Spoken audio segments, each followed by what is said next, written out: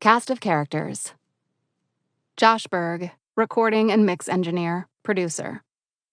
Justin Boyd, friend and photographer. Just Blaze, producer, all around the world. Clams Casino, producer, my team, One Last Thing. Karen Civil, digital media marketing strategist, friend. Quentin Cuff, tour manager and dear friend. E. Dan, friend, engineer, ID Labs founder. Nick Dearl, friend and publicist. Eric G., producer, 2009. Aja Grant, pianist, Phony People. Benji Grinberg, founder and president of Rostrum Records. Chuck English, producer, Wear My Hat. Craig Jenkins, music critic, New York Magazine. Big Germ, friend, producer, ID Labs cohort. Will Calson, friend and first manager. Kaylani, singer. Wiz Khalifa, rapper. Mark Andre Lausen, Mac Miller Memoir Twitter page co-founder. Cody Lee, Mac Miller Memoir Twitter page co-founder. Thelonious Martin, producer. Fonte, rapper of Little Brother fame. Rhapsody, rapper. Sap, producer, Donald Trump. Sermon, blog era titan. Nadira Simmons, editor-in-chief, The Gumbo. Sky Zoo, rapper. Sid, frontwoman, The Internet. Thundercat, bassist, producer, Inside Outside. Casey Veggies, rapper. Vic Weinstein, friend and engineer. Ian Rex Arrow Wolfson, music video director. Introduction. On the day Mac Miller passed, September 7th, 2018, I penned a personal letter to him. What followed was a year-long endeavor to honor Mac's music and memory entitled Year of Mac, published in the digital hip-hop magazine DJ Booth. I'd been writing about Mac Miller's music for years, but I did not know I was writing the Book of Mac at the time. Looking back on this opening letter, it makes perfect sense that my original parting words to Mac were the catalyst for this broader project. This book is the byproduct of over 2 years of writing, reflecting, and crafting interviews in adoration and celebration of Mac Miller. I hope you enjoy it. Thank you, Mac Miller. But I did not want to have to write this, or anything like this ever. Now that I am writing, I cannot imagine doing anything but. And that is a gift you gave me. Ever since you were Easy Mac with the cheesy raps, ever since you flashed brilliant grins on Blue Slide Park, you gave me the gift of language and poetics in a way no one else ever has. I was 17 and scared in a hospital bed, and you had my back, man. You and your punchlines and Big L impersonations and parties on Fifth Ave took my mind off brain tumors and possibilities of chemo, spinal taps, and surgeries. You took me to Pittsburgh and you rolled me a blunt and you made me happy again. I was 17 and thought my life was over. But with Blue Slide Park, you showed me all the ways life could be lived. I was woefully depressed and didn't know the first thing about proper therapy channels, medication, or admitting I had something deeply wrong with me. And you got me excited about life again. In the hospital, and no one knows this, but since we're one big most dope family now, I watched videos of you freestyling and tried to craft my own 16s whenever my room was empty. It was so grounding and therapeutic. When I hit the flow state while the nurses were away, man, I thought I was finally anxiety-free. Here's the thing about me rapping, though. I wasn't very good, but you sure were. Then the surgery happened, and I was okay, and you were okay. I played Blue Slide Park as we left Columbia Neurology behind us. And we kept smiling like we do, like you said. Then the winter of 2015 rolled around, and I shut myself up in my bedroom, drew the shades, and wrote a letter. You know how it goes. On the emotional readiness scale, I would consider myself Tinkerbell. I feel too much too fast, and then I implode. The beauty of Faces, then and now, was that it was 24 laborious, abstract, and deranged songs. You went from tripping to screaming to breaking down love and drugs. You had the words for me when I was my most confused. In the winter of 2015, I had this itch to kill myself, but I also had this convoluted spirituality. I wore a Kabbalah bracelet and a Star of David, and you must get it because you titled your album The Divine Feminine. In 2015, I wasn't sure if I was supposed to live or die, so I tested myself. I put myself in dangerous situations and through dangerous acts and drank dangerous amounts just to know.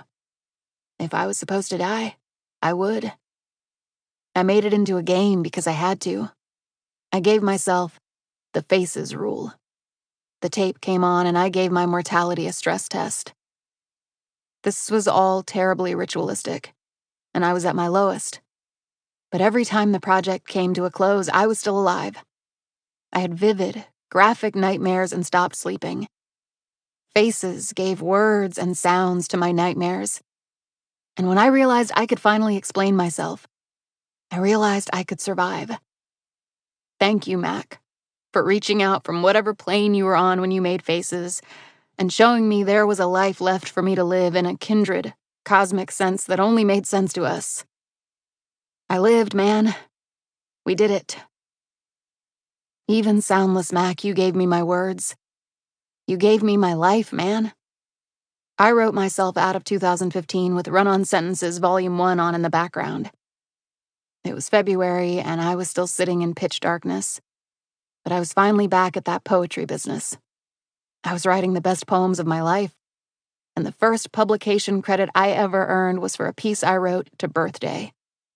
The poem was about living, somehow. Just like all of your music and your legacy will be about living, somehow. I lived, man. We did it. In 2016, my life was feeling like it was mine again.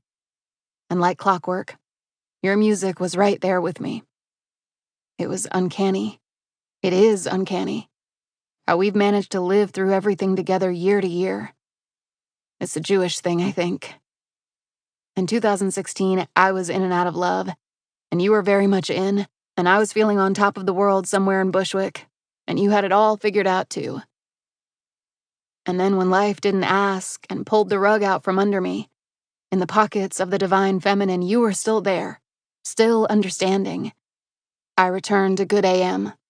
I learned what fight and recovery sounded like. All these years, man, and you kept teaching me what life could sound like if I just gave it some time and elbow grease. When I began to settle into the reality of my depression, to accept that this is how I'm going to have to live every day, watching movies with the sound off was the record that showed me exactly how sadness could be beautiful and beyond reproach without being glamorized. Your language was always fucking thrilling. But watching movies unlocked something in me that colors everything I write. You made I Am Who Am, which I vowed to get tatted down my arm just as soon as I know this writing thing is going to work out. You made a song about the Jewish diaspora and how you don't want to be chosen, you just want to be left alone. You made a song talking to a void while talking to yourself, while talking to me, while I talked to myself. And it was slick and avantish and brilliant. You made my favorite song, Mac. The one I play for people who want to get to know me. In 2017, my grandfather passed away. The same day I found out about his passing, I bought a 3-foot painting of you because I was distraught, and that seemed like a reasonable coping method. As I'm writing this, I have that piece of art framed in my living room right beside me. I look up at it whenever I have a writer's crisis of faith. Some people have an everything artist. Some people have a mentor artist. Shit, Mac, you were a light. You were transcendent to me. Then there was swimming. You didn't release that album, Mac. You gifted it to me. Another year, same shit. 1-to-1, you and I.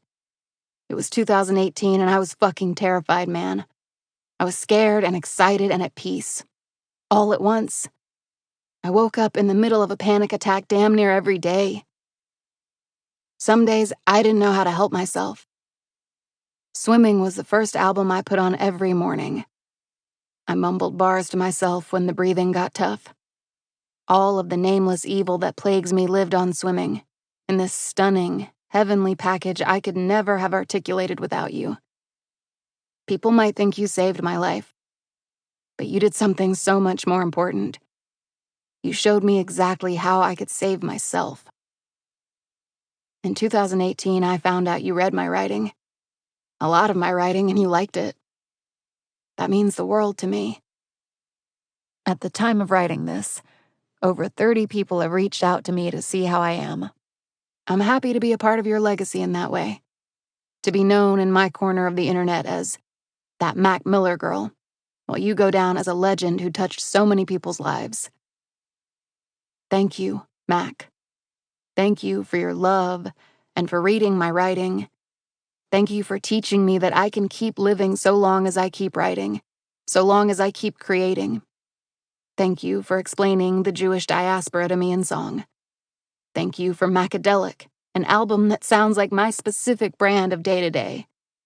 Thank you for growing with me and showing me that I am not crazy. I promise on everything I am going to write my heart out for you, just like you showed me time and time again for a decade. There truly has never been a motherfucker iller, Mr. Miller. 2010.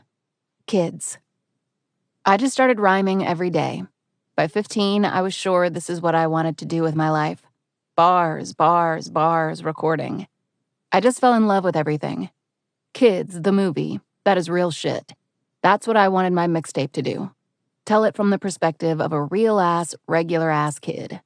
Mac Miller. Quentin Cuff, tour manager and dear friend. I went to the same high school as Jimmy Merton and Tree Jimmy and Tree were good friends with Malcolm. We weren't that close, just acquaintances through school. My senior year, I saw on Facebook there was this person named Malcolm McCormick, but the profile picture was Big L. So I thought Mac was black. He would get into these rap battles with people on Facebook forums. He would just write a whole verse battling back to another person. I thought that was cool. Here's this black dude from Pittsburgh that was an online battle rapper. I met Mac at a party.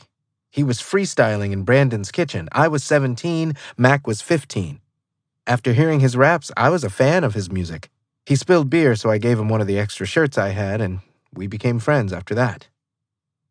Will Carlson, friend and first manager. I knew him from when he was a little kid. I went to school with Miller, McCormick, Mac Miller's older brother, my whole life. So I knew Malcolm from a young age, hanging out in Point Breeze, playing basketball.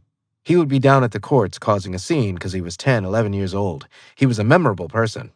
When I was a sophomore in college, my friend Brian Beatty had started to rap. We had been good friends since high school.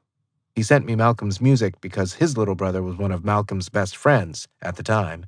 We were messing around, recording songs, and at the same time, Malcolm was messing around and recording songs. Ian Rex Arrow Wolfson, music video director.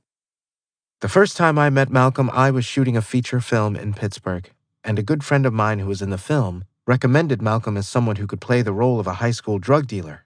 Malcolm showed up to my house dressed for the part, a polka dot Yankee baseball hat and a hoodie that said Pimps, Money's, Hoes. It was quite an introduction. It turned out my mom was his Sunday school teacher 8 years prior. Classic Pittsburgh thing. He was in my film for a brief scene, and then we reconnected a year later. That was when we shot the first music video we ever did. Big Germ, friend, producer, ID Labs cohort. I met him probably through MySpace, honestly. It was probably 2008. He was 16, and I think he might have heard stuff I did for Wiz Khalifa. He was still Easy Mac at the time, and I didn't really take him seriously at first. He got a beat off me back then for something off the High Life. A little later, I interned at ID Labs as an engineer. Around 2008, 2009, I would see Mac around working with other people. We kinda connected, and he was persistent, so we started working like that. We became closer, and I understood that he was more talented than I originally thought. It just evolved from there. Dan, friend, engineer, ID Labs founder. My first experience with him was him coming in and trying to give me a turntable, like a CD turntable, for studio time. I'm like, dude, where are you even getting this shit? My homie that was doing sessions with him is like, "Oh, he gave me a TV last week." I'm like, "What? We're not a pawn shop, you know?" So my first impression of him was, who's this kid giving me stolen shit for studio time? I accepted the CD turntable, which may or may not have been legally purchased. But then the next session, he showed up and paid via PayPal from Karen's photography business. It was like, all right with this kid. Rex Arrow. When I met him, he was 16 years old, and my feeling about him was that he had an infectious personality and that he was a great person. But what could I actually learn from someone that's 9 years younger than me? It was a decade of discovering that it really doesn't matter how old someone is, you can learn things from every person. With Malcolm, I could not see him for 6 months, and the moment I saw him, it was always, how are things going in your life? It felt like no matter where he was in his career, he would always take the time to actually catch up. And there was always a moment where he would take himself outside of whatever was going on in his life to listen to your problems and to just be a friend. Wiz Khalifa, rapper. First time I met Mac was probably at ID Labs. He was just a young kid, still in high school. I probably just graduated. I could see the potential in him. I could see him working hard. I was impressed with how he was putting his career together. I always enjoyed his music. Being from Pittsburgh, we have a certain sound that we all carry. To hear him coming up and being consistent with the sound, it was like he was ahead of his time. He knew exactly what pocket he was in.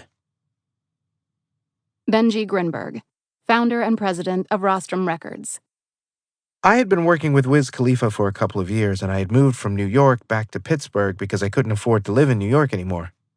I was trying to get Rostrum off the ground, and I was intent on getting Wiz off the ground. I moved back to Pittsburgh and was spending essentially every day with Wiz at ID Labs where we recorded. I just started seeing Mac around. He would have his own sessions, or he would just show up and hang out with people. Every once in a while, he'd say, "I have some new music, you want to hear it?" We would sit in the second studio room, which was tiny, and he'd play me a couple songs. I would give him a little bit of advice. It was arm's length at that time. I don't think either of us knew where it was headed. He was just looking for some advice, and I was happy to meet up with him, listen, and tell him some moves he should make. We did that more and more, and it developed into a relationship that solidified into him coming over to Rostrum. Rhapsody, rapper. It was 2010. He and Crisis and Ninth Wonder had connected on Twitter, and they were actually on tour. It was the first tour they did, and they were traveling in a station wagon, and it was the core crew: Mac, Jimmy, Tree J, Q, Clockwork. He came to the studio, and he just worked. Mac has always been who Mac is, from the first day I met him to the very last time I saw him. Always been this fun, energetic kid who was filled with so much love. That's just what it was. And you feel that soon as he came in the door. He loved hip-hop. You knew he loved the music, and he was gifted, and you knew he wanted to have fun with it and share that positivity. He went right to work. He talked to Ninth. He joked. We recorded Extra Extra that first visit that he came, and he left, and I think maybe 2 or 3 days later, he hit Ninth like, "Yo, I want to bring Rhapsody on the road with me," just like that. Nobody really knew me at that time from a can of paint, so from day one, you just knew what kind of person he was.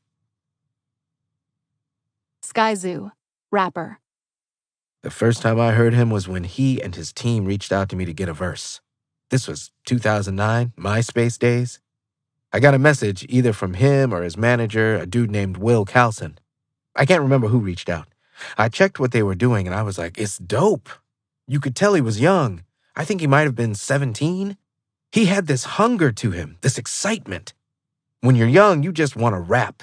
You just want to go, go, go, go all day. He was at that phase of his evolution as an MC. He was dope. I gave them my email, and they sent the record, and we did Pen Game.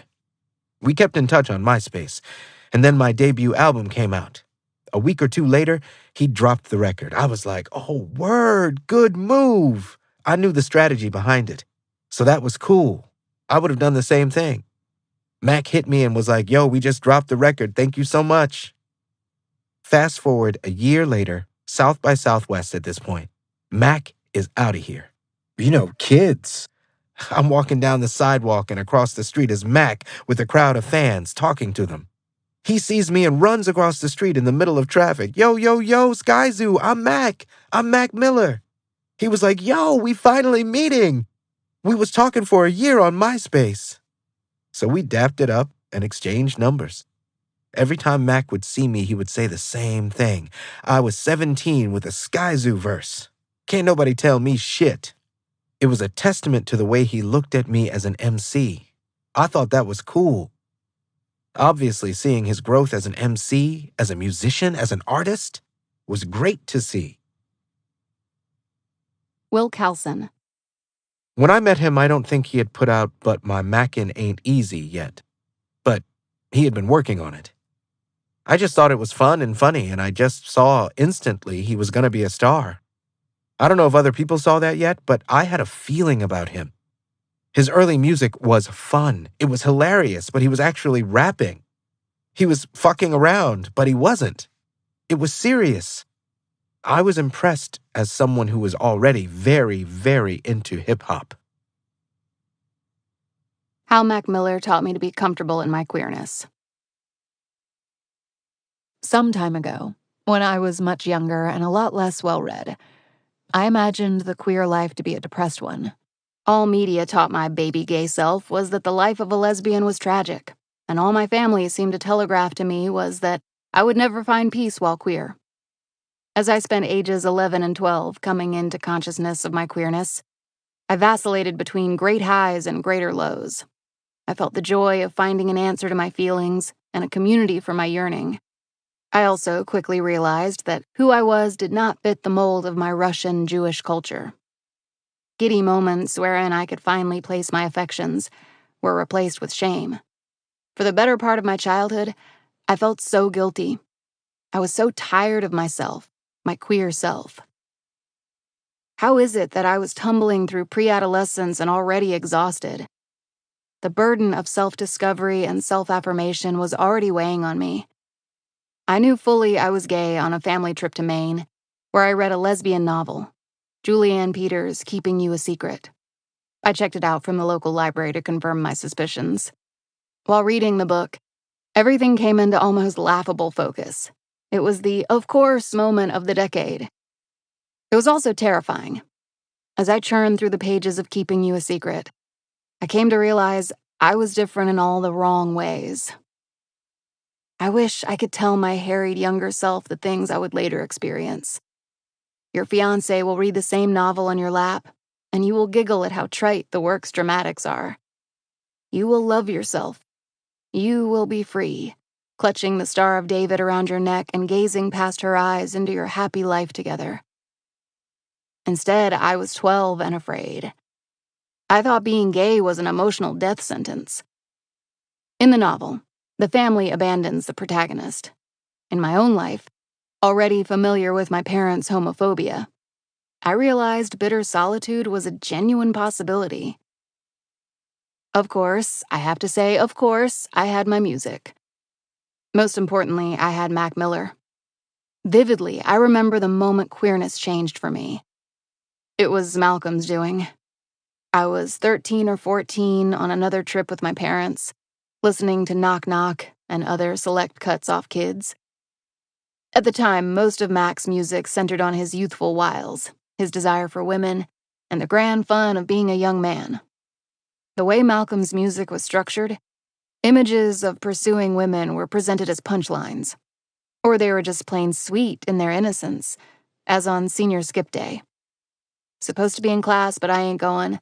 Let's chill on the couch, see what's on the telly. Girl, we won't leave the house. Every mention of a girl was met with spry candor. Mac was a grinning ladies' man. His aura was infectious, and it made me feel good. All the pretty little girls come and flock with me, Mac rapped on Knock Knock. And I like my rhymes witty, all my dimes pretty, he continued on the second verse. I remember running around the beach in blue strappy sandals, earbuds firmly in place, knockoff iPod in hand, feeling like I could just lift off and fly. The world was mine. This was what it meant to like girls, this endless fun and jive. My self-hatred and fear were replaced with the notion that Liking girls could be a carefree and fulfilling exercise. I had spent my youth petrified, knowing that the moment I came out to my family, our entire dynamic would change. But here was this rapper who seemed to have as much zeal and pep and gleeful lust as I did, and he sounded over the moon. Mac Miller, especially in his early work, sounded thrilled to be alive and in like with every passing woman. He became my own personal wingman. Whenever I'd dwell on my otherness, I'd recall Malcolm's joy and make it my own. Mirror, mirror hanging on the wall, who the flyest white boy of them all? Got your girlfriend screening all the calls, she bubbling, we fucking, then you cuddling. The spins. Mac's happiness also took the form of a wellspring of confidence. Every line about a woman was met with an equally pulpy line about himself. For a relentlessly bullied oddball, listening to Mac Miller made me feel unstoppable. While in school, my queerness was maligned. But in my own Mac Miller-filled world, my queerness was celebrated. It was a mirror effect. He was the most fly, I was the most fly. He was worry-free, I was worry-free. All the girls flocked to him, perhaps all the girls would flock to me. Surely this young man had no idea what it meant to be a repressed queer kid, but he did know what it meant to have a good time. That's what I needed, the promise of good. Everywhere I looked, my shame was affirmed. I had no models for queerness. Every book I read ended in misery. With Mac Miller, liking women was a source of joy and laughter. In his happiness, I found solace. I discovered the queer existence could very well be a happy one, because there is no shame in liking and loving women, whether you're Mac Miller or me or from any other walk of life. That day at the beach was special because it marked the moment I realized my identity did not inherently mean punishment. Mac Miller's seemingly endless cad-like persona gave me the gift of forgiveness. The project of me loving my queerness began that very day when I took flight with kids as my fuel. I gave myself the budding gift of self-love. At one point on the spins, Malcolm makes a playful, if not tacky, joke out of oral sex. She gave me head with my concussion. Not his best bar, but to this day, I rap along with smooth, bubbling delight. Malcolm did not show me how to be queer, but he did show me I could be queer and happy. He showed me shame was a waste of time. Guilt, too, was a pittance. Mac Miller gave me the foresight to begin rejoicing in my queerness. And so I did. Quentin Cuff. When Mac was a sophomore, I started hearing his But My Mackin' Ain't Easy tape. Jimmy has verses, Tree J, Locals. That's when I was like, yo, this dude has bars. I started working with him when he was in the middle of doing the project with Beatty as the ill-spoken. Him and Beatty were doing that project, How High, and Will Calson was managing the group. This was before E. Dan. But My Mackin' Ain't Easy are the inaugural bars before Jukebox. The maturation was so crazy. I was like, man, he has something. He was allowing me to say my ideas, and he would take some of them. The shift between ill-spoken and Jukebox was he produced multiple beats on Jukebox. He had this massive keyboard he would make beats on, and it wasn't some crazy technology, but he was making crazy-ass beats on this keyboard. That's when I understood where he could go with his music. I thought his hooks were fire, and he had bars. Nadira Simmons, Editor-in-Chief, The Gumbo. I love soulful hip-hop songs, and I can't remember what tape it is off the top of my head. The High Life. But he sampled Just My Imagination, and I was just like, wow, this white dude is sampling this old classic song and doing it justice. Then just seeing the way he interacted with dudes so early on in his career. He's on a song with YG, and he's hanging out with Chance the Rapper, and bringing Chance on his tour. Something about him just having respect for the culture. The fact that he, and it's so weird to say was, so respectful, and he was so in tune, and he was a student of the genre and of the culture. That sold me. Fonte, rapper of Little Brother fame. Ninth tells me he got this Kool-Aid and frozen pizza joint, and that joint is going up. I never heard of him, so I pulled it up on YouTube and I see it's him rapping over the Lord Finesse Hip to the Game instrumental. And I'm like, what the fuck? Are you serious? In a good way. I was like, how old is this kid? It would have been one thing if he rapped over a hit. That Hip to the Game record was no big monster record, even by underground rap standards. It was a dope joint, and if you were ahead, you knew it, but it was no big record everyone would have known. The fact he chose to rhyme over that blew me away. Sky Zoo. Man, he was super generous and welcoming. Super cool. Stayed humble always. I'll give you a story on that. 2011, me and my DJ Prince, were in Pittsburgh doing a show. The show was on a Friday, and we were supposed to dip out. There was a huge storm back in New York, to the point where they shut all the travel down. We got stuck in Pittsburgh. We had to extend the hotel a couple nights. We didn't know when we were going.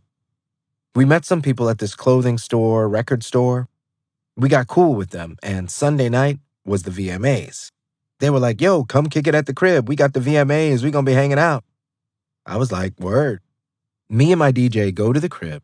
As soon as we walk in the door, Mac's sitting on the couch, rolling an L. Mac looks and he's like, what the fuck is Sky Zoo doing in Pittsburgh on a Sunday night?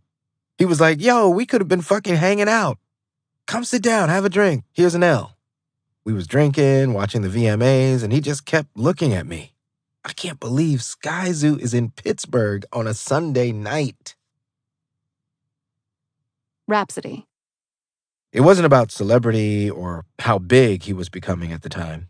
It was just two people that were homies that had love for each other, just wanting to make dope music. It was just raw like that. I remember he was like, you want some hummus, man? He was like, Rap, how you don't eat hummus? You gotta try this. I wouldn't tried it like, nah, bruh, I'm not fucking with no chickpeas. Those are the memories I remember. And just watching Most Dope, how much love they had for each other. They were really brothers. That's what I remember. Him always joking. The dude never stopped laughing. Quentin Cuff. Definitely magnetic. He had all the confidence in the world in his talent. Things just happened for him quickly, bro. He had a destined path of what he was supposed to do in his life and in his career. I still don't think I've met anyone that has dedicated that much time to music or been close to anyone that talented. His personality, he was just hilarious. We hit it off from a perspective of liking similar albums. We connected on listening to Outkast and watching comedy movies. Will Calson. He transferred to Taylor Alderdice High School his junior year. That's when he changed his name and started to take things a lot more seriously. I knew I wanted to keep working with him. I knew that Malcolm was going to do big things. I knew it. He was just focused, even in high school. He didn't care about school. All he cared about was music. He just had the drive to do it. The jukebox was supposed to be a prelude to the Class Clown album, but he changed projects by the minute. He was such a creative force, always coming up with new ideas, constantly. He was always excited about them. When I was in college, he would hit me up on iChat all the time, and he would play me songs. Quentin Cuff. Mac had a studio set up, and he let us come record once or twice. A month after that, Mac was pretty much like, yo, I know you're trying to rap and shit, but I'm trying to take my stuff more seriously, and if you would help me, I feel like you have a good mind for ideas and music business ideas. I didn't know what the fuck I was doing. We were learning stuff together. He allowed me to be part of his career, his life, and to be his friend. Will Calson. One of my most vivid memories of him is the way he would look at you while he was playing you a song. He tried to look you right in the eyes to see how you were feeling about it. He wanted to know what you felt about it, good or bad. It was important to him for everything to be, I wouldn't say he was a perfectionist necessarily, but he was a very, very hard worker. He had what it takes. He had the work ethic. Kids was an exciting time because he was working on that mixtape the summer after he graduated high school. We knew that shit was going to happen because his views on YouTube were going up and it was all organic. We were going down to ID Labs every night that summer. This was the old ID Labs. It was pretty small, but it was intimate. He was definitely in talks with Benji and Rostrum, and they were trying to work things out, but to me it was clear either way. With or without a record label, he was going to take off. It was his choice to sign with Rostrum. He wanted to do that. We were just having a lot of fun in the studio every night. At that point, E-Dan and Big Germ had fully embraced him. When he first started going around ID Labs, they were like, who the fuck is this kid coming in here trying to act like he runs the place? But that was just his personality. They realized how talented he was and what a good heart he had. Healing power. There was a point in my life where I was so paralyzed by fear that I could barely leave the house. The thought of going to the grocery store set off a bone-deep panic in me. When I eventually forced myself to step into the store, my body tensed. I got dizzy. The lights blinded me. I sweat through my clothes, no matter how many layers I was wearing. As soon as I got home, I hid under the covers, sometimes crying, sometimes panting. A 10-minute trip to ShopRite knocked me out for an entire day. It was the fall of 2018, and I was at the height of my unmedicated mental health struggles. My anxiety that October was peaking. I knew deep in my bones that what was wrong with me was more complex than what I knew of at the time. The symptoms of my depression were abnormal and manifested themselves physically and wantonly. My anxiety took many forms, and my triggers seemed endless. I was fixated on taking my own life. Somehow, though, I had some fight in me. Some energy rattling inside, telling me there was more to life than how I was miserably living.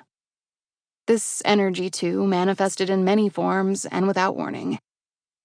I lived for this energy as I lived for the patches of sunlight kissing my cheek on a cold, windy day. Energized days, stable days, were few and far between. But over time, I found a way to summon them. I had to. My crippling fear of leaving the house was starkly contrasted by my need to get out of the depressed hole I had dug in my apartment. Outside is healthy, running errands is therapeutic, and you cannot live life cooped up. You'll go mad. I know this. I lived it. When getting in my car on a Sunday morning to run errands would make me nauseous, I found there was one solution to ground myself and get me through the simple tasks. Mac Miller's 2010 breakout, Kids. Malcolm's fourth mixtape, and the one that would put his name on the map for all time, saved me. There is a spry energy to the tape. His youthful face adorning the cover, his jeering voice spitting sometimes passé, sometimes involved raps, his cad-like reflexes, his joy. It flipped on a light in my spirit. It is impossible to feel anything but unfiltered happiness as Mac raps his breakfast order on senior skip day. You feel like the man when he details his sexcapades on the spins. You feel alive as Mac walks you through his life as a fly Pittsburgh teen. It's not about retreading your old memories. It's about stepping into Malcolm's moment and living life to the fullest alongside him. The first time I ventured to the bookstore by myself, I spun Kids as I swept down the highway. I had spent the entire morning talking myself up. I cannot stress enough how the simplest tasks, even the ones I enjoyed the most, choked me out. The thought of getting out of my cave and seeing other people made me ill. When stepping into a public place, my vision immediately blurred. I lost my ability to speak. Whatever space I was in got dark and tight. The walls collapsed on me, and I was beset with the need to throw up. None of this happened when Kids was on. None of it. The drive was a breeze, a blast. The sun beamed and the trees were turning colors. Liberated from my dark apartment and taking in the sights of a windy highway, I felt at peace with myself, walking through the store with my earbuds in. I was too preoccupied with Malcolm's world to get sick. His bubbling and classic beat selection, his wordplay, it was all so enchanting. Kids wormed its way into my psyche and put out all the fires that lit within me each time I left the house. I browsed the store until the tape came to an end. Then I played it once more. I stayed out all afternoon, listening to Kids again and again, as I did the simplest things I could never bring myself to do. order a drink, sit alone in a cafe, chat with strangers. Kids has a hidden healing quality. Unlike any other project in Malcolm's deep catalog, Kids is untouched by vices or murkiness. The darkest moment is a eulogy to his poppy. The mixtape is a bright light, an encouraging nudge, and welcoming smile. You find yourself lost in the way Mac laces up his shoes, how he rides around town searching for fun. That afternoon, that fall, Traffic in the Sky became my anthem. The hook, I ain't got a damn thing on my mind, puts life into perspective. As Malcolm watches the clouds, you feel your own stress melting away. Suddenly, the anxiety becomes auxiliary, and you start to wonder why you paid it so much attention in the first place. You snap out of it and snap into life, reminded that it's worth living. When you're depressed, they tell you to practice smiling and saying nice things to yourself. The goal is to internalize the good until it replaces automatic negative thoughts. Kids is the good of life distilled. Every bar and every beat speaks to the highs of our human existence. Something as basic as Kool-Aid and frozen pizza is elevated. From Kids, we learn to make our own joy out of the most mundane things. Life becomes bearable. Where happiness can be considered corny, Mac finds a way to bring joy to the mixtape circuit without coming across as constructing a cardboard kingdom. Kids' simplicity is its biggest victory. Malcolm does not waste time proving himself or vying for anything. He simply loves to rap and wants to share his goings-on with the world. There's a purity in his approach, which cannot be manufactured. Immediately, people believed in Mac Miller, the artist and the young man. His conviction and love of hip-hop were infectious. There was no grandstanding. In 2010, hip-hop was being sucked into Mac Miller's orbit. Sure, the tape was just Mac Miller and you could take him or leave him. But admit it, you took him, didn't you? 8 years later, it was Kids that got me through the fall of 2018. Kids got me out of the house, got me taking care of myself. Kids carried me to the finish line while I searched for a doctor who finally diagnosed me with bipolar 2, among other things. The tape brought me back to life on days where I outright rejected living. The tape taught me how to smile in the face of discomfort. And the tape kept me smiling as I drove to the pharmacy to pick up my first dose of anxiety medication. Kids was there for me as I got my life together. That's what Mac Miller does. He smiles and he saves. Quentin Cuff. I came up with the acronym, but in retrospect, I don't think that was the coolest acronym. We were just smoking weed at Miss Karen's house in Mac's old room, and me, him, Tree J, and other homies would be talking about a bunch of different concepts. Mac Miller's Day Off was the only alternative name. We realized reality is much more serious than a Ferris Bueller movie. What Mac had to say on Poppy and All I Want Is You, it was a lot darker than Ferris Bueller's Day Off. I'm not saying Kids was dark. It has a lot of bright moments. It was obviously the new hope in his trilogy. It was what let people know this guy is a Jedi. To his fan base, he's the chosen one. It also did have darker moments, especially on Poppy and Traffic in the Sky. They're very mature. Sky Zoo. I loved that he flipped the Kids movie because it's one of the dopest fucking movies.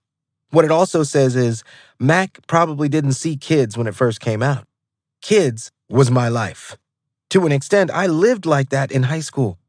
For Mac to be so much younger and go back and dig into the crates and pull that out and introduce it to a bunch of kids his age, that was the coolest shit to me. It's gonna make kids go back and do the research. That was Mac. He was so about the culture and hip-hop. He respected it. Kids showed you that. The beats he would freestyle to, the instrumentals he would pick, being a Dilla head, all that shit was him reaching back because he respected the culture so much. It speaks volumes. Quentin Cuff. Everyone played their part. I would try to place as many beats as I could, even though I didn't know what A&Ring was. Good Evening was a beat I found. I felt like it was a huge thing for him to be sampling a record Drake sampled.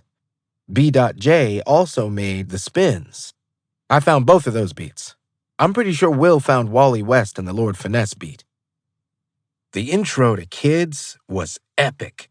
The same way Mac put My Morning Jacket in the Nikes on My Feet video, he had an ear for shit I didn't know about before him. He put me on to all the brain feeder stuff before we became friends with Thundercat. He was a real fan with music as a whole. Saez has 2 different joints on there, Paper Route and Outside. Me and Mac were listening to beats at my old apartment. I watched Mac hear 7 of those beats and start writing immediately and just start making incredible music. Willis Beats, All I Want Is You, is a friend of Mac and his older brother. The person, Drew Tang, that produced Cruise Control, is Mac's friend from childhood as well. I heard the Drakes of the game and Kush and OJ had already been out, and we knew what we were up against. There's a direct correlation between The Spins and The Thrill by Wiz, both Empire of the Sun samples. With Good Evening, there's the Drake influence. But there wasn't no rapper that was 17 years old doing a Kool-Aid and frozen pizza. He's doing a poppy. We're doing an eclectic mix of sounds. It was just original. Mac wasn't trying to be anyone else or imitate anyone else. He had his own flow and wave. Edan. My initial impressions were skeptical. Germ had just started working at the studio. I just happened to hear Germ working on something he and Mac had done. It was drums Germ cooked up and this guitar stuff Mac played. He was singing the chorus, rapping, and it was super groovy. I'm like, this is really good. It was right around that time Benji swooped in and got involved and signed him. The other side of that, too, was I was really, really busy with Wiz. That all culminated in the Knock Knock session. Then we knocked that song out, and it was fucking awesome, and we loved it. I was like, this kid is so much fun to work with. Immediately, I was into it from that moment on. Quentin Cuff. Whenever Mac signed with Rostrum, he got an unlimited budget to work at ID Labs. Edan had already shown him love by recording for pretty much free after Malcolm had went through phases of selling TVs for studio time. Benji came in and was like, I believe in this too. Everyone at ID Labs started to believe in Mac. That's where the turn in Kids happened, because you have Edan going in there and doing the final touches on the album, and they make a song like Knock Knock. I believe Benji found that sample. Once Benji got all in on Mac, he helped refine what songs had that tempo, what would go. Benji Grinberg. It was the beginning of Kids recordings. He sat me down. I'm working on a new tape, and I want to play some of the records for you. When he played them, early versions of some of the records, I was like, whoa, these are way better than what I had heard before. The amount that he had progressed in that little time was impressive, and the music was dope. Fuck. That's what turned the tide for me to say, maybe we should be looking at something a little bit deeper. Quentin Cuff. We had this natural relationship with the guys at Rostrum. Benji liked his music and is the reason Wiz did a verse on Cruise Control on High Life for free. Artie had sent out the songs to get more people listening on all platforms. After that, Benji was like, hey, I would be interested in helping you guys release music. At that point, it was a no-brainer because we had a great relationship with them. Benji is a good guy that made a lot of key decisions at the beginning of Mac's career that put us in a great position as a team. Edan. Knock Knock was, in fact, the first time I remember us working together. We had met before that because he was in and out of the studio. The setup at that studio was a rectangular building with a door in the front, and my room was at the back. The only bathroom in the entire place was in the larger control room, which I used. So people would have to come through there to use the bathroom. You meet a lot of people. That was probably the first time I met Mac. He wandered back there to use the bathroom. Talking to him in later years, apparently he was intimidated because I was the man in Pittsburgh with a studio. He had just signed his deal with Benji at Rostrum. It was our first time sitting down to work on anything together. It was actually Benji who found that sample. I remember him sending me this YouTube link like, hey, this might be something cool. We got in there and I played the sample for Mac, and Mac being Mac, he was enthusiastically for it. As he was with any idea, I would later learn. I just started in on the sample, looped it up, and started adding tons of sounds to it. Oddly enough, I just pulled that session up the other day. I couldn't believe all the shit I had tucked behind the sample of that. There was a piano and 3 or 4 synths. We just started layering this thing together, and Mac was such a goofball at the time. He came up with that goofy chorus really quick, and then we had the bright idea to get everybody in the studio, Jimmy, Q, Tree, Nomi, and 1 or 2 other people, to stand outside of the booth, and I brought the mic out. I had them all yell the parts in the chorus. The hey and the let 'em ins. In the course of 3-4 hours, we knocked out the entire song. The only thing I remember adding after the fact was just a little arranging on the bridge. Benji Grinberg. That was how it went down. Mac was nonstop. Every day, this was the whole time we worked together, he always had his mind on what's next. What song can I write today? How can I do it differently? Who should I be working with? Everything. There was no plan B for him. This is what he was doing. The humble magic of the music videos. There is no denying 2010's Kids, Mac Miller's 4th mixtape, was his breakout moment. Kids stole our hearts with its youthful cadences and fun-loving spirit. Whether we were traipsing about in PJs, smoking weed alongside Malcolm, or tuning into the simpler times of our lives while listening to the tape, Kids was a special moment in Malcolm's discography. The project was arguably the peak of Mac's first creative renaissance. How he went from his early days of being known as Easy Mac into the fully formed Mac Miller, officially capped off 1 year later by Blue Slide Park. The magic of Kids, however, smartly extends beyond its shelf life on wax. Teaming up with Rex Arrow, Mac's dear friend and longtime music video director, Kids was accompanied by a series of videos. Nike's on My Feet, La La La La, Kool-Aid and Frozen Pizza, Don't Mind If I Do, Senior Skip Day, and Knock Knock. Each video expanded our perception of Malcolm as a creative, but more importantly, they made us feel, if only for a moment, that we could be Mac Miller. Scenes of him grocery shopping in PJs, lacing up his sneakers to go vault around town, skipping school to drive around getting high, all added up to a relatability factor ingrained in Mac's music to this day. There's a storytelling magic to the Kids' videos. They capture Mac at the height of his youthful essence. There's an overwhelmingly homegrown spirit to these songs. These are not videos meant to flex on us, but rather videos meant to humanize Mac, man of the people. More than accompaniments, these videos are required viewing for potential fans. First, you're drawn in by Malcolm's smirking raps, and then you fall in love with him by virtue of the access his videos gave us into his world. They're all in on the minutia of being a Pittsburgh teen. The music videos break down any barriers between Mac Miller the artist, Malcolm the young man, and Mac Miller fans. We open with Malcolm, begrudgingly getting out of bed in Nike's on My Feet. The room is littered with empty bottles of Hennessy, Sharpie drawings on the furniture, and stains on the sheets. There's a bong in the bed, as well as Mac's few trophies at the time, and a picture of Mac and his mom.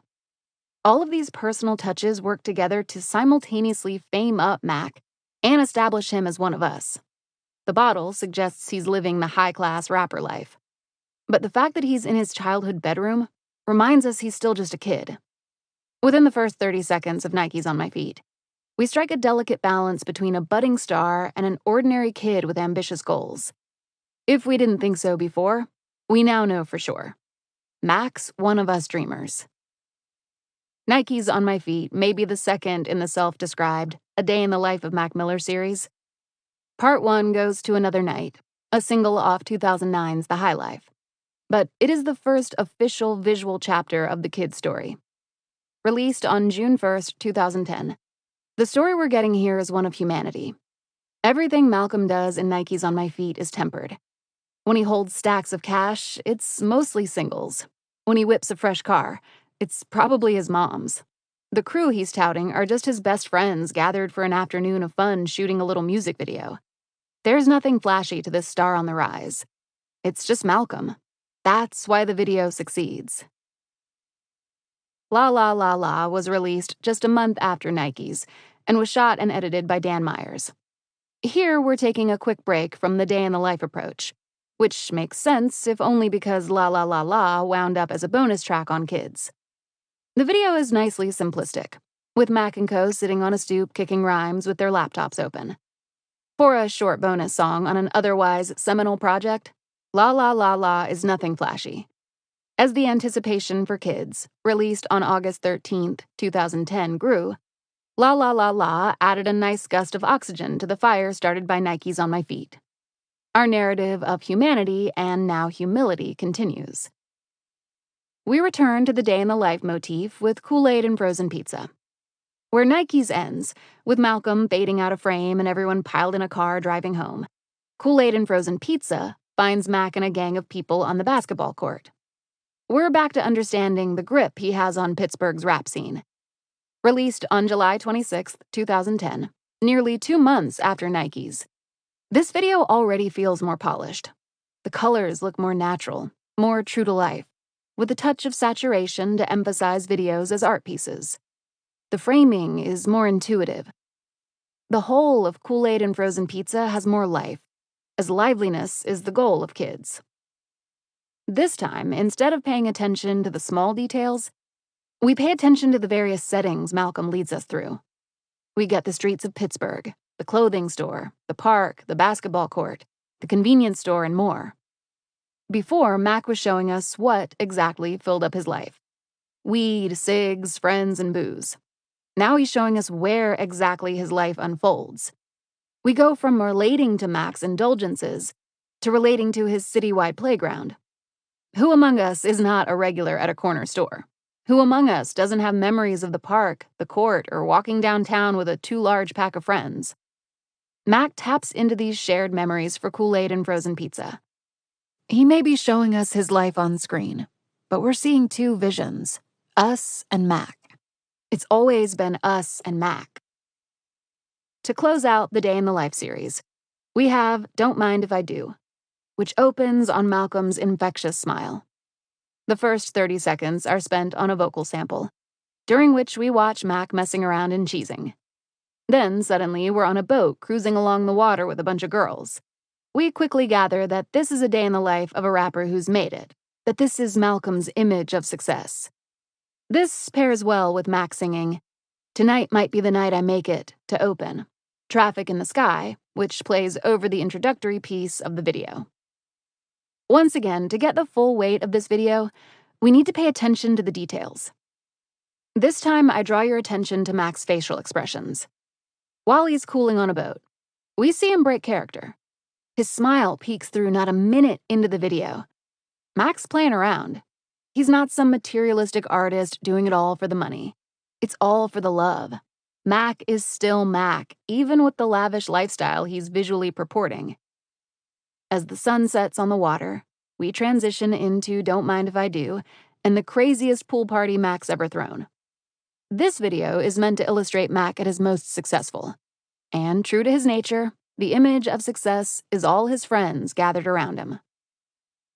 Don't Mind If I Do sustains the spirit of Kids. The best produced video in the Day in the Life series, it still has its roots in humility. Mac thinks big, but he thinks for himself.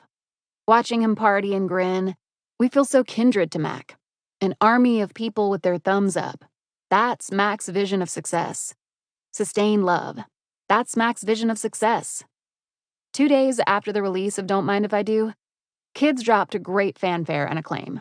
It went on to become Malcolm's breakout hit, and the first project to anchor him to his fans' lives. The videos didn't stop.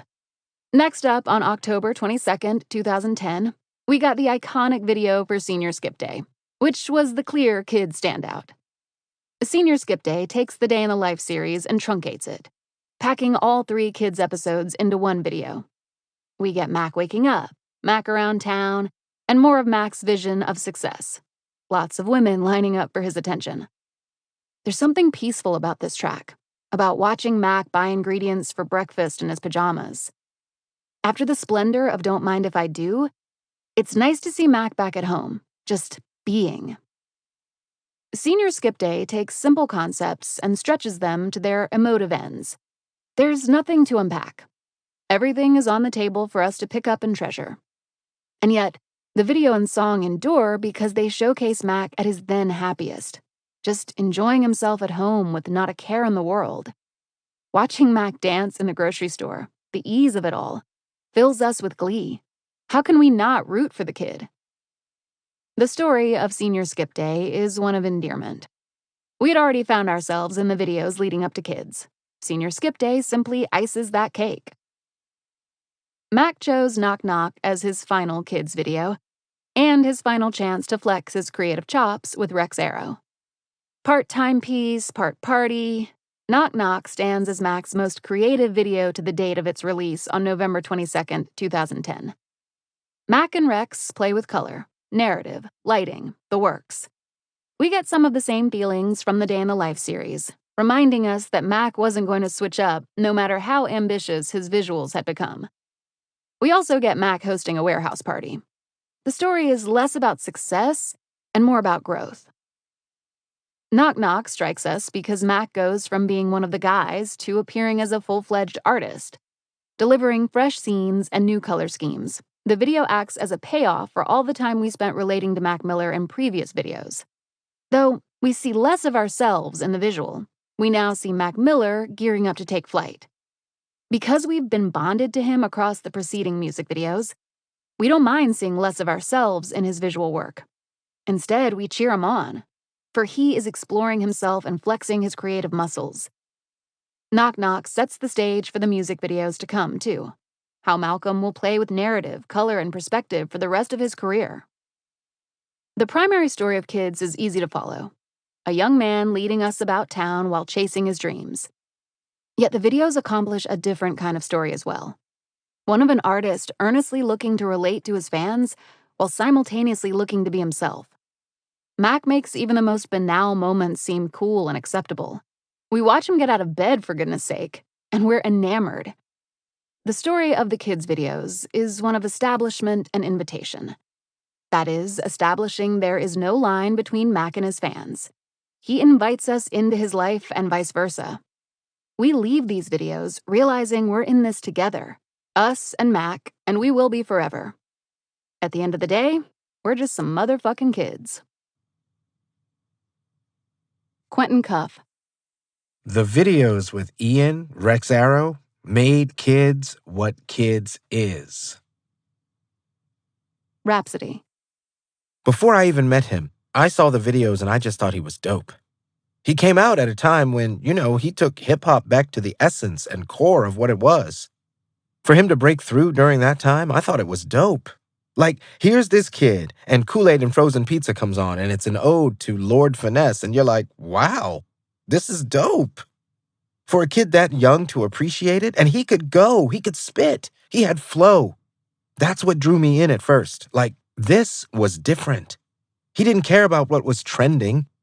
Then when you get to meet the person, that makes you fall in love with the music even more. It's a direct reflection. You know it's not fake. With Mac, it was real. What you saw was what you got. We were drawn to the genuine person that he was. Rex Arrow. When Malcolm first played me Knock Knock, we both kind of jumped to, it would be cool to do something that was kind of a throwback. That sort of slowly evolved, and the idea of mixing black and white and color came in. I had done some dance stuff in college and musical theater in high school. I was like, look, man, it may sound strange, but I think it would be cool if we kind of did something that felt a little West Side Story. It was a cold day in November. We shot the whole thing in one day, which is crazy to think about now. The moment he wrapped his head around it, he was 100% down. From the black and white stuff to him sort of lucking into finding this varsity-style jacket that he found a week before, it added the perfect element to the video. He was a total champ about doing the stuff that was more dancey. When we moved into the studio to do the color stuff, it was amazing to watch him perform. He jumped into that character, and there were 40, 50 people in that room, and he had them all completely charmed that entire time. It was one of those videos where we felt like we took a big step forward. And there were a lot of those videos, but that one felt like something special. It resonated with the kids listening to it, and my mom loves that video, for what it's worth. Will Carlson. We were just watching his numbers on YouTube go up. We were out here charting new territory for a white Jewish kid from Pittsburgh. I don't know if he knew how big it was going to be. There was definitely an understanding that things were going to be big. Nadira Simmons. I love his videos. It's always his homies with him.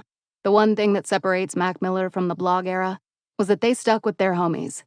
To see a video and see Tree J and see Germ and all these people that he is so tight with, and not only are they on his team, they're making this art together and they're having fun together. It's like, yo, let's all go hang out and just do what we do as the people we are. Benji Grinberg. He had the Live Free video, which was polished and fun. That video had some nice views and helped take things up a little bit. Then we started releasing songs, and every time we did, it would just get bigger and bigger. There was this crazy momentum building. What really helped create the excitement were the videos that he and Ian were making. They were so raw and fun and intimate in a way. People were getting into it. When Knock Knock came out, it was sort of an explosive moment as well. Everything was incremental. It wasn't necessarily one moment. Kool-Aid and Frozen Pizza caught a lot of people's attention. The Nikes on My Feet video. It was incremental. He kept getting better and better, and the songs got bigger and bigger. Rex Arrow. Every couple of months, he would hit me up, and we would do a video.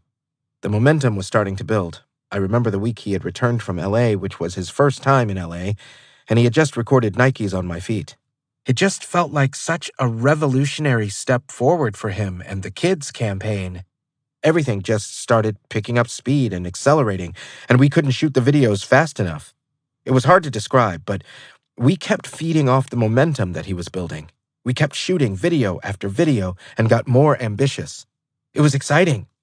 I would be in New York, and I would come back to Pittsburgh, and every time I reconnected with him, it was clear he was taking leaps and bounds forward. Whether it be on the recording or production side, even his vision for how everything was going to come together. It was his idea to weave the video campaign together for kids as a day-in-the-life video series that we built upon. Nikes on My Feet, it's kind of a long build-up until you get to the track. And for Malcolm, he kind of wanted to expand into more storytelling. It was kind of infectious between Malcolm and Q and Tree J and Benji. There was just a momentum to just keep pushing things bigger and bigger. By the time we got to Don't Mind If I Do, we wanted to go bigger than we'd ever gone. Quentin Cuff. There's this guy that passed away. He's a bigger guy that was in a bunch of the videos. He was in the studio whenever Mac was recording the spins, and I'm pretty sure he's the one that said, "Yo, you graduated high school today." And that's why Mac says, "Yo, I just graduated high school." Those candid moments. All these rappers have these cool, deliberate ad-libs where Mac had this, ha-ha, and that's where the class clown thing came in. That always stuck with me. He had in his head what he wanted to do. I used to listen to Kids' original soundtrack constantly while we were making Kids, and that's how we came up with the skits. The last little guitar thing that plucks, that's from the OST. This is like a Pittsburgh Kids, how Mac is living. He was mature, to an extent. He was also the class clown. Class clown was also going to be the name of High Life, and eventually he changed it. That's another lost title. Benji Grinberg. He was a perfectionist to a certain degree. I have on my laptop 8 different KIDS playlists that were each supposed to be the final playlist. It happened with every single album where it's like, I think we're done. And then by the next morning, I'd have a message. I just want to do a couple things. The next thing you know, the track list is different. And there are some dope songs that never made any of the tapes because of that process. I recall that part of the process when he's getting toward the end.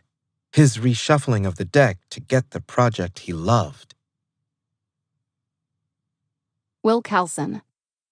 Before he signed to Rostrum, I did all his online marketing. I would send all his songs and videos out.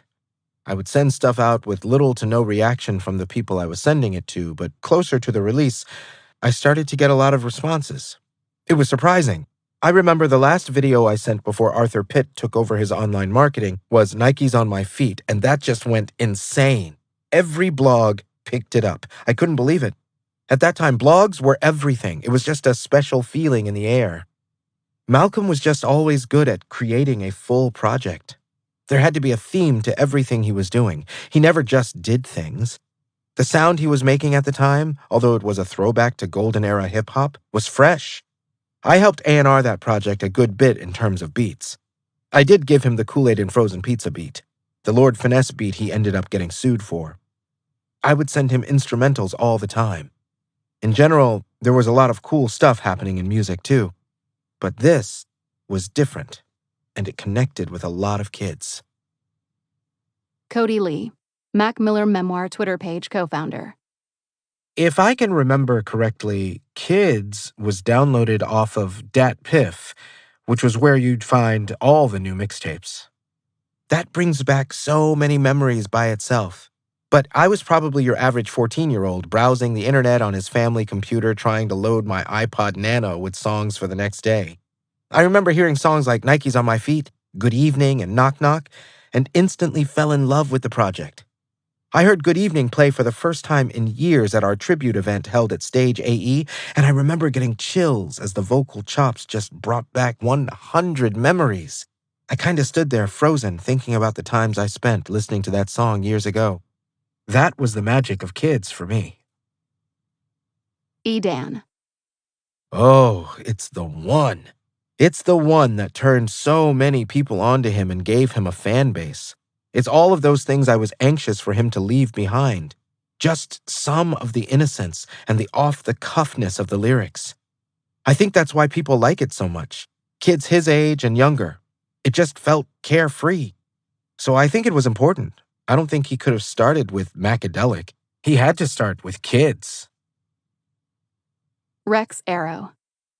Music videos are tricky, and he sort of realized that, at least from a perception standpoint.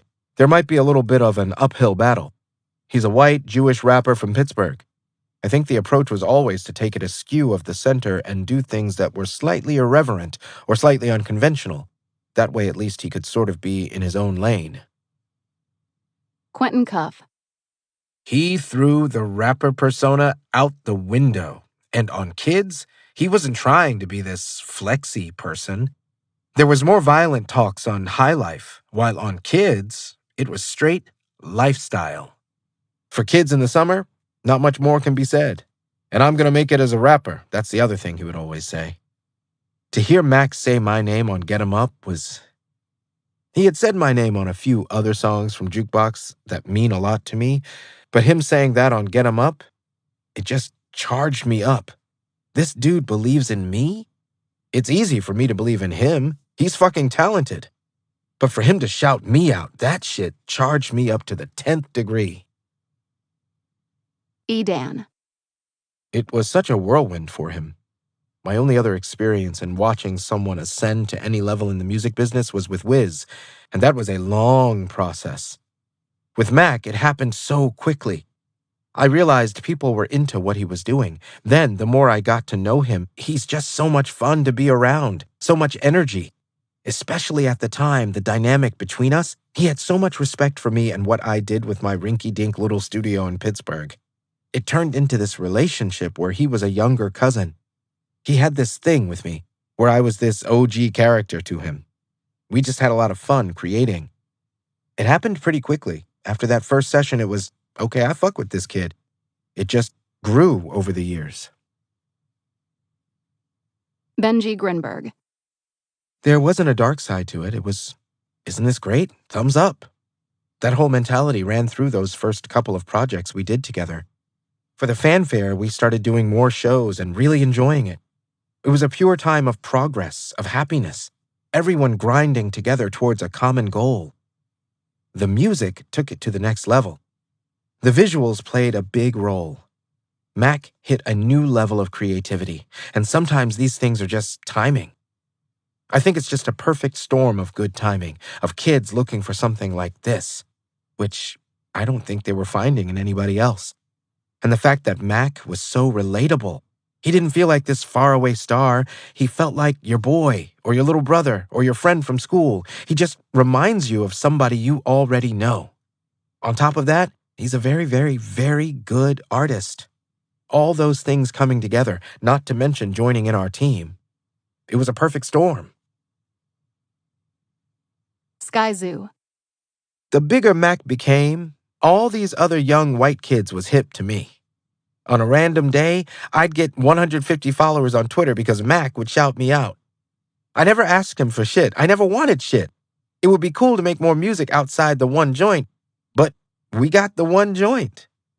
The last time I saw him was at the Brooklyn Hip Hop Festival, and I had my little brother with me. He saw Mac. I think my brother was 15 at the time, and he's like, "Yo, that's Mac." I'm like, "Mac's my man." Mac came over, doing the whole shit. "Do you know who your brother is? Fucking legend." He was always humble. Just Blaze. Producer. All around the world. Sometimes when you see somebody and you feel the energy, you get it. What I can say is, the moment I heard his music, I said, all right, I get it. This kid used to bring me dope music, and Mac was one of the artists he brought me. I don't even know if he knew Mac like that. I actually never asked him about that, but he played me the music, and I was like, yeah, I get it. This kid might actually have something. All right, bring him through. I was meeting with new artist after new artist that entire week, and the one thing that stuck out to me was Mac's music. It's not something I can put a quantifiable factor on. It was just dope. Will Carlson. It blew us all away, but we didn't have time to dwell on it too much because we were on the road. We first started touring in my '94 Volvo station wagon, my mom's old car, 5 deep. Before kids came out, we started doing shows. We were grinding, and it was so much fun. Those were some of my best memories touring. Those initial tours were so much fun because everything was new for all of us. It was a special time for sure. The kids tour, that tour was so fucking fun. We had the best crew. We were in the Sprinter van. There was no structure, really. It was just on us to get to the venue on time, to get merch set up, and to get ready for the show. There was no one pushing us to do anything. It was a magical time. Just being in that van, being in LA for the first time with Juicy J in the back seat, heading out to a show. Moments like that were crazy to me and crazy to Malcolm, too. We were both really big fans of music. Just spending those moments together. Those are the times I'll never forget. I have so many favorite memories with him. It was just a really, really, really great time. Quentin Cuff. He appreciates kids to this day. He even brought back Knock Knock in his live set. I go back to that project every year, and a lot of the songs sound fresh. My new favorite is Traffic in the Sky, and I feel like that's aged the best out of any song on there. That song is a classic. Poppy is my second favorite. Those aren't even the songs that are platinum. For Mac, it was like I'm always grateful for the start of it, but he had so much to progress and do. Poppy. Planted roots for Remember. It's 2010 and you're enjoying your first run-through of kids. You've laced up your Nikes just like Malcolm, and you've watched the clouds float by while getting high on senior skip day. There's not a care in the world. The world is yours. And then, Mac hits you with a swerve. 16 songs in, Malcolm delivers a eulogy to his late grandfather in the form of Poppy. The song is as gloomy as kids will allow. We go from the vibrant and voice-cracking charm of All I Want Is You, from the bright nature of the tape overall, to a sparkling and pensive buck-wild beat. Over a Pete Rock sample, Mac devotes 3 minutes to commemorating his grandfather. He keeps his spirit alive. Mac even brings out his broken-up singing voice as he yearns for everlasting life. Poppy feels precious. It's a candid moment for Malcolm, one that caused him to tear up while recording it, on an otherwise breezy and stressless mixtape. More importantly, Poppy serves as an incredible precursor to Mac's touching Remember, off 2013's Watching Movies with the Sound Off. Poppy plants roots for the ways in which Mac will go on to memorialize a fallen friend, and placing the two songs side by side, it's clear they are operating in the same canon. Mac's eulogies follow simple rules. There must be singing, there must be long verses, there must be straining against the clock. there must be a normalization of mourning, and there must be a promise of continuation. Both Poppy and Remember check all of these boxes, making them emotionally satisfying beyond measure. The first verse of Poppy begins in the same manner as the second verse of Remember. Both opening lines greet death and set a somber scene. Hello, death. It seems that we meet again. You keep taking friends that I'll never see again. And it's a dark science when your friends start dying. Like, how could he go? He was part lion. In the context of kids, we quickly realize Mac is setting aside the motif of joy he's been weaving for 15 songs to get serious with us, to level with us. Now we can relate to Malcolm on a whole new level. We aren't simply enjoying the spoils of youth together. We're going down the dark roads together, too. Poppy, then, is critical to the decade-long endearment Mac builds between himself and his fans. The structure of Poppy lends itself to being understood as a eulogy. Mac's delivery is measured. The song feels like a speech given at a wake. The majority of the first half of Poppy occupies itself with straining against mortality. Never leave our heart, never leave our thoughts, Mac says before getting into his wishes. That is, before getting into regrets over his grandfather not seeing him graduate and grow into a man. Mac spends much time on Poppy fighting against the inevitability of losing his elders. The eulogy works because it captures the inescapable sense of disbelief. Even when Malcolm attempts to make peace with his grandfather's passing, he still tries to keep him alive and give him agency. I know you had to leave, so rest in peace, but please can you watch over Nanny? Mac pleads with his grandfather as if he were sitting across the table from him. He follows this with a direct address to his grandfather's departed spirit, working towards accepting his passing. All the prayers I'm saying may bug you, but I'm just checking in on what you up to. Diving into the gray area between life and death, into the space of prayer and the power of spirituality, makes Poppy an oddly mature and metaphysical track. This delving into metaphysics will only be par for the course, as Remember lives on one of Malcolm's most experimental offerings, watching movies. Then we have the chorus, in which Mac promises to keep his grandfather's spirit alive through his own love and living. Here we see Mac contemplating the future.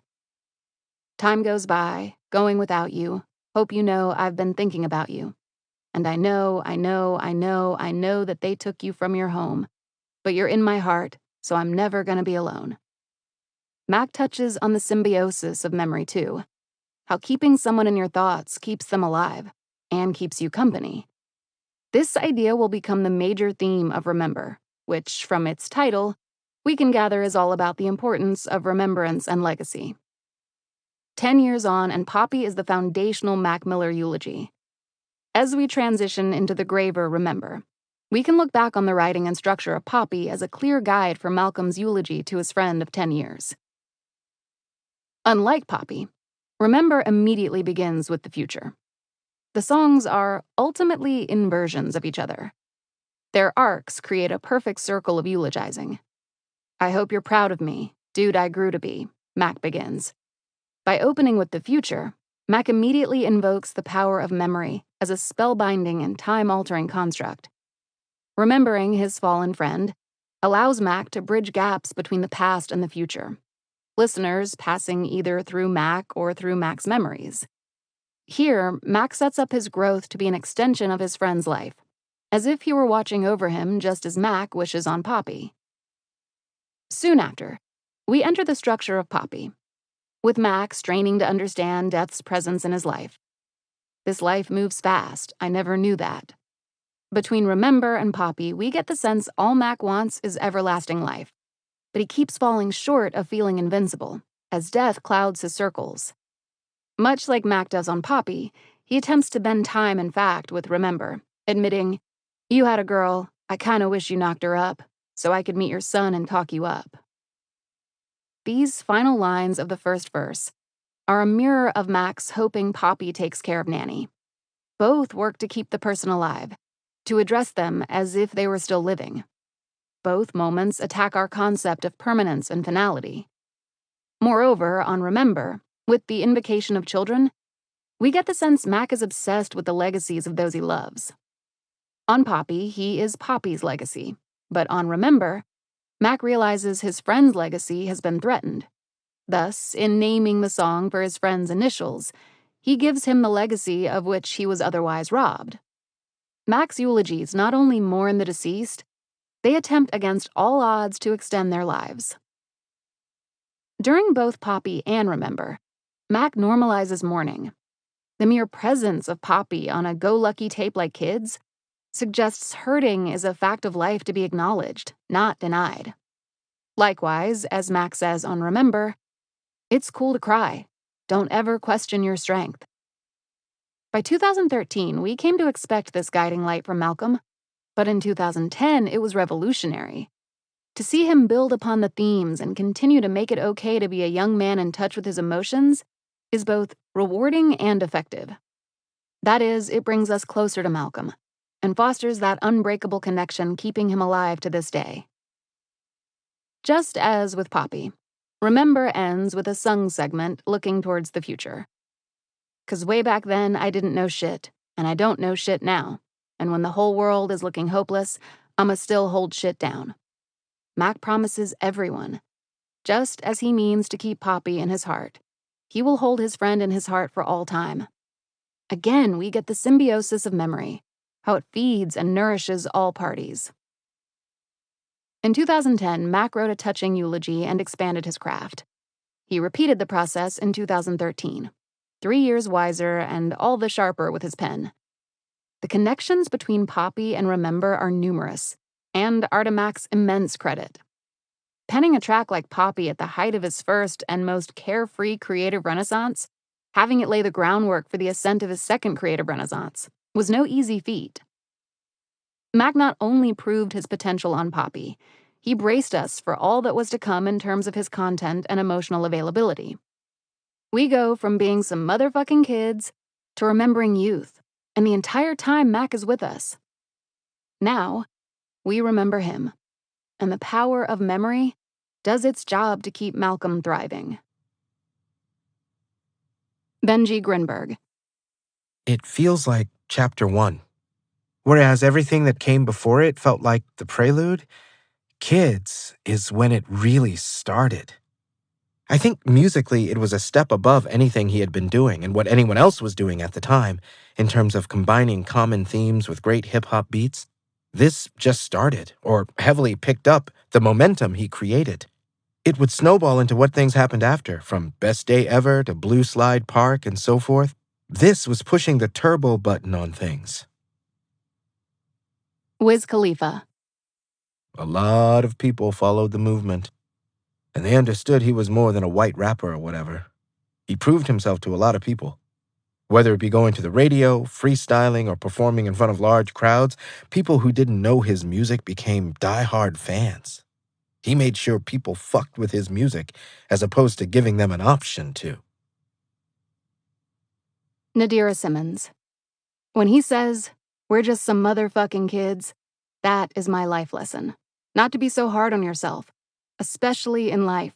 In the time that we're in now, with society and the pressures around us, we are so hard on ourselves. Granted, I'm 24. I'm not just a motherfucking kid, but I'm also human. I'm just a person. It helped me not be so hard on myself when I disappointed myself. You are only a kid. You can make mistakes. I do have the capacity to make mistakes, and I can grow and I can learn. Will Carlson. Good music is timeless. Good projects are timeless, and Malcolm was able to put out a lot of good music throughout his career. Pretty much everything he's dropped is timeless in his own way because he created a theme with each project that will take you back to the moment in time you heard it. He was all about nostalgia, even at a young age. He was a senior in high school and he'd be talking about, back in the day. I think that kind of carried over into his music. What it means to be a motherfucking kid. In 2010, Mac's way of life was that of youthful splendor and carefree antics.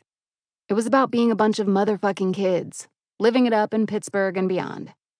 Yes, Kids was about savoring youth for all time, enjoying the freedom from responsibilities, and having the whole world in front of you. The smallest details of the tape, topping off pancakes with scrambled eggs, skipping school, smoking joints outside, and selling tapes out of shoeboxes, are the loudest and most resonant. In the crevices of kids, Malcolm tells a tale of youth's unending hold on us. Going back and spinning the mixtape, we can't help but smile at the oddities consuming him. The tape is splendid to listen to all these years later, simply because Mac, without realizing it, was laying the groundwork for us to take in his music and feel our youth rushing back. Maybe, just maybe, we realize upon pressing play that it never left. Sure, a decade removed from the project, we may not be lazing about eating pancakes at noon, but the spirit of the album remains in our hearts. At the very least, it remains in mine. Growing up and growing old alongside Mac Miller is one of the most rewarding experiences. We see him mature before our eyes across his discography. Yet attaching our maturity to his earlier works too has a rewarding payoff. The magic of listening to kids as an adult comes by way of the differences in lifestyle. Around or rooted in place getting high. The motions of adulthood couldn't be more different. Life sweeps by at an alarming rate, to the point you're unsure if you're even living your own life. In great contrast, Kids moves with the flow of life. It's set decidedly in the thick of being. When you bring these two worlds together, the wired tendencies of youth and the somber aloofness of adulthood, the result is a hearty laugh. I find myself giggling at the ways in which life has changed, how we're all growing up, and how, as cantankerous as we feel, there's still some time to smile and enjoy what life has to offer.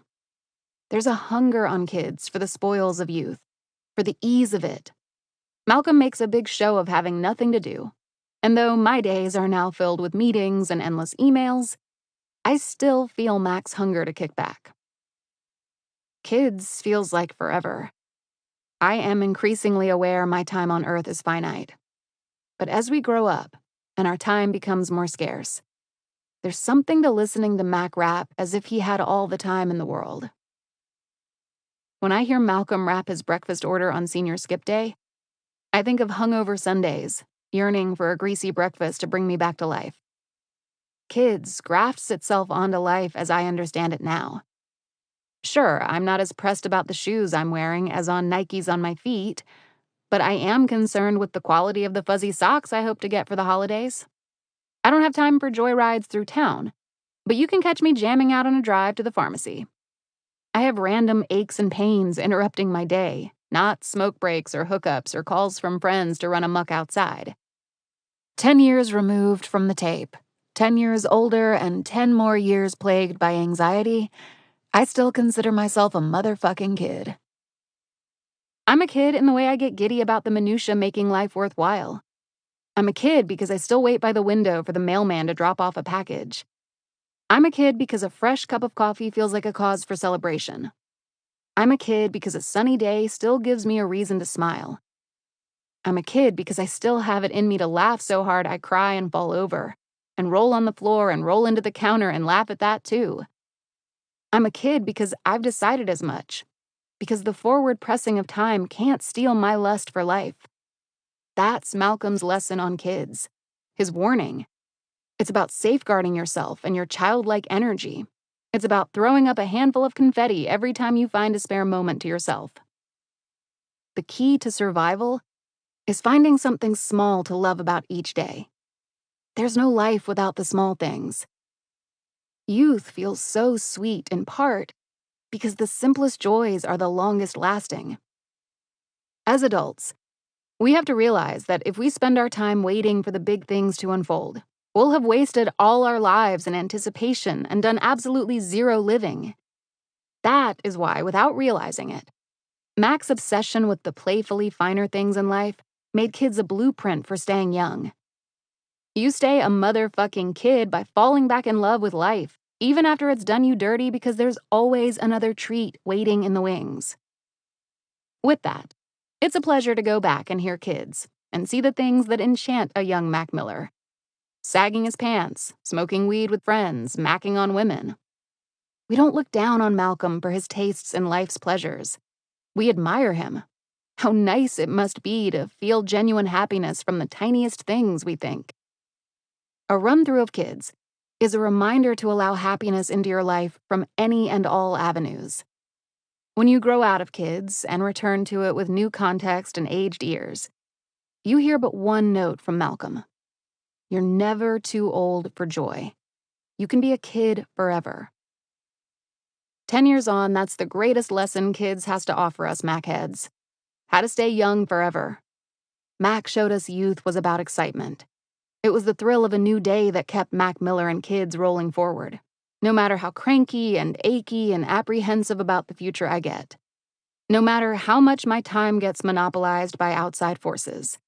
As long as I can find one reason to stay excited each day, I'll remain a motherfucking kid always. As long as we follow the path Malcolm laid out for us, we all will. 2011. Best day ever. I know that I'm going to be doing two things every day for a long time: touring and making music. Mac Miller. Best day ever defined Mac Miller's spirit. No matter where life took him, Malcolm brought his smile. Everyone who ever had the pleasure of interfacing with Mac knew him for his shining character and bright personality. His closest collaborators, like Big Germ and E-Dan, and fast friends like Kaylani and Casey Veggies, remember his kindness, wit, and smile. While happiness as a mood did not prevail over the last records he made, by 2012's Macadelic, we were witnessing Mac heading down a darker road. Happiness did define his ethos as a man. More than any other release during his first and most carefree creative renaissance, Best Day Ever captures that joy and beautiful spirit. Best Day Ever evolved naturally out of Kids. Even though Kids was relentlessly upbeat in content and sonic presentation, it embodied the reliable randomness of Mac's daily life. It didn't really have an ethos to it. That changed on this mixtape, which feels like a mantra, its titular track boasting lines to live by. No matter where life takes me, find me with a smile. And I ain't gonna wait for nothing, 'cause that just ain't my style. Life couldn't get better. This gonna be the best day ever. Best Day Ever bottled up Mac's soul. More than a mixtape, Best Day Ever was a lifestyle. I get frustrated, but it doesn't last long, Mac said in a 2011 interview with Wheel Scene. I just look at the people around me and the blessings I've had, and I feel snotty to get that upset about anything.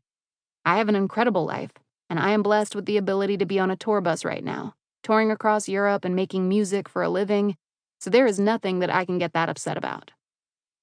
Big Germ remembers the process that led to the mixtape as just having fun. Indeed, fun encompasses every song on Best Day Ever. Oy Vey is a wonderfully playful nod to Mac's heritage. Wake Up is an infectious and celebratory anthem that opens with Mac saying, "We just having fun, man." On Life Ain't Easy, Mac reflects on his career and expresses his hope to change the world with his music. These songs carry the lightness of Kids, but also begin building toward a unified message. Kids was a real worry-free, mind-free project, Mac explained, ahead of the mixtape's release. Best Day Ever is like, more things to do, more things to talk about, more experiences, a different state of mind, more mature. For the Malcolm of 2011, maturing sounds like stepping into his own joy and turning it into a way of life. Think of the glee that comes with making I'll Be There, an ode to his mother with the venerable Fonte. Think of the way Malcolm opens All Around the World with, I got my cup filled up. We came to have a good time, so turn my music high. We gonna tear this place up. Damn near every song opens with a promise of goodness. Take In the Air, beginning with, hey, everything good right now. Or the first line of Donald Trump. Ayo, the flyest motherfucker in the room. Yeah, you know it's me. These affirmations are about more than being self-assured. They are about living in your confidence and thriving as yourself. Donald Trump mirrors and expands upon Best Day Ever as a series of mantras to live by, particularly on the hook, where Malcolm vows to take over the world. Years removed from the tape, Best Day Ever's distinct energy can still be found in even the most serious of Malcolm's interviews. I really wouldn't want just happiness, he told Craig Jenkins in a 2018 Vulture profile. And I don't want just sadness either. I don't want to be depressed. I want to be able to have good days and bad days. I can't imagine not waking up sometimes and being like, I don't feel like doing shit. And then having days where you wake up and you feel on top of the world. While Best Day Ever is all about making the most of life and basking in happiness, it still tracks with the Malcolm of 2018, who says he wouldn't want to solely be happy. The notion of living life to its fullest means accepting the negativity that accompanies being alive. But it does not have to define his life. To this salient point, think of this choice line from Wake Up. Now every day feeling like the best day ever. Heard it's a long road, but it get way better. Best Day Ever was Mac's first on top of the world moment, and he got to capture that spirit forever. I bring some color to a world that's filled with shades of gray, Mac says on Keep Floatin'. When Mac stepped into his own light, he was bringing us with him. Every moment of celebration was inclusive. Every smile had us smiling in return. It all comes back to that smile, how bright it was, and how he could not help but share it with the world. Big Germ.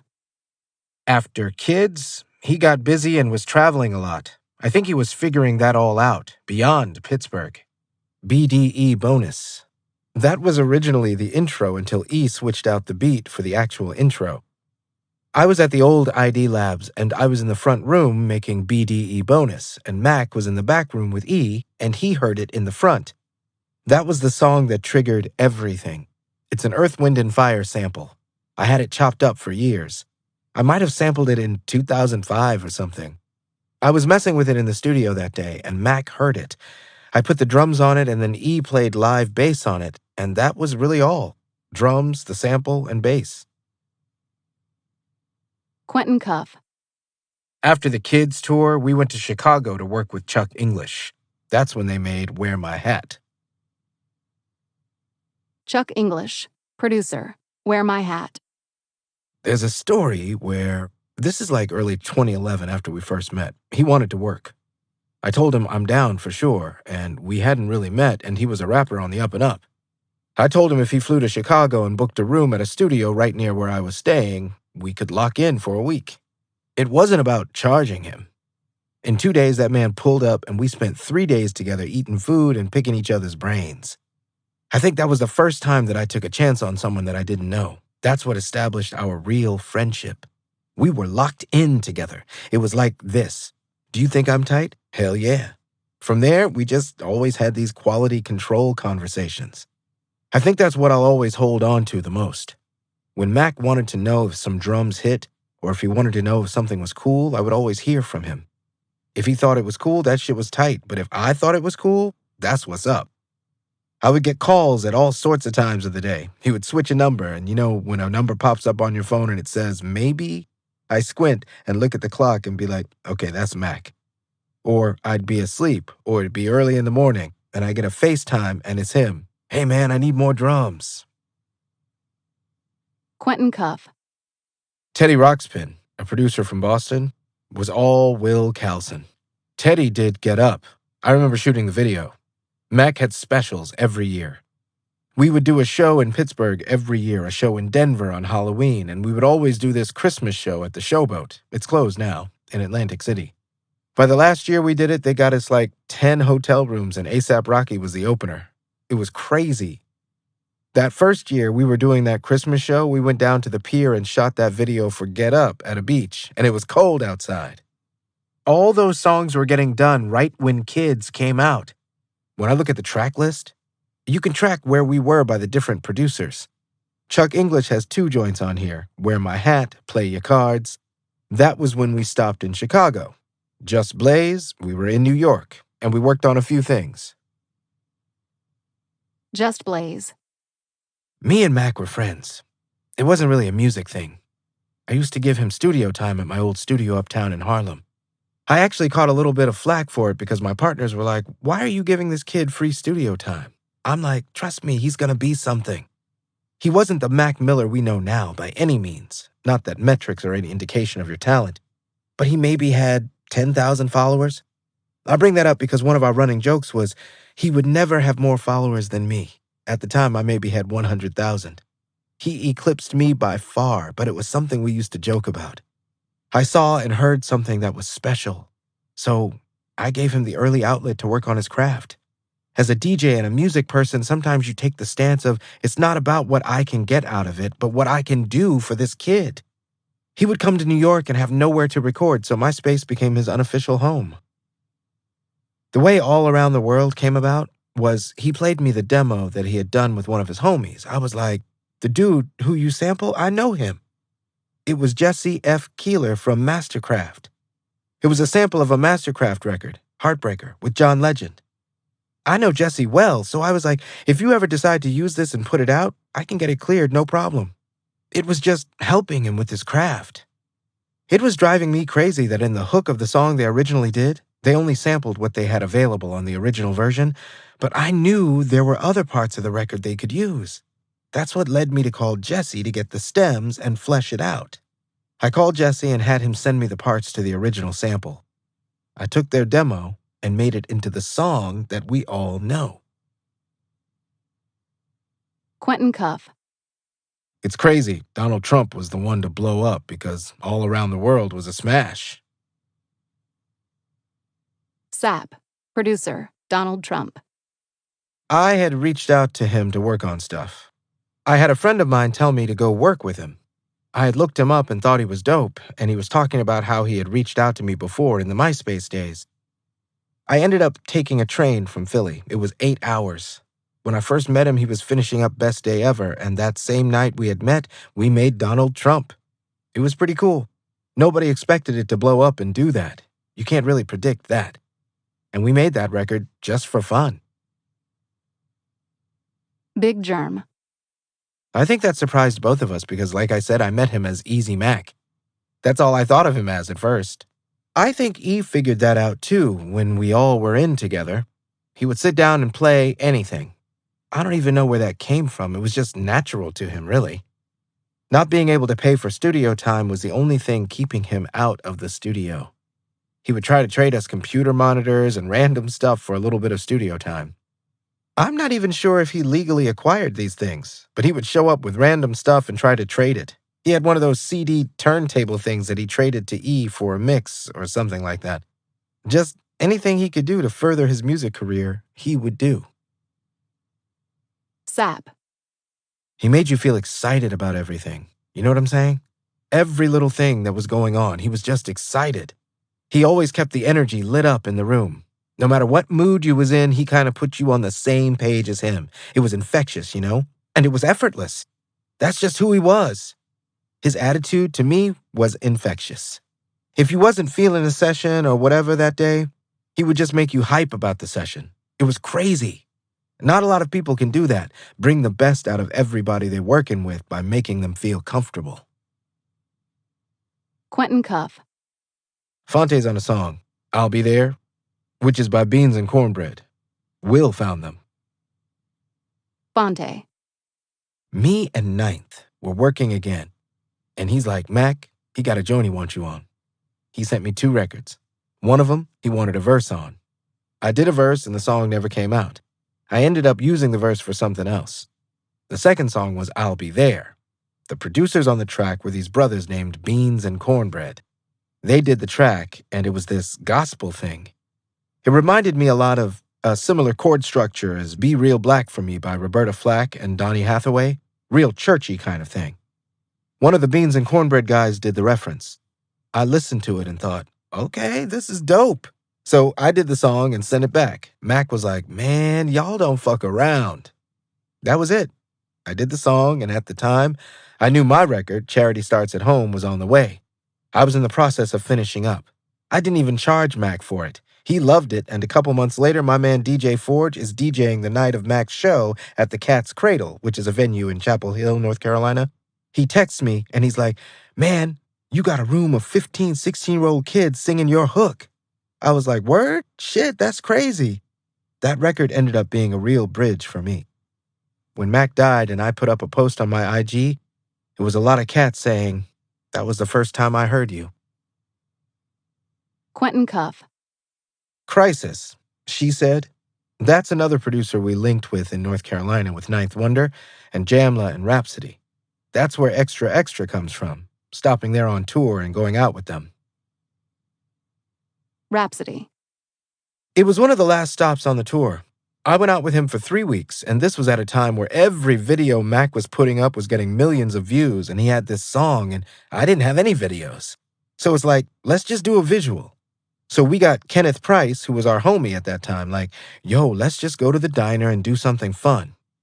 What you see is we went to the diner, ordered some food. Mac was being Mac. That video is basically a documentary of an hour or two hanging out with us, joking and rhyming. We wanted to be as natural as possible. It was a vibe for us more than anything. You just see two kids at the time having fun and living their dreams. Big Germ. Snooze, or BDE bonus, they just came together so quickly. I always like when that happens, like it's meant to be. Everything comes together the way it's supposed to. Keep Floatin' was cool because Wiz did his hook first, maybe 6 months earlier. It was for Rolling Papers, and I don't know what happened. I was just sitting there, and Mac found it, and Wiz said it was cool. I thought that song was never going to come out, and then Malcolm heard it and made it into something cool. Quentin Cuff. Best Day Ever was a segue, and it was an exciting time because everyone was getting acquainted with Mac. On that mixtape is where the experimental sounds came in. Songs like Down the Rabbit Hole or 100% a total psychedelic and eclectic take. It's like, let's take people to this place. It was something we always felt was special. Big Germ. He might have said oy vey to me because I'm not going to say we fought, but you know. From being around Malcolm a lot, he was kind of like my little brother in a way with the music stuff. So we would always mess with each other. So it was like he was annoyed with me. I did something that made him say oy vey. He came with that sample too. Oy vey came together from there. Quentin Cuff. Then you have In the Air, which is Jesus. I don't think In the Air even has drums. Those songs are crazy. Play Your Cards was good. Working with Chuck English was just an honor. Snooze, to me, that's a classic song. Damn. Life Ain't Easy, another crazy song. The optimism in all these records. He had already seen success, so there's not a lot of anger or sadness. To me, it was an alley-oop. He wanted to call it Best Day Ever, which I think came from the success of Kids and being high on life. March 3rd, 2011 is when he released Donald Trump. Rostrum was the label. They took care of pretty much everything for us logistically. This is tripping me out because we went on the incredibly dope tour. That was January 13th until February 20th, and then it extended to May 21st. Between February and March, we had to have shot the Donald Trump video and dropped it. The way Rostrum had us dropping things just kept the momentum so crazy. Mac had 3 or 4 projects within the first 2 years, and that's not including High Life and Jukebox. Sermon. Blog Era Titan. Me and Mac didn't meet until the beginning of 2011. That's when he was on his first major tour across the country. He came to Seattle for the first time. I met him at the hotel they were staying at, which was not too far from the Space Needle. The venue he was performing at that night was called the Vera Project. It fits 400 people, and it was sold out. A lot of energy. When I got to the hotel, I got to meet everybody. Q, Clockwork. Then, me and Mac were kicking it by ourselves in a room in the hotel, on the first floor. He played me Best Day Ever before it was slated to come out. That was the coolest moment of my blogging career. He was just a happy and positive person. He was just thankful to be in Seattle, thankful to be on tour, and to be able to experience everything that he'd done thus far. Even though it was the first time we met, it felt like I was meeting someone that I'd known for years. It was a natural connection. Best Day Ever and Weekend. Mac Miller's genre of celebration. Life couldn't get better. Best Day Ever. Of all the threads connecting Mac Miller's discography, his lust for life and celebration deserve attention. Kids established Malcolm as a rapper chasing life's thrills through remarkable bars. As his career progressed and his life changed, Malcolm retained his passion for life. He was always a ray of light, Always laughing, always looking to make those close to him happy. Smiling was Mac's ethos. In his music, Mac's perpetual cheer transformed into a unique genre of celebration evident on 2011's Best Day Ever, and fully matured by 2015's Weekend. Mac Miller celebrated life for all it was worth, through good and bad times, always with remarkable honesty. Per its name, Best Day Ever captures a spirit unadorned by strife. In 2011, Mac was celebrating the success of kids. He was celebrating his work ethic. He was celebrating his family, most dope and otherwise. He was celebrating beating the weary notions of paranoia, as in Best Day Ever, which takes the time to acknowledge the negativity lurking around the corner. However, the track is too preoccupied with the present to give in to anxiety about the future. No matter where life takes me, find me with a smile, Mac sings on the hook. His voice, though never perfect, carries a wonderful and toothy sincerity. This pairs well with the opening of the second verse, which mirrors the first, beginning again with the confessions of a workaholic. I never take a day off, transitions into, got a couple full weeks without a good night's sleep. These details of the more demanding side of being a full-time artist elevate Best Day Ever twofold. The two bars showcasing Malcolm's ability to weave intricate themes into the happiest of tracks. He's not just providing us with vapid positivity. Best Day Ever becomes a sly and self-aware cut. For as much as Malcolm is celebrating, he is equally highlighting his struggles. Though in 2011, he had far less to be worried about than in the following years. Max still takes the time to display how the fruits of his labor require actual labor. It's a validating moment, and the song can rightfully be seen as a hard work anthem. One of many. Here We Go, Malibu, Insomniac, among others, he wrote. Mac Miller celebrates life by being present. As sweet as Best Day Ever sounds, the track does not sugarcoat life. The second verse, though playful, shows signs of Mac's trepidation about following the path to fame. While he's throwing a party, he's still keeping a watchful eye on himself. Perhaps this makes the party all the more fun, all the more earned. For one, we're able to celebrate Malcolm because we believe him when he calls himself the hardest working kid in music. We can celebrate, too, because we know what's to come. Understanding Malcolm's untimely end makes his celebratory moments all the more important. We don't stop smiling because Mac never stopped, even as he matured and his music grew more sophisticated and heavier with the burdens of adulthood. If we gotta fight, I'll be down for the war, Mac says to conclude the second verse. While he would confront battle after battle in the coming years, he would also be rewarded with many moments of triumph and causes for celebration. Best Day Ever planted necessary seeds for Mac Miller to continually understand what it meant to appreciate life as he grew older. These roots spread and flowered fully in 2015. Best Day Ever is a prelude to 2015's Weekend, which props itself up as yet another celebratory hard work anthem, battling the truth of Mac's demons. By 2015, the list of his vices had grown. He candidly documented his battles with addiction and depression on 2014's Faces, and 2015's Good AM was his wake-up call. It was the album he was meant to make at the time, wherein he proves himself to be a sparkling rapper with a real eye on his future and getting clean. Weekend was Good AM's celebratory single, a moment of reprieve from the hedonistic bangers, Break the Law, and dire moments of self-reflection, Perfect Circle, Godspeed.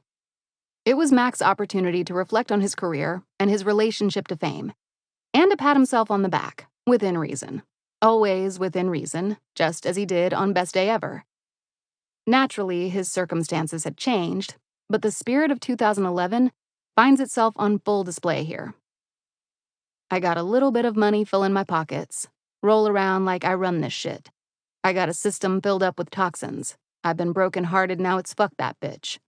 Getting high to deal with my problems, fucking bitches getting drunk as shit, but these bitches getting obnoxious. They nothing to me though, I love this shit. Weekend. Malcolm alluded to the work required to pursue happiness on the verse of Best Day Ever. The first verse begins with a laundry list of problems, but is quickly abated as we dive deeper. As the problems pile up, so too does Mac's need for release. The allusions to the necessity of celebration, coupled with the disciplined work ethic, go long days, longer nights, of Best Day Ever, are realized on Weekend, when Mac, alongside Miguel, declares, "Everything good by the weekend," later adding, "We going out tonight. Yeah, we going out tonight like fuck it." The hook carries an oddly similar energy to Best Day Ever. Both choruses catalog the bass need to celebrate the self and unwind, no matter what is happening around us. Much like the hook of Best Day Ever, the party of Weekend feels earned. There's an irreverence to both songs. We are going out tonight. Life could not get better. Mac is demanding joy. He is summoning it and rooting it in place. Life shall be good. It is Malcolm's mandate. The second verse of Weekend follows the second verse of Best Day Ever too, in that both get darker and reveal Malcolm to be overworked and deserving of his own party. "I've been having trouble sleeping, battling these demons, wondering what's the thing that keeps me breathing. Is it money, fame, or neither?" Mac questions. We're a long way away from him struggling to sleep because he's buzzing with creative energy. By the time we hit the hook again, Mac's party feels earned. Celebration feels more like a necessity for living than a flourish. He makes celebration feel crucial. By the time Miguel's outro arrives, and he's promising us everything will be all right, we realize the party is the only way to come down from the perils of working too hard. The party is the salve for all the horrors that accompany making big dreams come true. By making the party feel like an essential ingredient to living, Mac Miller creates his own genre of celebration. Where celebrating yourself can often feel gluttonous, he makes it feel like a welcome and essential thing. We exist in a culture that rewards hustling to death, but this genre of celebration rewards us for taking time off and basking in ourselves. Perhaps this is why it feels so good to lose yourself in the candy of Best Day Ever, or the measured debauchery of Weekend, because Malcolm urges us to enjoy all that we've worked for without guilt. That's the true victory of this brand of celebration music. It's guilt-free enjoyment we all deserve. Big Germ. I probably should have felt more pressure, but everything was so new for all of us. In Pittsburgh, that never happened before.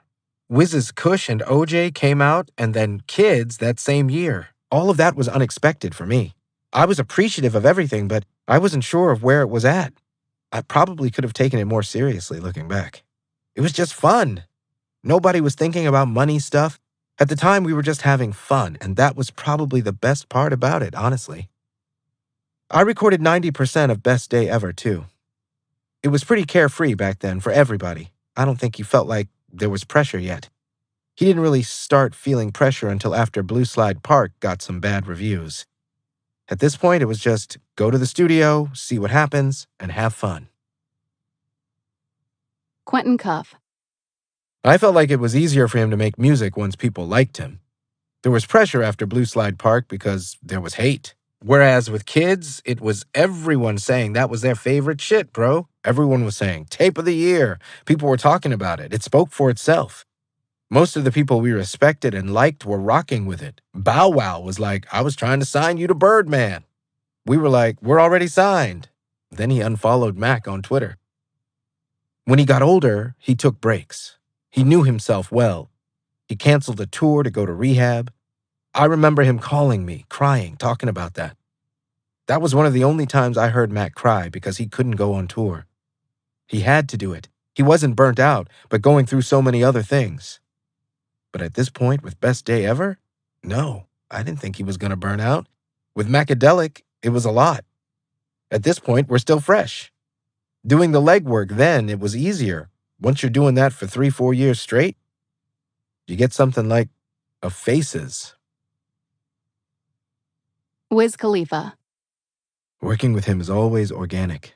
We just get a beat, get in the studio, and get an idea going. Mac always did what he wanted to do. He knew which direction he was going in. For me, being a little older than him, he already knew my music, so he was able to point out, I want this type of flow. I want it to sound like this. He was determined, and he knew what he wanted and how he wanted it to sound. whether it be underground hip-hop beats or something more jazzy or instrument-driven. He played a lot of instruments. He was talented in a lot of areas, so he would bring all of that together in the studio. He would not hold back at all. Just Blaze. His sense of melody, his sense of timing. He was obviously a young artist, but he had respect for the generations that came before him, which I thought was huge. His thing was, I love everything that came before me. It's made me who I am. I want to carry that torch while doing something new. It was a different approach than many young artists take. Quentin Cuff. I admired his work ethic. Mac would be the type to sleep in, but it would be because he was up all night, working hard. That was before any drugs were a piece of his life. He was a kid who slept in late, stayed up late, worked hard, and got a lot done. He would be working to try and get studio time, working on his music nonstop. He was a dedicated person. Sap. It was fun being around him, every time. You never know what you're gonna get. He's like one of the people in the business where whether you were a fan of the music or not, if you met him, you became a fan. That's just how he was. It's crazy. He's just one of those guys, man. Fuck. The last time I seen him, I was at his house and he had come home and he had just bought this trumpet. He was just playing it. Not really playing it, just these crazy-ass fart notes and shit. Just trying to figure it out. That was him. That was him every day. Wanting to learn something new, wanting to try something new. That's how he lived life, man. It made you want to be that way. It made you not want to put boundaries on yourself. Fonte. When I look at his trajectory, I think it's the journey of an artist trying to sound like themselves. Most artists, generally, follow a pattern. That pattern is imitate, emulate, and then innovate. You come out mimicking whoever your favorite MCs were. You just start off as a mimic because you don't even know what your thing is. Then, after a while, you hit an emulating stage. You're still pulling from your influences, but there are traces of you that are starting to show through. After that, you hit the innovate stage. That's when you find out what your voice is and who you are as an artist. Quentin Cuff. We were in Silver Spring, Maryland. I think he had sold out a smaller venue. That's where we were when Best Day Ever released. I remember him lying on the ground, and he has this cousin that lives in Maryland, and she would always come to every show. I remember she was there. Mac was lying on the floor, and he had released the tape. Dude, I'm just so glad to get this out. A touching quality. If we were to define Malcolm's career in a single word, it would be touching. The man affected lives and made tender, effacing, and evocative music from his first creative renaissance to his last. Mac's work warmed us and stirred us to our cores. His soul was effortlessly present in every song. Even on projects where fun was emphasized over introspection, Kids and Best Day Ever, Mac Miller still found time to lay his ever-present heart out for us to have and to hold. On Best Day Ever in particular, Malcolm took up a good chunk of time showcasing his soft side. Get Up, I'll Be There, and Life Ain't Easy all carried with them a human quality, picking up where Mac Miller's Poppy left off, and carrying us into his career on a pillow of affecting work. There's a weight to such work. It worms its way into our hearts and pulls out all manner of tucked-away emotion. Malcolm understood this weight on Best Day Ever, and slipped his poignant moments into pockets of bright sonics and scraggly melodies, but wasn't yet ready to give himself entirely to the wounded side of such music. That said, he was ready to give us shining pieces of himself in his work. He was ready to inspire and delight us as much as he could for the time, and so he did.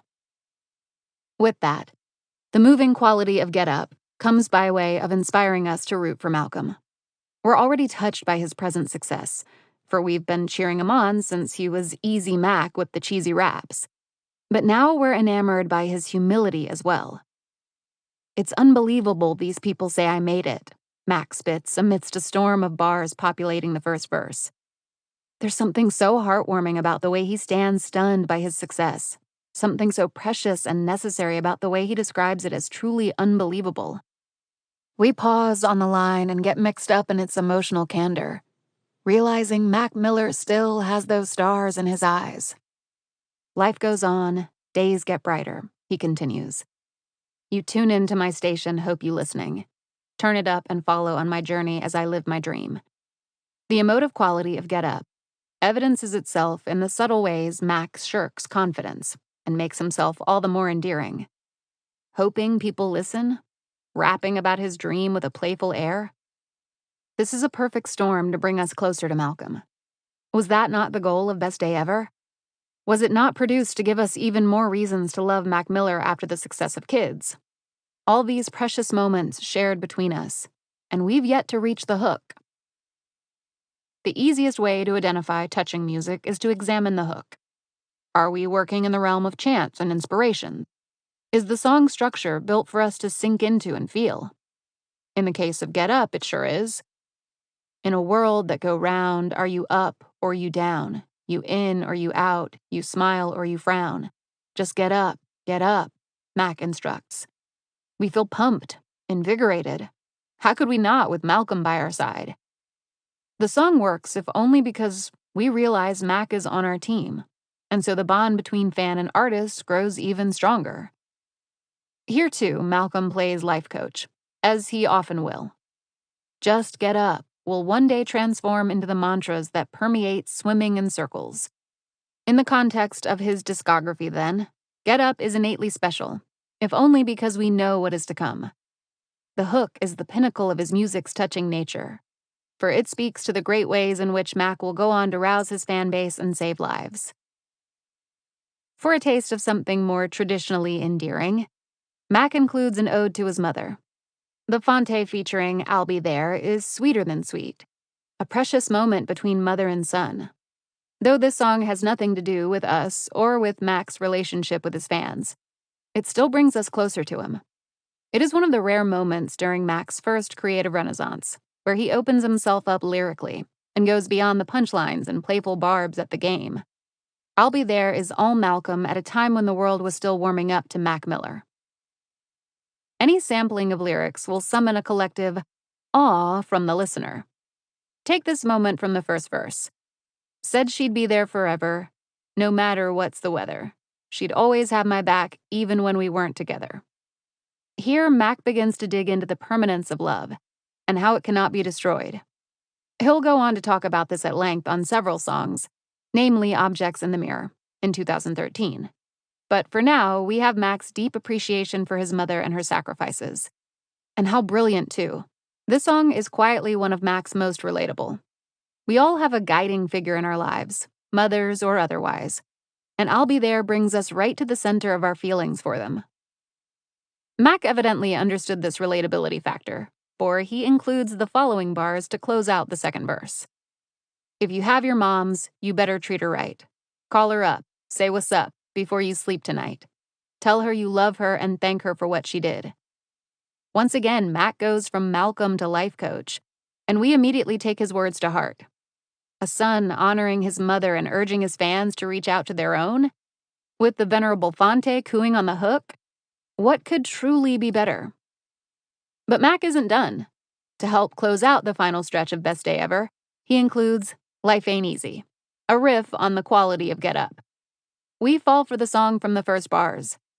When I get old, I'ma be real cool, sitting on the porch with a fresh pair of shoes, whole bunch of stories for the neighborhood kids, tell them to believe they'll be making it big. First, we're treated to an image of a wizened and older Malcolm giving game to the next generation. Next, we're touched by his resilience and desire to inspire both us and the future neighborhood kids. We recall Get Up and how we were connected to Malcolm through his humility, which is only matured by Life Ain't Easy. I know that life is nothing easy. One day I'ma change the world, and they'll finally believe me. Mac continues on the opening hook. Here we have the same energy of Get Up. Malcolm is making himself so endearing by sizing himself up modestly while still looking toward a bright future. We're moved now and then because Mac was already changing the world. He'd already broken out with kids. We knew his future was bound to be incredible. And yet, he's still looking ahead with a cautious, albeit poppy, eye. The verses of Life Ain't Easy, too, contain affecting moments. Mac breaks down his bubbling anxiety over fame and the work of his music career. He expresses anxiety over switching up, losing himself in the mix of the music business. But his woes melt away by the second verse, where he once again rouses humility. See, it's a blessin' that I'm gettin' through the door. Dear music, you're everything I have now, Mac continues. We believe Malcolm and we believe in him. By the end of Life Ain't Easy, by the end of Best Day Ever, there's a sense that Mac Miller has done everything he can to give us as much of himself as he had to offer. Listening back to Best Day Ever, we find Mac's aspirations and fears heartwarming. We know Mac goes on to become a star on his own terms. We stumble back, in love with his childlike wonderment. We're touched by the ways in which Malcolm honors himself, his career, his mother, and his future, all while having the time of his life. Best Day Ever may well be the first time Mac lets his gentle side out repeatedly on a full-length project. It's special. It's Malcolm preceding Mac Miller. He changed the world, and we finally believe him. 2011, Blue Slide Park. No matter what happens in life, no matter where you go, where you're off to, what happens with the park, that slide will always be blue. That will always be Blue Slide Park, no matter what. You can go to New York and live for 10 years and become a huge business mogul, and then come back to the Burgh, and no matter how much money you got, that slide is still blue. Mac Miller. Not taking happiness for granted. You just entered into Blue Slide Park, the place where dreams come in true. That's where you find heart. One last thing. When you spin Blue Slide Park, you realize, goodness, none of us knew a damn thing. Such is the lore of Mac Miller's studio debut. None of us knew that one young man's joyous, record-breaking romp through Pittsburgh would take him down such dark roads and with such expedience. When the hazy and playfully forlorn Macadelic arrived the following year, fans quickly realized that it wasn't 2011 anymore. And knowing what we know today, it never would be. But what if, just for a moment, it was 2011 again? What if we let ourselves revel in the brightness of misguided youth? Years later, that is the ultimate takeaway from Blue Slide Park. As his career moved forward, the general consensus is that Mac did not want to be traditionally famous. Though his acclaim grew, it became clear that what he wanted most was to be a musician. With a stringy voice leaning into a rasp to sound older and weather-worn, Miller tells us as much on English Lane, the opening track. Sometimes I just want to go back to Blue Slide Park, the only place I call home. I hope it's never all gone. Don't think it's ever all gone. A wistful wish with ominous implications. A series of debaucherous, inspiring, and close but not quite introspective moments follow, as Blue Slide Park does its fair share of party hopping. Up All Night and requisite boasting, My Team. The album even tries its hand at getting nasty with Smile Back. Part hustle anthem, part middling life advice, part come-up tale. Call it frat rap, sure, but don't call it slimy. Beneath the childish and toxic behavior, there is a desire to live forever that has never received its due shine. Miller's pursuit of always and forever colors his work down to his final singles. In many ways, Blue Slide Park set Mac up to be a tragic figure. Someone who would rather live forever than face his fears in order to move on and grow up. The true story of Blue Slide Park is uncovered ground. The album is unexpectedly emotionally spacious, almost to the point of being sparse, but it's not directionless. We witness Mac Miller experiencing a brief loss of identity and increasing paranoia on PA nights. The drug trap that informs much of his later work is introduced on Of the Soul. Flashes of depression and burnout charge Under the Weather, and heartbreak debuts on Missed Calls. Each of these tracks chooses the moment over the anxiety, and localized happiness over impending indiscriminate doom. Blue Slide Park is emotive. The hot spots are simply fleeting. At barely 19, Miller was just accumulating the vocabulary and life experience to break down who he was and what troubled him. Yet at every evocative turn, there's an immediate reset. The record moves from jaunts on Fifth Avenue to contemplative drives during the classic PA nights, where Mac is simultaneously excited and worried about where his music will take him. The pissed-off attitude of Smile Back is undone by the optimistic nature of Under the Weather. Even the hard facts of the album make it out to be an influx thing. Mac leans into the tropes of youth and dives into his more sophisticated tastes for instrumentation as a diversion tactic. Mac made a choice to be cheerful and frivolous. The swerves to outsized parties and flashy rap reflexes now sound more like necessities than proof he had nothing to say. In the spaces between, my fam still the only people that really know me for who I am, and still sippin' on my 40 when the cops drove by, there is the realization that no one is too good to be happy, and that we are all guilty of taking happiness for granted. For all the joy of Blue Slide Park, there is much to critique. Unfinished ideas, weak writing, and overwhelming bouts of childishness that dips its toes into abject immaturity are but a few. Yet the album still manages to whisk us away somewhere, to a place where we feel less shame about enjoying the simple things in life. The album is an ode to the fleeting nature of joy and adolescence, while also functioning as a cautionary tale. Within a year, Mac Miller was sliding into a troubling drug habit. Along the way, he would make some of the most tortured music in contemporary hip-hop. Swimming, his final album while he was still with us, ends with a callback to the easier days. But 2009 is not a number set in stone. We would just as soon scamper back to 2011, to those Pennsylvania nights spent plotting his career and planning to take his homies to the castle at the top. This album takes us back even when the past feels inconceivably unreachable. Past becomes home with Blue Slide Park. The memory of a simpler existence acts as an anchor for Mac Miller, who is able to retreat into his adolescence as his star rises and adulthood looms. Blue Slide Park stands as a place to which we could all escape whenever the world became unmanageable. Somehow I'm certain Mac knew all of this. He knew our future needs and rushed to meet them. This album, and much of his subsequent music, is spent pining for home and peace of mind. The album ends as it began, with a yearning prayer for eternity. Blue Slide Park, the only place I call home. I hope it's never gone, forever long. 2. When they gonna let me back home? I want to go back home. The record goes down as a quest for footing in an uncertain industry. Blue Slide Park is a place, but Blue Slide Park was a concept.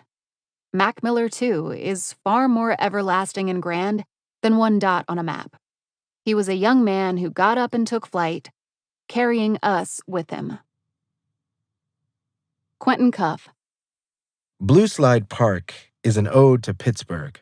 But it's not the gritty side of the younger demographic of Pittsburgh that Mac showed on Kids.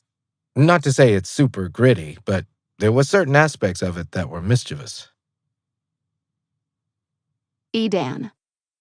When we started working on Blue Slide Park and he sort of got the first bit of money in his pocket, the first thing we did was go to a local music store and he started buying everything. We came back with a bunch of keyboards and guitars, and it was funny to us over the years. He spent $4,000 on this electronic acoustic drum set.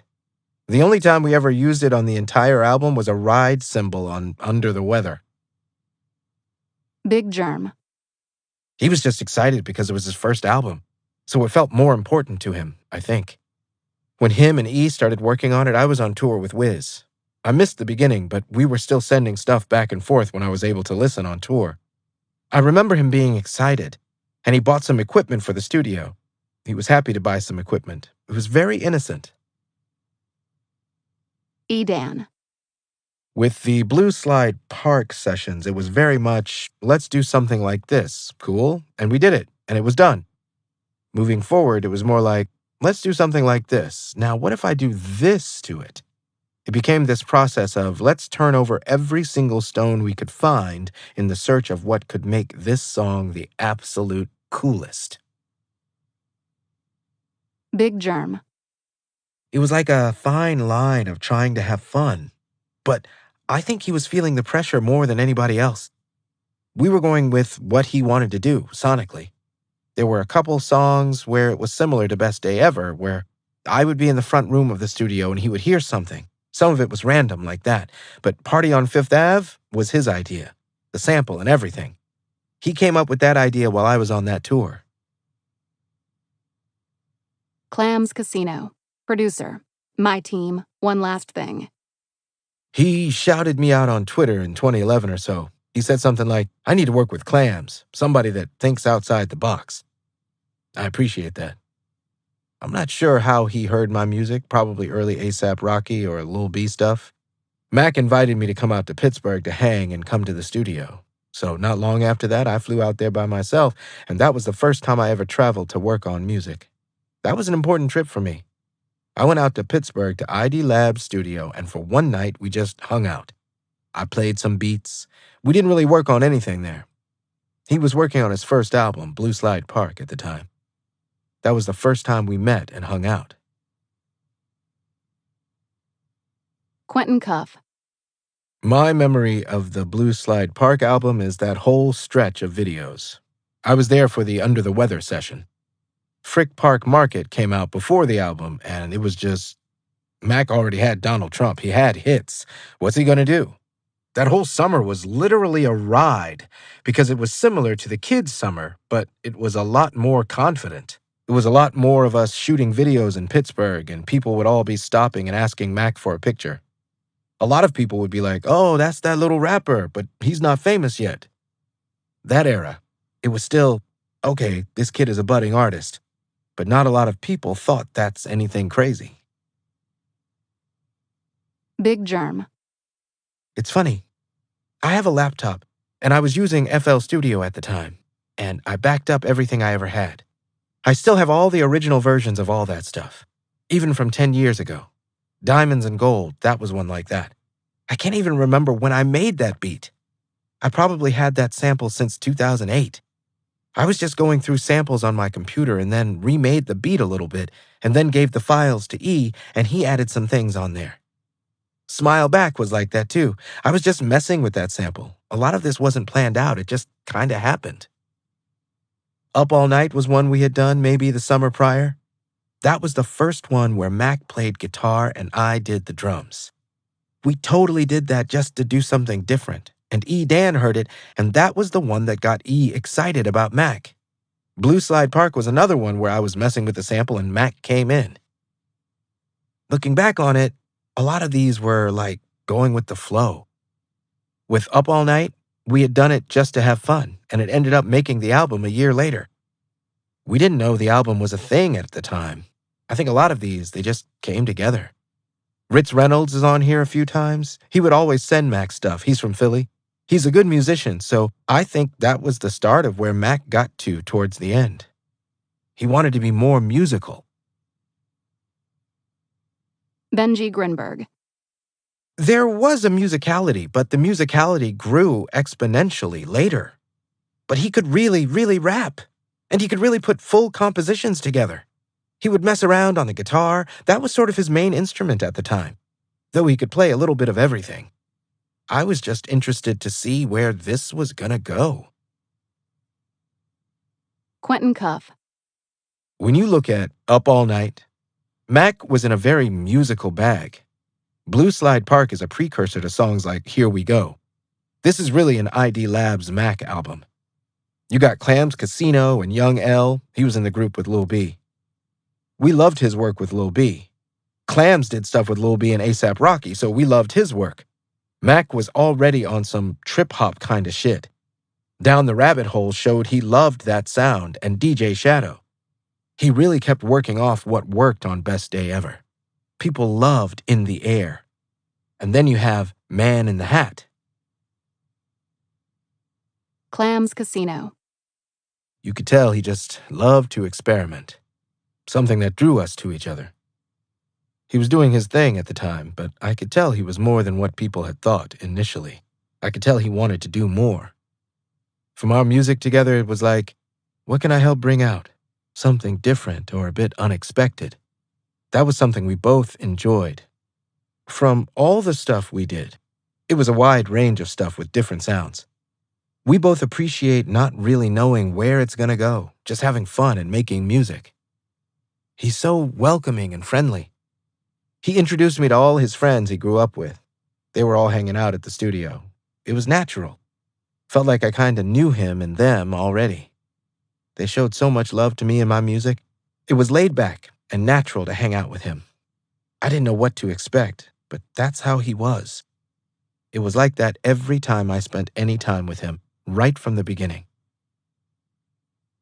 Quentin Cuff. I think Mac was making an album he could relate to once again.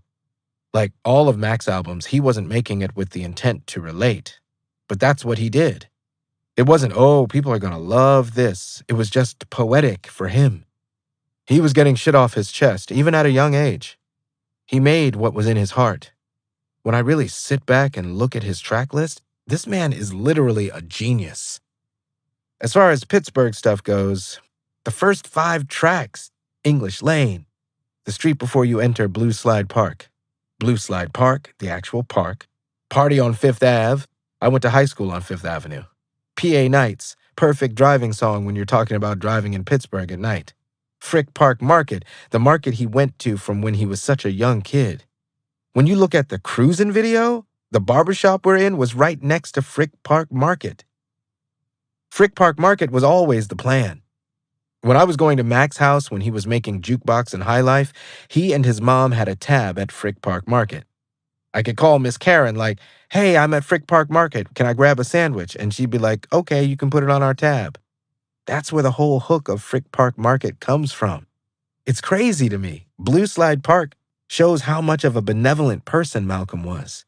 He's literally the nicest rapper that there ever was. Dan. With Blue Slide Park, it was a little different. There were little glimpses of his later sound. Germ and I both tried to push him a little bit, just thinking a little bit more. I felt like he would phone in some of the punchlines on his verses, and we would give him a hard time about that. There were little glimpses of it. There are actually songs that didn't make the cut, that were more out there, that were maybe starting to point a little bit in that direction. Missed Calls is the blueprint for Mac Miller's understanding of love. In 2011, Mac Miller made history with Blue Slide Park, which debuted at #1 on the Billboard 200 chart, making it the first independently released debut album to do so since the Dog Pound's Dog Food in 1995. Though the album was panned, with Pitchfork infamously rating it a 1 out of 10, there are gems to mine. In the context of his discography, Blue Slide Park presented many great moments of foreshadowing, and is a lesson in not taking life for granted, a lesson in taking the time to appreciate your life. The song with the most connections to Mac's later music is Missed Calls, which mixes the pains and pleasures of love into a single track, telegraphing the way Malcolm would write about love and heartbreak as inextricably linked. Each subsequent major release features at least one track indebted to the song. 2012's Clarity, 2014's Euphoria, 2014's Wedding, 2015's ROS, 2016's Planet Goddamn, and 2018's Dunno. It served as the blueprint for Mac's articulation of the experience of love. The couple at the heart of the track is entrenched in conflict, going back and forth over each other's priorities, unmet expectations, and broken promises. It's a classic story. One partner is dream chasing while the other feels left behind. Their fight plays out over 2 verses, the first being from the male, his perspective, and the second coming from the female, her perspective. Mac Miller was dutifully attempting to give voice to both sides. Malcolm is learning that pain and pleasure brush shoulders more often than not, and he's not happy about it. The lyrics and structure, however, only tell part of the story. Ritz Reynolds' plush beat scales back on the tension of the track, which sets the stage for Malcolm to employ juxtaposition. The accompanying Rex Arrow-directed music video brings the world of Missed Calls to life, with scenes depicting the couple positively in love, before it all falls apart. Missed Calls was the first time Mac presented a complex narrative on the pitfalls of love. Those closest to us have the highest capacity to hurt us, and Mac was coming to understand this as he penned it. There is no love without the risk of getting hurt. Mac carried this sordid knowledge with him from 2011 to 2018, making his love songs potent because of their commitment to the reality of the experience. In 2012, Mac dropped Macadelic, on which love and drugs are presented as a salve. Clarity, with its exceptional directness, portrays love as a cure-all for his pain. You take away the pain, and I thank you for that. If I ever get the chance, bet I'm paying you back. The leap Mac took from 2011 to 2012 is massive. His lyrics matured, as did his understanding of the depths of certain wounds, which made him an early star in the realm of fan connection. As on Missed Calls, Mac crafts a scene where love and pain exist in unison. The painful reality Mac inhabits gives Clarity a palpable density. Pain and pleasure are synced, one almost begetting the other. It is Macadelic's sleeper hit, embracing the spirit of Missed Calls and expanding upon it with bold lines like "Misery, you represent love, you the epitome," and "Everybody who can save me now is not around, chop her down." 2011 was not a fluke. Mac Miller does have the capacity to craft thoughtful love songs. The trend continues on 2013's Euphoria. Mac takes the pining nature of the missed calls and emails, all going into detail, about how you just not happy and you think you gotta leave, and turns them into a fully formed track, addressing the flame of desire and how it can drive us mad. We get a touch of clarity, in that love is elevated as an all-healing entity. With you by my side, you are my euphoria. And get missed calls in the hint of pain. I've been waiting so long, been waiting to have you by my side, as we search for something we do not have. The pain, it can't stay, Mac declares on the outro. With its rich, sonic textures, the song is blanketing, swirling as it washes over us. There's a sense of lovingly being culled into a vat of passion and longing. Mac, referencing pain as love's partner once more, reminds us of missed calls. It's so hard to pretend that it's like it was way back when, Mac expresses from the girlfriend's point of view on Missed Calls. A perfect link to the emotive longing on Euphoria. Yearning colors both tracks, and will go on to infuse his later love songs. Faces, regarded by many as Mac Miller's opus, features his best.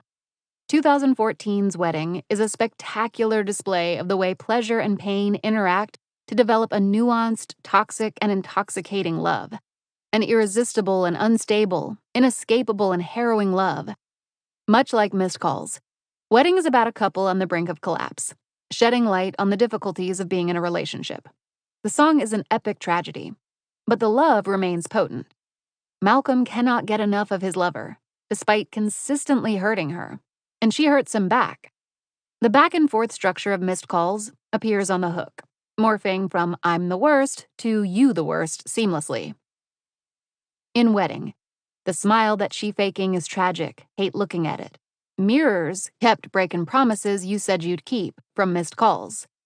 On both cuts, Malcolm is letting his partner down and feeling the weight of that failure.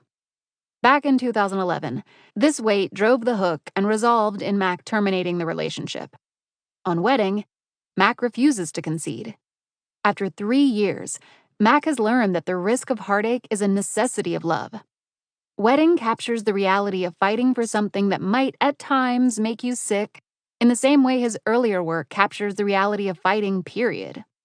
Much like 2012's Clarity innovated upon the Missed Calls formula, so too does Wedding. 2015's ROS, a traditional love song, leans heavily on his canon.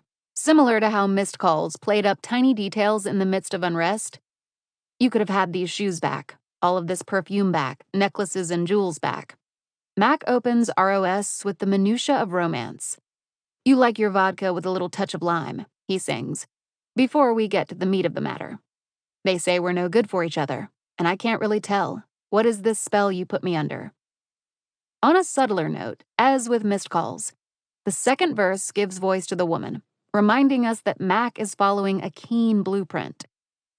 The hook captures the ethos of all his preceding and forthcoming love songs in just a handful of words.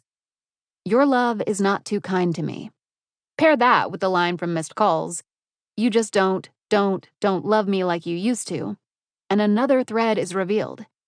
This time, Malcolm is expounding upon the back and forth through an alternate lens. Whereas Mac was vexed on wedding, on ROS, we get the sense that Mac enjoys the turmoil. It adds to the reality Mac has established across all these songs. Not once does Malcolm sugarcoat a relationship. Not once do we stop believing him. Mac Miller's conviction is why 2016's Planet Goddamn is essential to the divine feminine. The first 3 bars are an immediate callback to missed calls. Yeah, I think I'm stuck inside nostalgia. My mind are in the times when this love was so divine, but now it's feeling like without ya. Themes of pining, absence, and romanticizing the past permeate both tracks. This is crucial to the success of the divine feminine, which can be regarded as one long love song. True to his writing, however, he refuses to present a final product at odds with the truth. No love is perfect, and consequently, no love album can be free of friction. Consider the way Mac ends the first verse with, "And I ain't here to break a promise. I'm just trying to keep it honest." These words call directly to the broken promises haunting missed calls. At all times, Malcolm is weaving threads through his writing. From the subtle to the direct, Mac is working within and strengthening his canon. This consistent calling back to previous songs makes Mac's work feel familiar. While he innovates in most respects by keeping things close to their roots, Mac Miller's music supplies the sensation of coming home. Finally, 2018's Dunno from Swimming takes the hook of missed calls and turns it into a proper song. When Mac sings, "Wouldn't you rather get along?" we recall him singing for his lover to just leave him if she's so unhappy on missed calls. In both instances, Mac is desperate for a reprieve, presenting himself as a kind of martyr. Dunno has the back and forth as well, the blending of pleasure and pain. It even opens with the same sentiment as missed calls, with Mac singing, "She do whatever she like, and that just don't seem right." As with all of his love songs, Dunno soars where missed calls merely sprinted. Malcolm sustained an emotional writing practice for 7 years. It's impeccable and speaks to his passion. Even at his most infantile, he was dead set on imbuing his love songs with authenticity.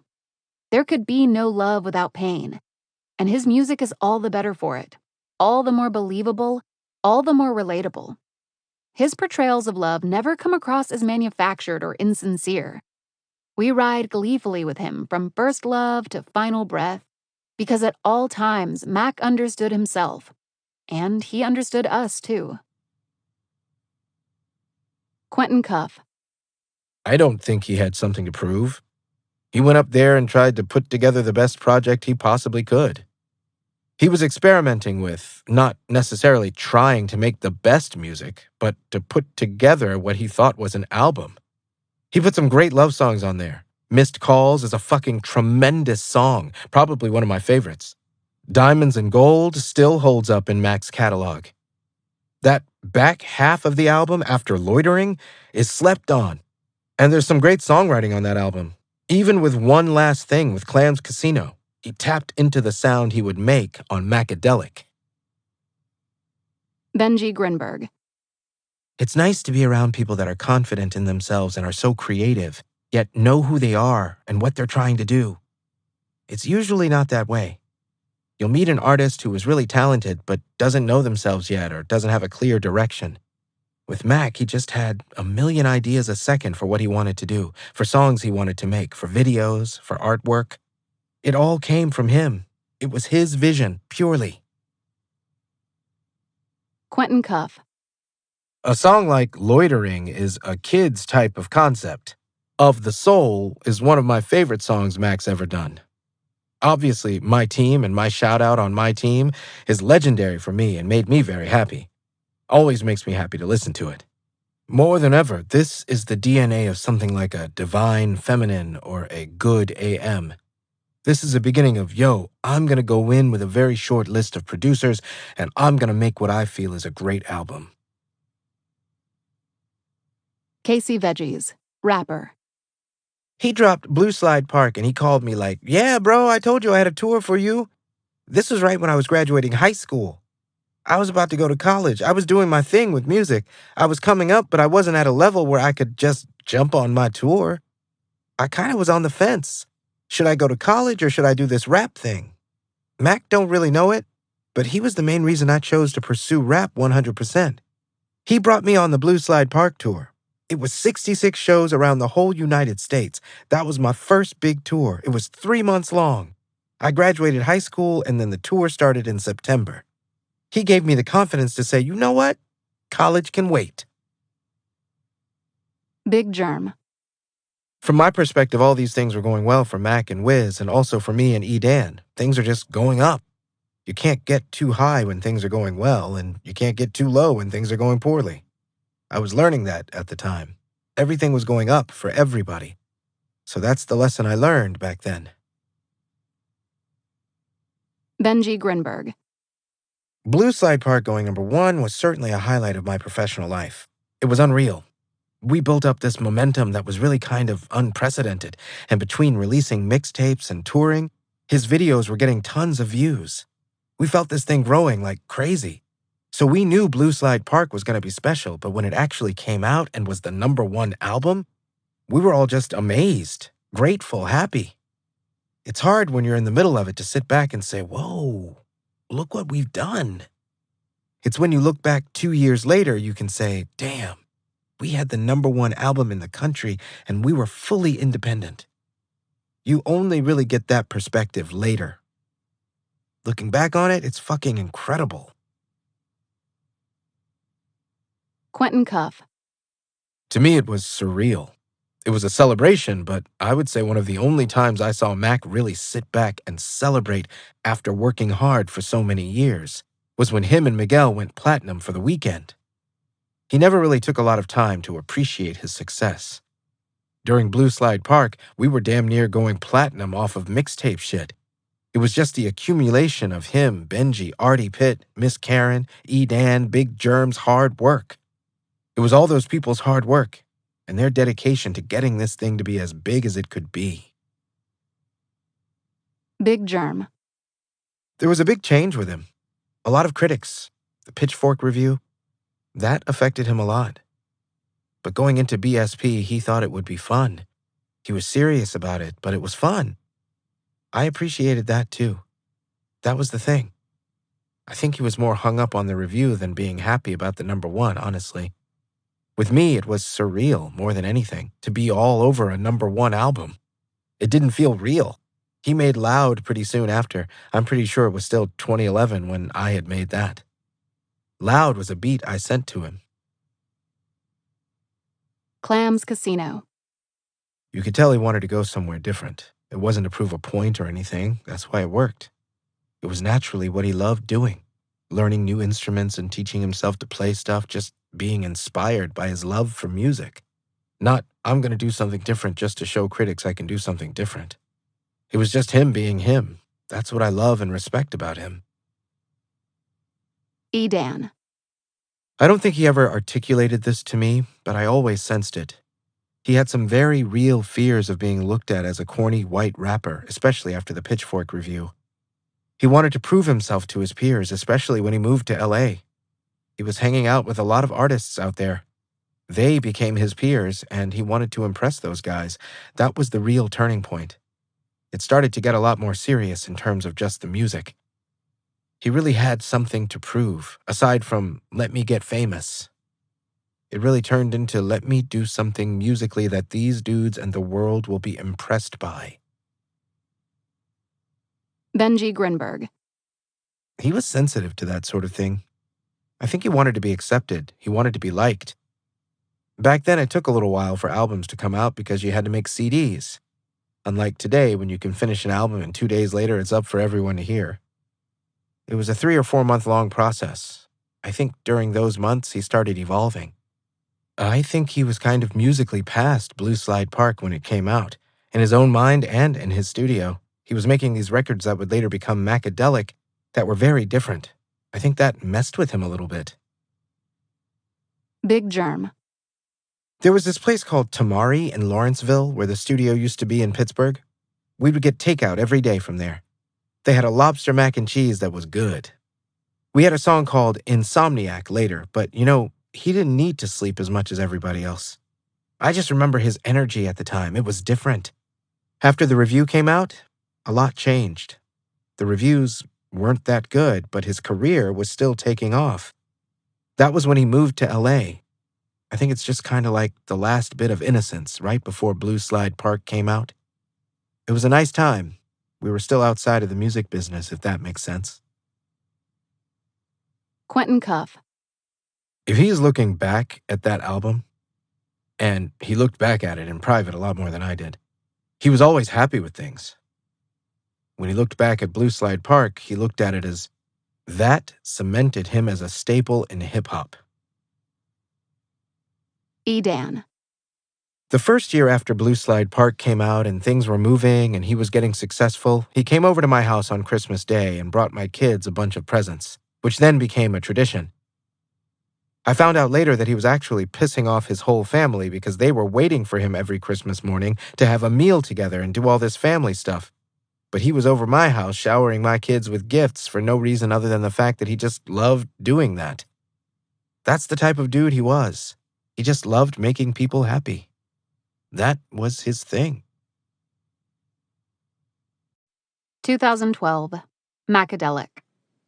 I didn't think about who was going to like it, or if it was going to go crazy. I just made a project to get some stuff off my chest. It's some real deep, crazy, trippy stuff. Mac Miller. Mac Miller's second creative renaissance. Un amour impossible. Love me as I have loved you. The three acts of Mac Miller's play are marked by kids, Macadelic, and the divine feminine. As prolific as Mac was, there are distinct growth points and pivots that denote his evolution as an artist. The speed at which these vast changes took place is remarkable, but unsurprising given his obsessive approach to making music. Few fans saw Macadelic coming. Moments like Of the Soul and Diamonds and Gold had alluded to his musical ambitions, but not to the budding darkness and introspection he was capable of. Paging further back, we head down the rabbit hole, which in hindsight plays like a skeleton outline of the themes: vitamins, fight the feeling, and sounds that color Macadelic.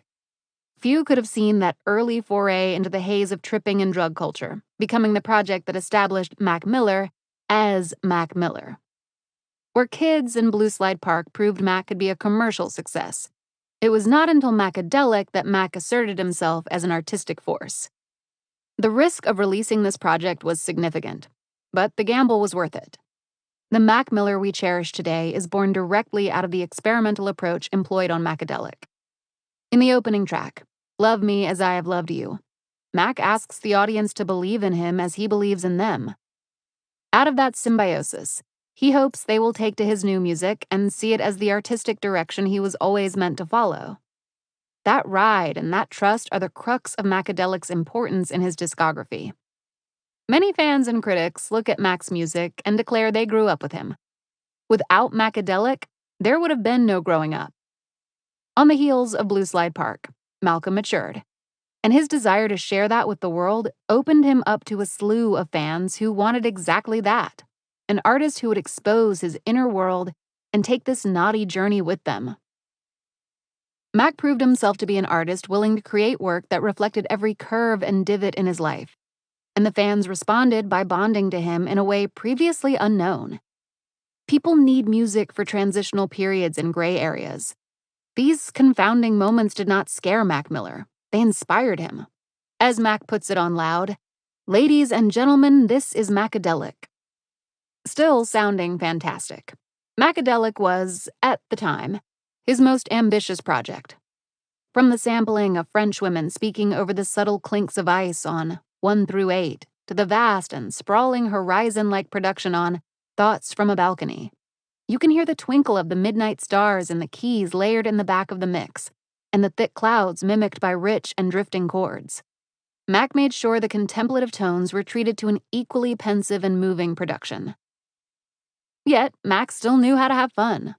The twinkle transforms into a mechanical tick on aliens fighting robots, and Loud and Ignorant are time bomb bangers. Then there's the smoked up and jazzy feel of America. Mac always had range, but there's a lucidity to his versatility on Macadelic that makes the album his most dynamic to this point. There's a purity to this pivot, and to each sub-pivot. Every new note feels like an honest venture to push Mac Miller's creative limits. Macadelic is the first time Mac Miller pursued making truly affecting music. Clarity remains one of the best love songs he has ever written. His themes are still ever so juvenile, but they are maturing, as in the haze of The Morning After, dripping into 1 through 8 where Mac muses on mortality. The lyrics are especially potent in the wake of his passing, but it would be disingenuous to appraise his canon solely through the lens of his death. At the time of making 1 through 8, at the time of swimming even, Mac was roused and excited about life and his future. Though we did not know the gravity of his drug-induced music at the time, his allusions to pills and lean and the avant-garde images that came from his drug experiments were the building blocks to his later growth spurts, watching movies with the sound off, faces, and going sober on Good AM. On Macadelic, Mac finds comfort in searching for meaning in his darkness.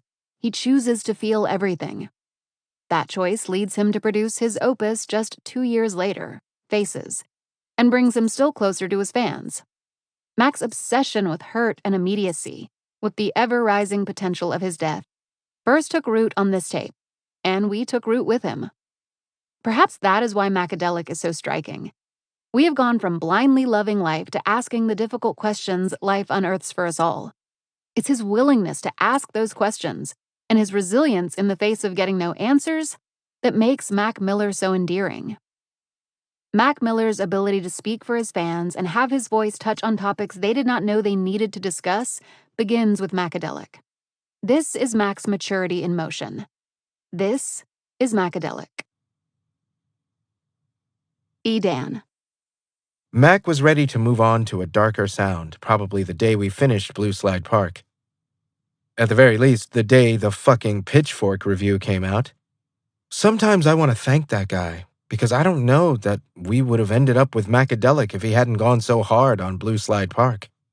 It might have been more of a gradual progression into something like Macadelic rather than an about-face. I felt like it was more experimental, but a lot of the themes were darker and more real. Some of that was him growing up, too. He was very innocent for Blue Slide Park. He had seen and done a little more with Macadelic. I don't want to give What's-His-Face at Pitchfork too much credit. A lot of it was just Mac growing up and experiencing things. He just had more to say. Benji Grinberg. Mac was living in LA at that time, and it was only 3 months after Blue Slide Park came out. I went over to his house and he played me the songs he had already started for Macadelic.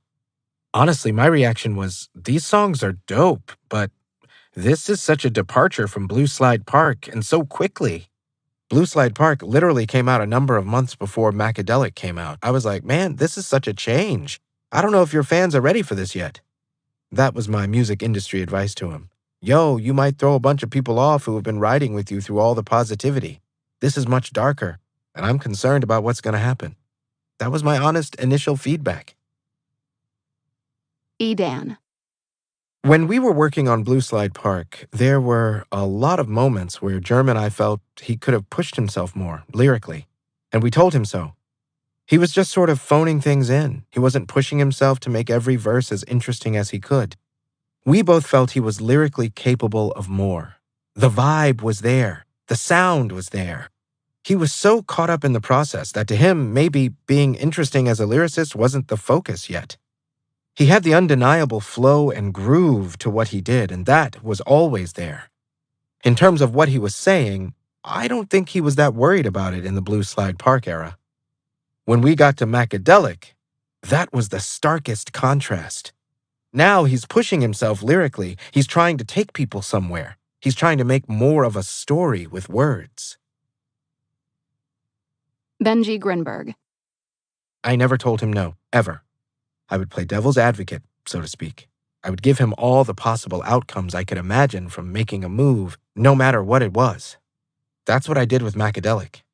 To me, in any of my relationships with any of my artists, the artist always has the final say. I just feel a need to at least tell them the positive and negative outcomes I perceive of their decisions ahead of time. It's never to tell them what to do. It's more so to lay it all out for them. Big Germ. Before Macadelic, it was happier stuff. The High Life, Kids, Blue Slide Park. I think the reviews for the album changed his perspective. He had all that stuff before. He was thinking about those things, and he felt he wanted to go a little deeper. It was almost like he got called out by the critics. It was surprising to people, but you could see it coming if you were paying attention. Benji Grinberg. His intentions are in his music. I think he wanted to show a deeper side of himself, let people in a little bit to the darker side of the stuff he was experiencing. It was a reaction to the critics of Blue Slide Park. Oh, he's a frat rapper. It was a little bit, let me show you who I really am. That was part of it. Quentin Cuff. He had relationship issues, and I think it was a perfect blend of that. Experimenting with drugs for the first time, and yes, the reviews. Mostly he got all the review stuff out on songs like Loud and Desperado. He got that out of the way, and when you really dive into it, it's him sharpening his lyrical sword and gearing up for big opuses like Faces. It's crazy to say, but Macadelic was still just the beginning of something. You had such great titles and concepts. The track with Cameron, Ignorant, was fucking awesome. There's so much of, okay, we're out in LA promoting old music. We've been going for so long. This is Mac saying we killed it after Blue Slide Park. People were starting to make fun, so let's go back to making those bangers that Mac got famous for, but with a darker tone. Mac Miller asks the question. I answer. Dear Mac, I thought today we could talk to each other. You spend so much of your music talking to us, and we spend so much time as fans talking through you. But rarely do we sit down and have a discourse. Not for any one reason, of course. Your music lends itself to discussion and conversation. You're so comforting, it's easy as ever to sit back and take your word for things. Your lessons are boundless, and every album re-listen is another opportunity to learn something about ourselves. I'm reasonably chatty, so let's talk. I want to go back to 2012, to Macadelic and more carefree times. This was the start of your second creative renaissance. Your heart was in a new creative mode. It was a departure. There were nerves, but you were sure. And you were right. It was a beautiful statement piece, and it remains a staple Mac Miller project. On Macadelic, you're mature. Part of that comes from your willingness to ask questions and patiently wait for answers. You grew into a skilled scavenger, ducking into the crawl spaces of anxious thoughts and pulling out whatever you could find as glimmers of hope and truth. It was amazing to witness. It was truly Macadelic. But on the question, you sound disarmed and concerned, vexed and shaken. The hook, "What am I doing here?" rings throughout my days whenever I am overburdened by life. I figured we could go over some lines, and I could answer your questions for you. You always made fans feel like you were on their team. Sometimes I wonder who the fuck I am. So I've been looking in the mirror and it still don't make no sense. I'm asking, what am I supposed to do? I've done so much in my short lifetime, but I haven't done shit. The question. Shit, Mac, me too. I don't think we're ever meant to know who we are, if it makes you feel any better. What I learned from your music is that growth is an endless thing. We are just always approaching a goal, and though we never quite reach it to our satisfaction, there is always the chance to improve. We have agency over our lives. That's something you've been teaching us since kids. We have the power to make ourselves into whatever we wish to be. I wonder why I sip this devil juice, you ask a few bars in. There's no easy way to say this, but I am in no position to answer that question. I know why I drink while I listen to your music. Faces was the darkest time of my life. I refused to see the sun or turn on a light. I drank to make myself sick, to feel something. And when I didn't die by grand finale, I walked away from Faces another day stronger. Not my proudest moment, but to go back to your question. I think you may have been seeking something else. I know I was. That's another lesson I draw from your work. How to look at myself, even when I don't want to. The ethos, the moral of the question, is to turn something difficult into something useful. We hear your struggle on the track, but we aren't so depressed. The struggle is portrayed as a necessary facet of life and nothing more, which is another lesson from your catalog. For every overwhelmed album, there is a sunny counterpart. You were always working at balance on the largest of scales. You saw your pain for what it was and turned it into masterworks in healing through love and sobriety. You took responsibility for yourself throughout your career. From the question on, you became ever more capable of generating your own happiness. And even when you stumbled, you were able to look at yourself and become a new man. It's all there in the music. Now for the hook, and the real question of the song. What am I doing here? Fuck, I wish I knew. I wish I could answer this for myself. But for the record, it seems obvious to me that you are here to touch lives. Not just to make music, but to impact the lives of everyone who listens, and everyone you've worked with. Every week, I get new emails about how touched people are by your work, and how much each bar meant. I wonder if you ever knew the impact you were having on people the world over. I hope you did. That's what you were doing here, rapping and singing your way to official man of the people status. As for me, I'm just trying my best because I think that's all we can do.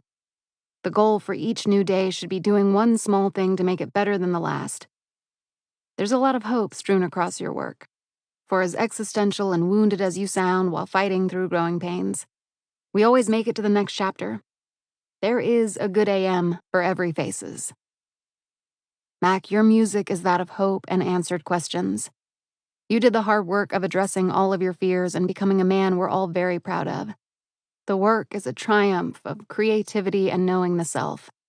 It is a lesson in pursuing what hurts until you are bigger than your pain, until you can gather emotional distance and best your pain. You took risks, shook uncertainty, and it worked, Mac. It always worked. You knew, consciously or not, precisely what you were doing here, and you did it so well. Thank you. Big Germ. The beat for Loud, I probably made it the same month that Blue Slide Park came out. Unofficially, he started working on it immediately. I don't know if it was planned out that it was Macadelic at that point, but I made it with Saez on November 22nd, 2011 at the old ID Labs. That was the first one. I know people say this all the time, but we probably made that beat in 10 or 15 minutes. I might have sent it to Mac that same day, and he sent something back quickly. That's how it goes. It's always those ones you don't think a whole lot about. Vitamins I made on an airplane coming back from LA. This was when he started traveling more, so a lot of this was stuff I sent to him. Vitamins he did in Pittsburgh with me. I feel like most of it was done before 2012. Vitamins is a Stereolab sample. I pitched it down and chopped it up. The flight from LA to Pittsburgh is 5 hours, so that's what I did the whole time. Sometimes things feel like they're meant to be. E added stuff to Vitamins too. I was still in that realm with Mac where there wasn't a whole lot of thought. We're just gonna do this because it felt right. Quentin Cuff. First, there's Josh Berg, who recorded a lot of songs on Macadelic. We came out to record in LA for a long period of time, right before we had started living in LA and filming the show. There's this period of time Mac rented a house for a month. Me, him, and Jimmy.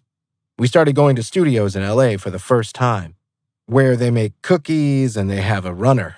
We hadn't been recording songs anywhere other than ID Labs and the tour bus. Macadelic started there. E-Dan. A lot of Macadelic came together with Josh Berg, most of the important bits. I do remember when Mac was in Pittsburgh, we did the Desperado track. That's my earliest memory of working on that project. It was similar to the Knock Knock story, except we were searching for samples, and I found this sample. We just put that joint together, and all the ones he did with us, he did at the old spot. It wasn't till he went to New York that he did all the crazy shit with the skits and everything like that. At the time, I don't remember being aware of what he was working on. I didn't know if he was doing another album, mixtape, or if we were just working on songs. Josh is my fucking hero as far as engineers and people go. A lot of Macadelic, to me, was Josh's influence. Not the songs so much, but the layout of things. He just did so much to expand Mac's horizons. Jerem and I, being producers, we had a lot of focus on the tracks we were making for the songs in general, Whereas Josh, solely being an engineer, put a lot of focus on doing intricate edits on a part of the beat, or doing this weird arrangement with background vocals no one would have thought of. He was experimental in that way, and also in a place in life where he could go deep into things with Mac. Having worked with Josh so much after that, I see what he gave to that whole process. He was key to expanding the arrangement side of things and the experimental vibe and feel to things. Josh Berg, recording and mix engineer, producer. I went to do a session for my friend, and we got into the studio, and it was a complete wreck. The guy was like, "Oh, Mac Miller was here." I was like, "I know who that guy is." The very next night, I got a call from the studio. "Do you want to do a session with Mac Miller?" We just really hit it off. It was pretty straightforward. He would record the song, go outside, and I would have styled it out. He walked out the door and was like, "I'm happy with my engineers, but I really like you. I want to work with you." Then I promptly never heard from him again, which is fairly typical in the studio environment. Then he hit me back and he explained the concept of Macadelic to me. "I'm going to be back out in LA trying to finish this mixtape, you know?" We scheduled these sessions, and I was on sessions all day, so he would come in at night. I would do 10 o'clock p.m. to 10 o'clock a.m. with him and sleep in my car for 2 hours. It was amazing. That's where I really learned this guy's really awesome. Quentin Cuff. We had the session with Juicy J in LA. Legendary. He came in. He was trying to get a haircut for 3 or 4 hours. Got it, then cut his verse. That song, Lucky Ass Bitch, was a straight smash. It's a cult classic. People like Iman Omari, who had multiple appearances on Macadelic, were people through groups like Overdose. Listening to people like Dom Kennedy, that's where the LA influence comes from. Sir Michael Rocks moved to LA from Chicago. That's how you get an aliens fighting robots. Producer Brandon Deshay, he's a person that Rocks worked with. Tyler, the Creator, we reached out to him. The heavy hitters like Thoughts from a Balcony, that's Sap. A lot of people don't know that's a part of Mac and Sap's history together. They didn't just do Donald Trump. Sap. We started on Best Day Ever, and I seen a change when he was working on Macadelic. We had did Thoughts from a Balcony, and I remember him emailing me that and hearing a few things off Macadelic. I remember a shift in him.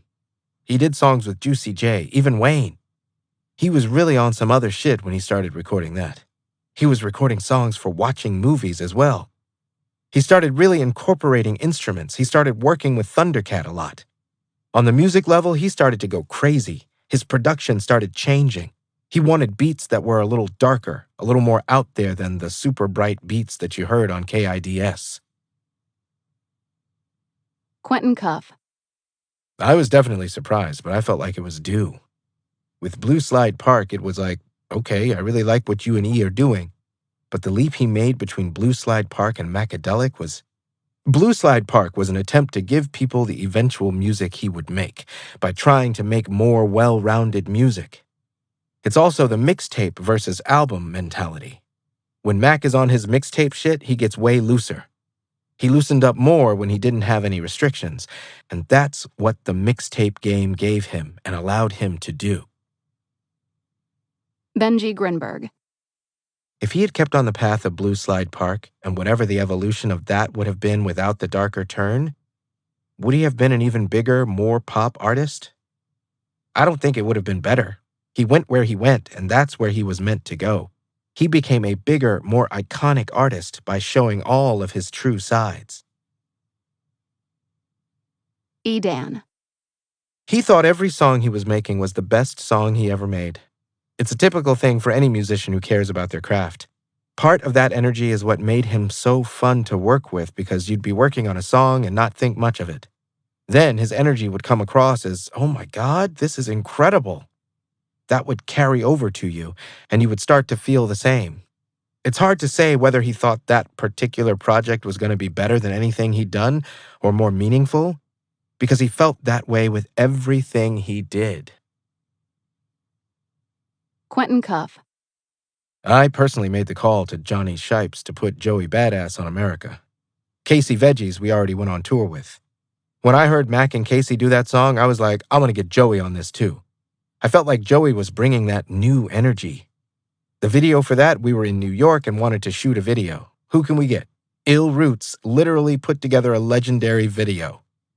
I can't take much credit past the fact that I hit up Mike Wax and he talked to Mike Carson. Those dudes went on to be legends in their own crafts. Travis Scott makes a cameo in that video really early.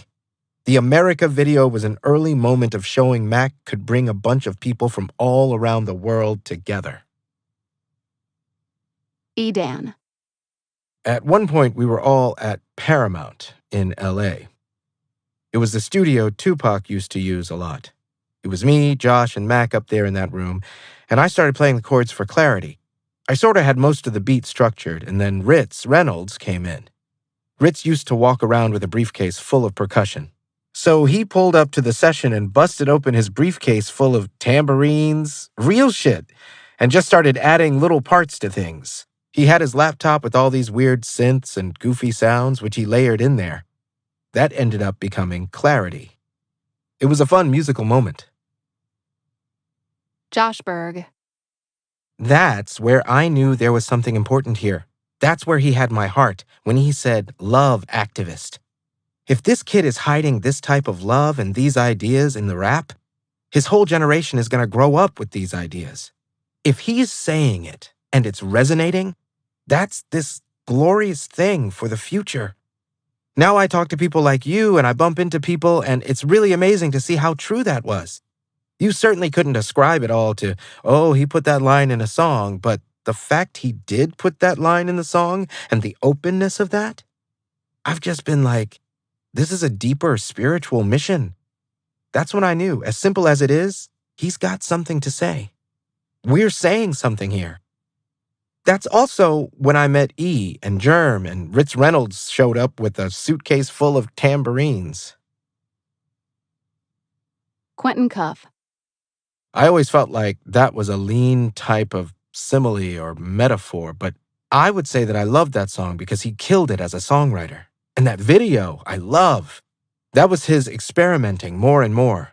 That Clarity video is similar to the era of shit from Blue Slide Park and him diving back into, this is what we do. Him and Rex Arrow. He always had that good guy feeling to me. He was always that person that was a hero in a lot of aspects. For me, it was just another line. He's a person who moves with optimism and love 100% of the time. Edan. It's one of the ones where when we did it, I thought, that was cool and kind of weird. I didn't think too much of it. Listening back now, it's like, man, that was a really fucking cool song. I had such a great time putting it together. It was a good example of the lack of boundaries that there were with Mac, especially being in the rap world I've been in forever. It's always fun to be in a session with him and feel like anything we wanted to do was fair game. Clarity is one of those songs. If I made that beat for any other rapper I worked with, they'd be like, what the fuck is this? It would have been too weird. Quentin Cuff. Who am I? Why am I here? It opened up the realm he started to open up. To get a feature from Lil Wayne, who you look at as a legend, to hop on that song? For Wayne to want to hop on this song? For an album cut we don't even shoot a video for? That, to me, is deep.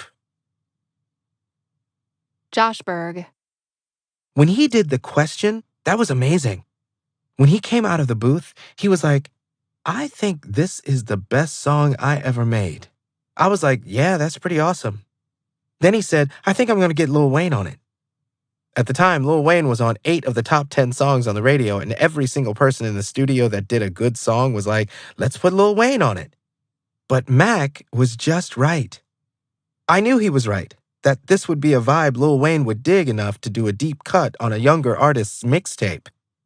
I remember when it came out, it was, holy shit, there's the Lil Wayne verse. At the time, I was smoking Winston cigarettes and Lil Wayne mentioned Winston's in the verse. Crazy. Edan. I remember him being incredibly excited about the Wayne verse.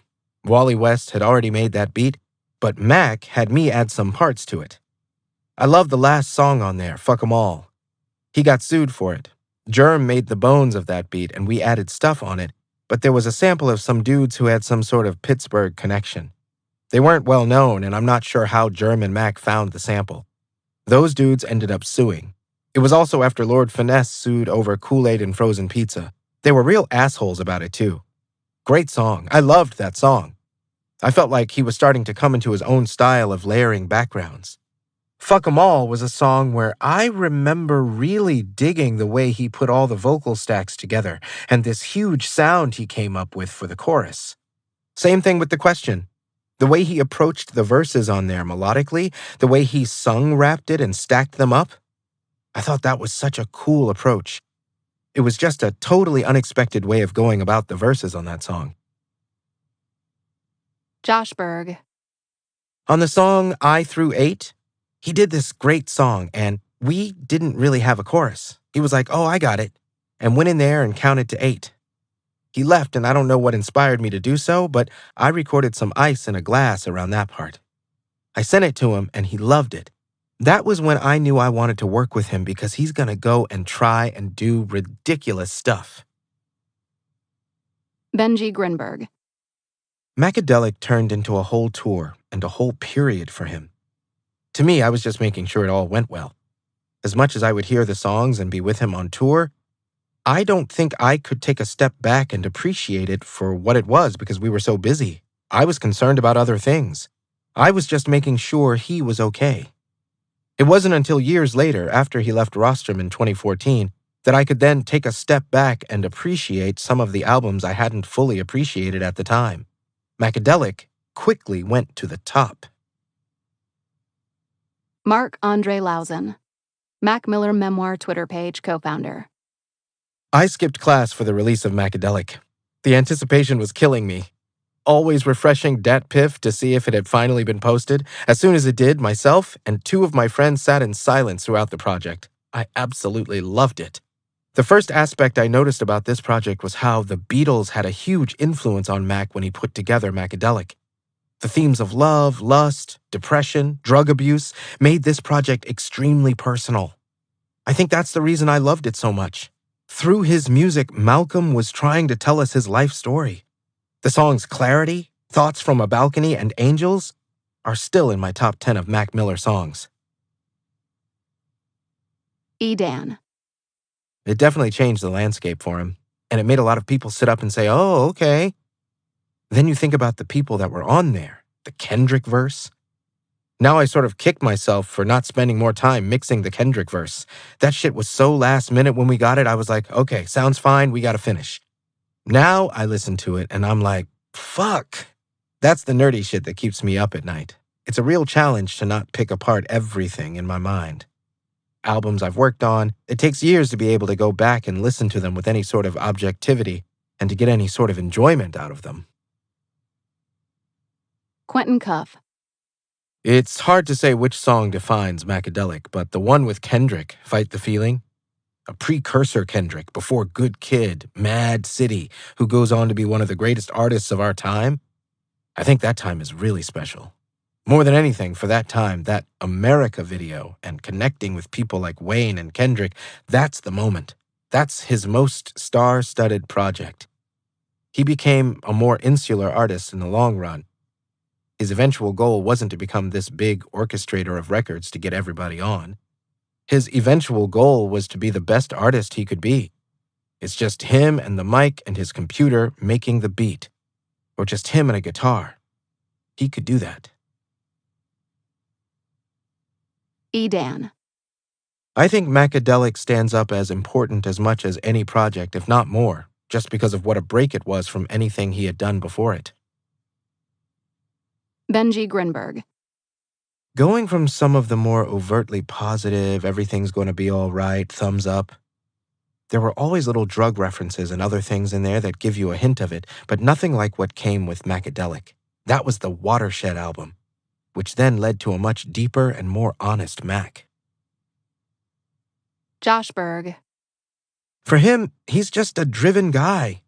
He had worked so hard to do the rap thing. You're working so hard to put one foot in front of the other, sometimes you don't realize where you get to.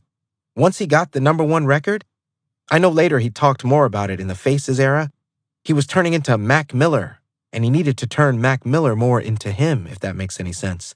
It was like, okay, I've got my respect and my power, I can do that now. To me, it's the start of something beautiful in my life with him. I look back at me doing those sessions. I went around the world with him because of those sessions. Everything always points back to that. All the people I encountered, all the professional and personal growth, and all the memories, all the good times and negatives, all come from that. Quentin Cuff. Macadelic is the merger between The Best Day Ever and Kids World, and The Faces Underworld. People were looking at it like, this guy's falling off. He's doing drugs, his music is shit now. There were people that were hating on him as he was growing as an artist. Macadelic was him fighting back at the people that couldn't appreciate his growth. At the same time, it was a stepping stone to that off-kilter world that him and Josh Berg really built as they were recording Faces. How Mac made the holidays tolerable. Parsing familial love is tricky. Being gay, Russian, and Jewish during the holidays is even trickier. I often describe our holiday season as a grand party everyone has been invited to except me, a party that I am forced to watch through an ornate window out in the cold. Melodramatic, sure, but the winter pulls the drama out of me.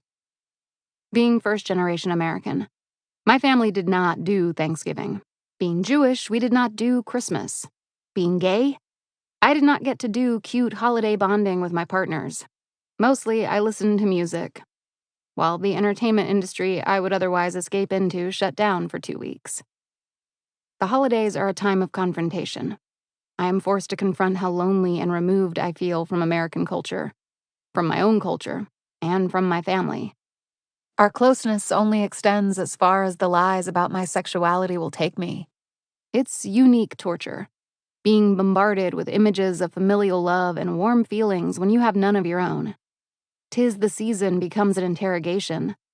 What's wrong with you that you do not have this hallmark thing? For a long time, I blamed myself for feeling so slighted and empty during the giving season. But there are only so many compromises a person can make before realizing they have nothing left to offer to satisfy the other party. Example, in my family, there is one holiday that we do, and that is New Year's Eve. There's a tree and Grandpa Frost, the ice wizard. It's a trip. One long black tie party to toast the upcoming year. I make an appearance alone because it is the thoughtful thing to do. It would spoil our holidays to bring my partner. These parties start at 10 and go until 5 or 6 in the morning.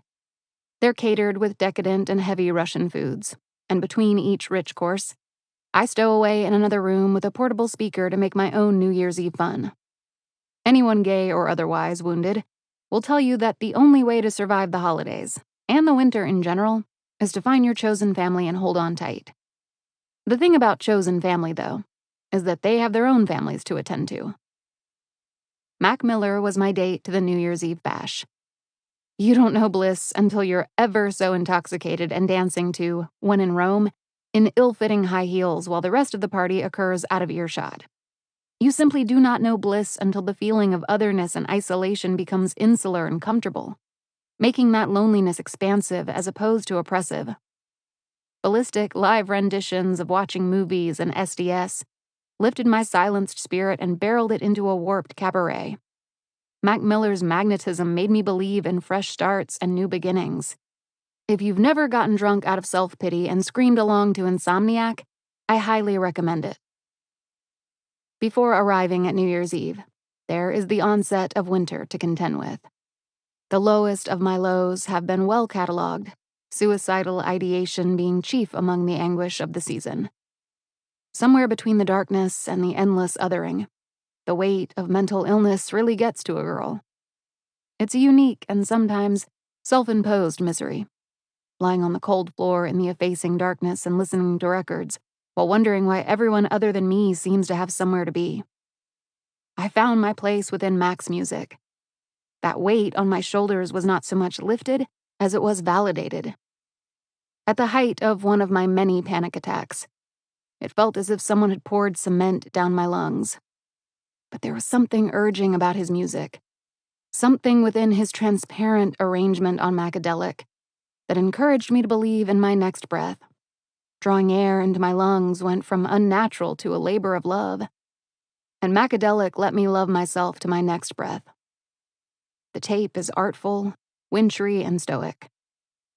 Fight the Feeling has the hollow rattle of Christmas bells heard from a distance, and a somber patter befitting the season. The brightness of otherwise thick synth chords plays like the sun glaring off packed snow. There's a stark and porcelain quality to Macadelic, as if the music were somehow bleached before being packaged. Fight the Feeling is the most sonically washed-out track. Mac and Kendrick calling in from another planet, with their ties to Earth disintegrating. Really? The track sounds like waking up, shivering and disheartened on another winter morning, looking out the window and having your whole person strain to find beauty in that moment. But you find it. You do. Where East Coast snowstorms erase all notion of time, the morning after delivers a special type of myopic suffering. Mac lets his mind spool down the tip of a needle. His execution is fine and focused, and the release is just as satisfying. The track is bleak and high-strung, especially on the wiry hook, much like the silent battering of endless snow, through to the release in the final 4 seconds, where a woman's voice takes over. Don't cry. It's okay. It'll all be over soon. Few artists have deployed women as ushers of reason and stability with as much tact as Miller, who has had a woman's voice lead off damn near every project since 2012. Perhaps the most underappreciated element comes on 1 through 8, where the sound of ice cubes clinking in a glass of dark liquor fills the echo left on the hook. It makes for a contemplative touch, conjuring thoughts of old New York and the facade of class. Highlighting the impermanence of ice in a warm liquid emphasizes fragility. That underlying fatality is the brilliant dress for a song pondering the afterlife. An image of Scotch on the rocks is so forceful and rooted, yet 1 through 8 is about constant displacement. The ice, a gentle reminder that security tied to space is a myth. I am left understanding I am exactly where I am meant to be. The holidays have the uncanny ability to exaggerate the feeling of existing in the margins, while somehow making it feel as if the margins are yelling in your face. At every turn, the message seems to be, you are unfit and unqualified for the joy so many others just seem to get, as if it were nothing. It's enough to make you bitter. But we grow past that in due time. During the most desolate time of the year, finding my place in Mac Miller's music gave me just enough footing and solace to find my own joy and make it to spring. His music functions collectively as a promise that we can all make it to spring. Supreme foreshadowing. It's early 2012 and you're still spinning Blue Slide Park. You love the loose flows and the ease with which Mac spits. You love his breezy stories and the way he brings his youth to life on wax. You love his creativity and his accessibility. You're a Mac Miller fan, finding new things to enjoy in each listen. And then, in March, Mac drops Macadelic, a total left turn. With the release of the tape, Mac closes the door on his first creative renaissance and begins his second. He takes your hand and escorts you from the streets of Pittsburgh to the corners of his mind. Macadelic quickly becomes your favorite Mac project. You're arrested by its sudden candor, its drama. In the prolific years following, as Malcolm releases countless new projects, you realize Macadelic was not a left turn at all. It was a natural step forward. Looking back, you start to hear Macadelic in everything from watching movies with the sound off to swimming. Over time, it becomes more than a beloved mixtape. It becomes a looking glass. Macadelic is an oracle. It sees and speaks of the future. Each song telegraphs a future song, and each project that follows has roots here. There's a symbiosis to the work. The craft choices are reflected and refined across Mac's discography, from opening with a woman speaking, as on The Divine Feminine, to closing out the album as an escape artist, as on Swimming and Good AM. From the tracks loosely referencing drugs like vitamins, informing the whole of 2014's Faces, to romantic cuts like Clarity, informing everything from 2013's Objects in the Mirror to all of The Divine Feminine, Macadelic is rife with foreshadowing. 1 year removed, watching movies with the sound off, borrows tones and tropes galore from the mixtape. Their soundscapes are cousins. The broody nature of watching movies comes directly from the thoughtful content or trippy sonics of Thoughts from a Balcony, Fight the Feeling, The Morning After. Songs reflected on I Am Who Am, I'm Not Real, and G's, respectively. Play these tracks in unison, and you'll hear the threads being established. The albums sound like companion projects. Macadelic captures Malcolm's playful spirit, as on Lucky Ass Bitch and Ignorant, while watching movies takes a more tender, euphoria, and serious, remember approach to Mac's excavating songwriting. Even so, these minute details almost appear superfluous when we zoom out and think on the major themes of both records. What is watching movies about if not self-exploration and the pursuit of emotional forms? What is the album about if not reckoning with the self to the best of a young Mac Miller's ability, all while constructing a sonic world that reflects his psyche? This construction begins on Macadelic, where Malcolm got ever more focused with his pen. Up until Macadelic, Mac was best known for leading us around his life, just skimming the surface. Macadelic was the first time he truly dove into himself. The image of sinking deeper and deeper, then swimming toward the surface, is one sustained across the remainder of his work. With that in mind, the relationship between the leap of Macadelic and the drowning sensation of Faces appears obvious. All the curious drug talk, I'm so high, won't you think about that, babe? On some other shit that tend to make me act crazy, from aliens fighting robots, gets graver and more tangible on Faces. Every corner of Faces is informed by Mac saying, cocaine ether creates a strange creature during Here We Go. Before tumbling down Faces' 24-track rabbit hole of drugs and emotional carnage, though, Mac had to discuss the way drugs impacted his mental state on Macadelic. Before we could get Mac prodding at the notion of mortality on Faces, we had to have him ask the question across 6 minutes with a Lil Wayne feature for good measure. Sometimes I wonder who the fuck I am, so I've been looking in the mirror and it still don't make no sense. Mac raps to open the first verse. The act of looking in the mirror to discover yourself is the ethos of Mac's career following Macadelic. In Faces, we get the moment you look in the mirror and do not like what you see. And in the context of Faces, we get the moment you decide you're not going to do shit about it. You're going to sink down to your lowest, and that's when you're going to light one up with all your demons. They'll become your companions, as Mac telegraphs on Fight the Feeling. Thankfully, 2015 arrives, delivering Good AM, the album where Malcolm decides to take action. After the stumbling trip of Faces, Good AM will go down as Mac's grand revival, one of the many times he saved his own life. The relationship between Good AM and Macadelic is one of celebration. Desperado, Loud, and Fuck 'em All mirror the wanton energy of Good AM's Break the Law, Cut the Check, and When in Rome, while Mac's unique genre of celebration music goes all the way back to Best Day Ever. It's on Macadelic where Malcolm learns to rage and let off steam. This translates to the hard-nosed raps of Good AM, which goes down as Mac's most solid and traditional rap album. Macadelic and Good AM also have craft in common. Both albums have necessary chips on their proverbial shoulders.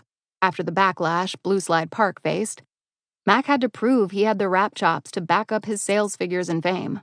He had to prove he had it in him to make music ranging beyond Big L impressions and a bevy of punchlines. Macadelic was his attempt to showcase both his growth and his growth potential. Macadelic was his proof of concept and his proof of purpose. In tandem, Good AM was Mac's final hurrah in terms of making pure rap records. The album would cap off his second creative renaissance and cement him as one of the most sparkling rappers of his generation. Taken together, the projects complete a perfect circle of Mac Miller's budding artistry. Then we have 2016 and Mac Miller's third and final creative renaissance, tipped off by the release of the funky, singing forward, and love-centric The Divine Feminine. This era caught many unsuspecting fans by surprise. However, when we look back on Macadelic, we see the writing was not on the wall, but suspended in front of our faces as a neon sign. Though cloudier than the shiny TDF, the 3-song stretch of Angel, Sunlight, and Clarity lay the groundwork for Mac's softer side to shine 4 years later. the thesis of these songs and other choice moments on Macadelic, the use of love and drugs interchangeably as salves, mirrors every moment on TDF. She Can Get Me High When I'm Feeling Low on Angel is an infantile version of Yeah, Are You My Soulmate? My Angel, What Do You Want With Me? Too High, Slow Pace, My Eyes Closed, Your Body All I See on Soulmate. The lyrics, I know I love you, I ain't trying to let those words slip. Pure bliss, I knew that we would stay together, we in cursive. Infatuation, when every single move you make is fascinating. From Clarity, sounds eerily similar to I was a soldier, now I'm coming home. The war is over, kick down the door, I'll hold ya. Bend ya, never break ya, on Skin. Lyrical overlap is nothing new for Malcolm, who masters the art of webbing on Good AM. Even so, seeing lines stitched together perfectly several years apart is a treat. For the fans who listen closely, each subsequent Mac Miller project feels like a reward. All of which brings us to Mac's final album. On Swimming, we get the most reflective and matured version of Malcolm. We get the most heavenly arrangements, and the most introspective and generous writing. All of this stems from Macadelic deep cuts like 1 through 8 and The Morning After, which taught Malcolm it was okay to open himself up for all to see. Take the hook of The Morning After. Something about the pain makes me want more. Done a lot of drugs, never felt like this before. I hope one day it all makes sense. It'll all make sense. In 2012, Mac had more questions than answers, but his desire to know himself permeated his music. By 2018 Swimming, Mac finally had answers. He understood the notion of self-care, and he'd found his wings. He used ladders to showcase the ways in which he was climbing toward better days. If Good AM was about survival, Swimming was about growing comfortable with yourself. Said comfort, of course, comes with the great discomfort, the question of Macadelic. Each album thoughtfully waterfalls into the next. The connections shown here are but a handful drawn between Mac's work. Everything was everything for Malcolm, but Macadelic was the start of a majority of his intra-album conversations. If there's a standout moment for you on any one of Mac's post-2012 releases, there's a good chance Macadelic had something to do with it.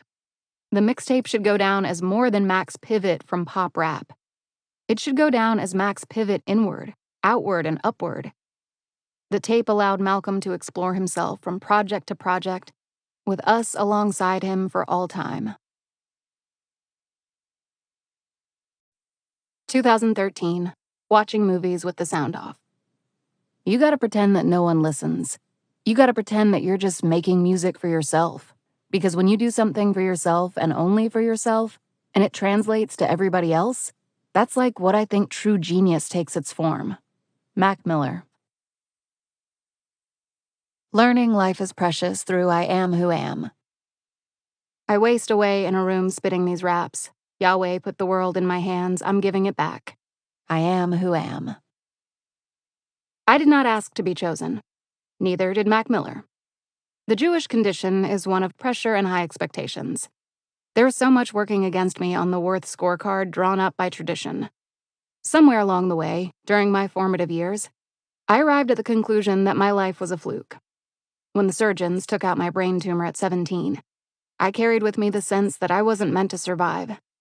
Cheating death, I reasoned, is why I felt so much like a burden, so displaced and out of frame, abandoned by life itself. I didn't cheat death. I'm meant to be alive, and I'm happy I lived. But in the interim, I needed a pathway to finding meaning and to making my life feel precious and necessary. This is where I Am Who Am comes in. This song means the world to me. It's my favorite. In 5 minutes, Mac Miller touches on a niche brand of neurosis, suicide, and growth that makes life worth living. I Am Who Am transforms the pressures of the Jewish condition into an imperative to live for yourself. For that, I am grateful. The song is so effective because it is a conversation.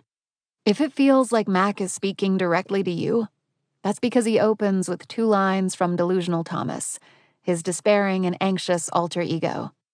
I think I'm getting sick, being in this room like I was hiding from something. At our lowest, we are Delusional Thomas. There is an immediate wintry air to this song, with notes of isolation, denial, and spiritual confrontation, mimicking the chilling quality of relentless snow. Mac Miller finds us when we are huddled and alone. Look, I'm posing a question. How many been empty and holding aggression? Close to depression? Open your eyes and just focus a second. Mac hears us and he has something to say. 30 seconds in and the stage is set. A dimly lit room, an exposed wood table. Just us and Malcolm. He's come to level with us, offering up his own confusion and manic tendencies as a basis of connection. He does not simply hear us. He knows at his core what it means to toil away at suffering and feel slighted by the results. Yet he knows too that the work cannot stop simply because the work appears unappreciated. Praise me, I'd rather you not, 'cause it's driving me crazy. The fact that you pay to make me into something I love. You come to the club searching for drugs. Drunk, fucking these sluts. God loves me, what if he does? What does it mean? You're wasting away doing nothing, you're fronting. Why ain't you chasing your dreams? Everyone I've spoken to for the Book of Mac has stressed that Mac Miller was a regular person. He wasn't exactly suited for fame, but he was suited for music and building relationships with people on a massive scale. Sadly, one could not exist without the other, and the perils of fame prompt much of the first verse. We get shifting perspectives, Mac speaking to us, to Thomas, and to himself all at once. Then we get the invocation of the Jewish condition, worrying over what it means to be chosen and whether or not we are worthy. This is our first tie-in to the Yahweh refrain that gives I Am Who Am its spiritual body. Bars about the dangers of money and a cold and lonely world usher us along to the moment Mac Miller transposes the negative energies of the first verse into a refusal and a pushing forward. I waste away in a room spitting these raps. Yahweh put the world in my hands, I'm giving it back, he says assuredly. This is the two-piece that reset my thinking. For one, I identify with Mac's consuming creative process. Sublimation is my coping mechanism. My work is my center, and the way I measure my self-worth. To be entirely immersed in something until I am rotting away in the name of the creative endeavor, that is the dream, the ultimate value statement. Yahweh put the world in my hands, I'm giving it back, is my humanity in a single sentence. The lyric is so multiple and procedural, the arc of my healing in one bar. We start with the Jewish condition, a perpetual state of striving to be enough, followed by refusal. Yahweh put the world in Mac's hand when he was chosen, and by the nature of fame, he is chosen in more ways than one, but he is not having it, he is rejecting being chosen. For the whole of my struggle with being alive, I thought Yahweh had mistakenly taken a chance on me. I thought of my resignation from the world as a point of order, because I had caught on to this grave error. Years went by of feeling incredible guilt every day just for being. I could only imagine myself as an obstruction to the lives of the people I cared for, all because my cards had been read wrong by some broader deity. I wrestled with the notion that it was not my fault I had lived, when clearly I should not have lived. How will I repent for this? How will I return the world this thing that is not rightfully mine? Instead of returning the world, I crafted my own. This is what I Am Who Am urges in the end. Nikki Rhonda's hook plays as a well-timed directive to live. It's a gift, our time to be alive. No earthly vehicle can contain this drive. The drive is the very energy Mac harnesses to shake off the pressure and spin a life free of neurosis in order to create lasting art. We are speaking of life, and Rhonda's hook keeps the song alive. After the ghost of her voice lifts, Mac returns to where the Yahweh refrain left us, resignation. Employing symbols of war and death, the writing suggests Mac Miller has given up, when in fact he has simply changed the rules of the game. He steps back before stepping forward, ready to re-engage with the world on his terms. That is how we arrive at the second half of the song's heart. Dealing with death like he work in the morgue absorbing the souls. Forgotten he lost his way. Staring down that barrel, thinking not today. Life's so precious, Lord knows that life is so precious. Fight to the death, till there's nobody left. You're holding your breath because you might get infected. The he of the second verse is universal, much like the you of the first verse. This is a storytelling device, a conversation with delusional Thomas.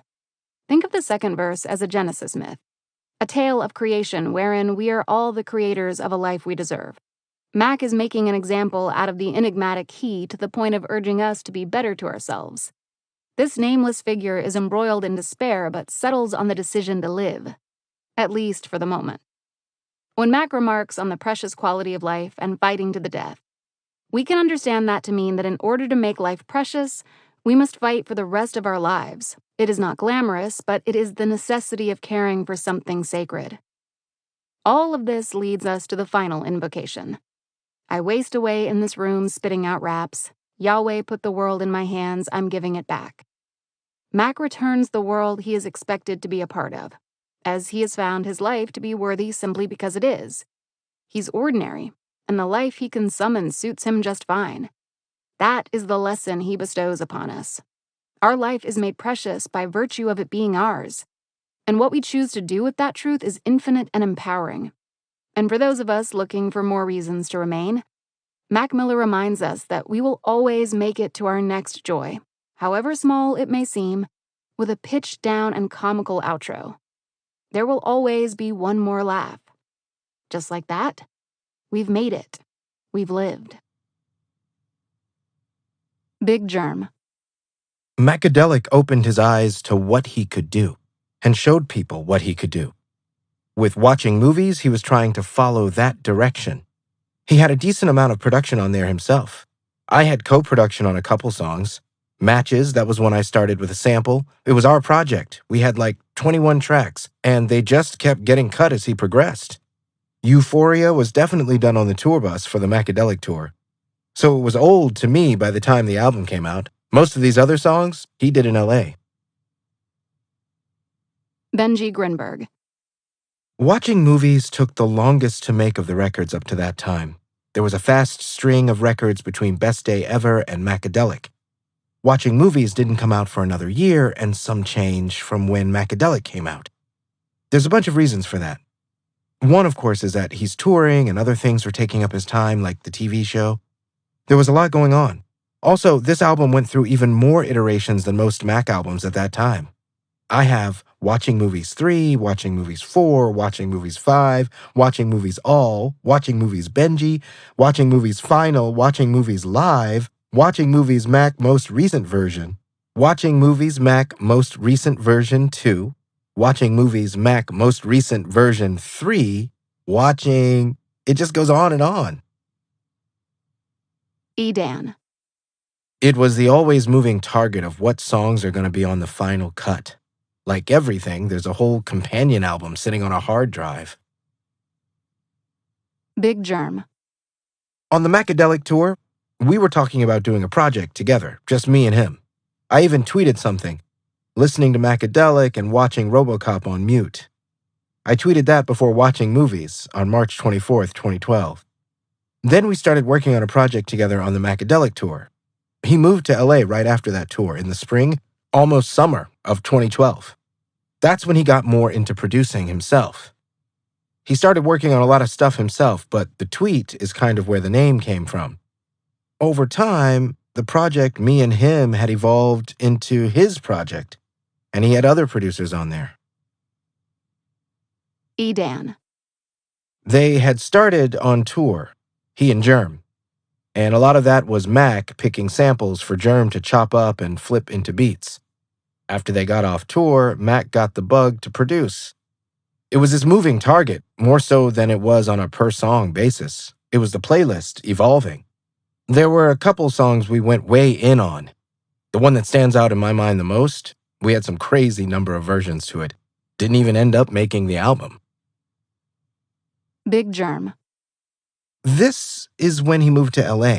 I was still in Pittsburgh. He just went straight from tour to LA. He moved into that first mansion that was on the TV show. Quentin Cuff. Schoolboy Q became a real homie. Ab-Soul, Vince Staples became a real friend. Him and Mac were doing the Stolen Youth project around the same time. Vince was one of the shadowy figures in the Watching Movies video. It was a time where we had a TV show going. Mac was a full-on celebrity. People probably look at that studio really fondly. That's how Mac was able to build his rapport with people. Tyler started fucking with Mac because all of Tyler's homies fucked with Mac. He came to grow in respect for Mac's musical acumen, and Mac was a big fan of Tyler. He was a big fan of Earl. We were fans of our peers. Big Germ. We went to Guitar Center and got the studio setup started. I don't know when it went from our thing to a concept album. I think I wasn't around, and he started working with Josh Berg as an engineer, and he started adding songs to watching movies over the course of that year, and it changed from there. Edan. The big thing with watching movies was the fact that this was the album where Mac decided he wanted to explore producing. That was post-tour. Whatever he and Germ started on tour sort of got abandoned for, wait, I want to just produce this album. Everything I thought was going to be the album got pulled back at that point. Some of that stuff survived, but mostly it ended up going in this entirely different direction. Chuck English.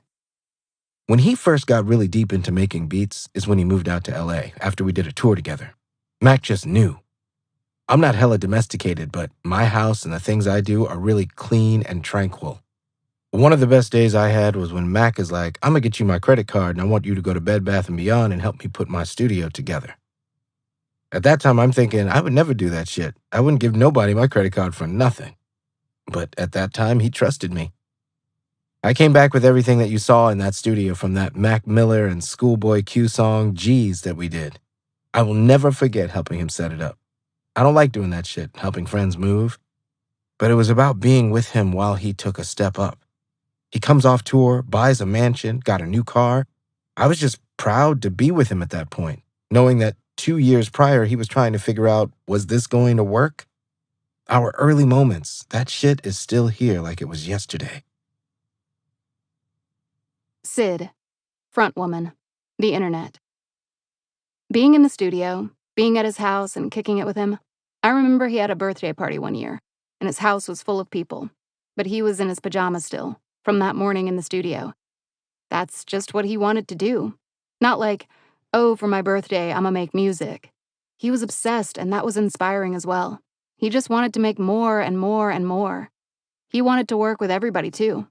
That's something that didn't really inspire me until recently. Since what happened and seeing everyone who reached out and the impact that he had on people when he worked with them was so inspiring. He had a lot of influence. He had so many hidden talents, too. I think a lot of people would have been really impressed watching him in the studio. He can run Pro Tools. He can kinda engineer himself. He's really good at guitar. He's really solid on the keys. Around the time I came around, he was making beats really heavy. I'd walk in and he'd be at the keyboard with loops going. A session with him could have meant anything.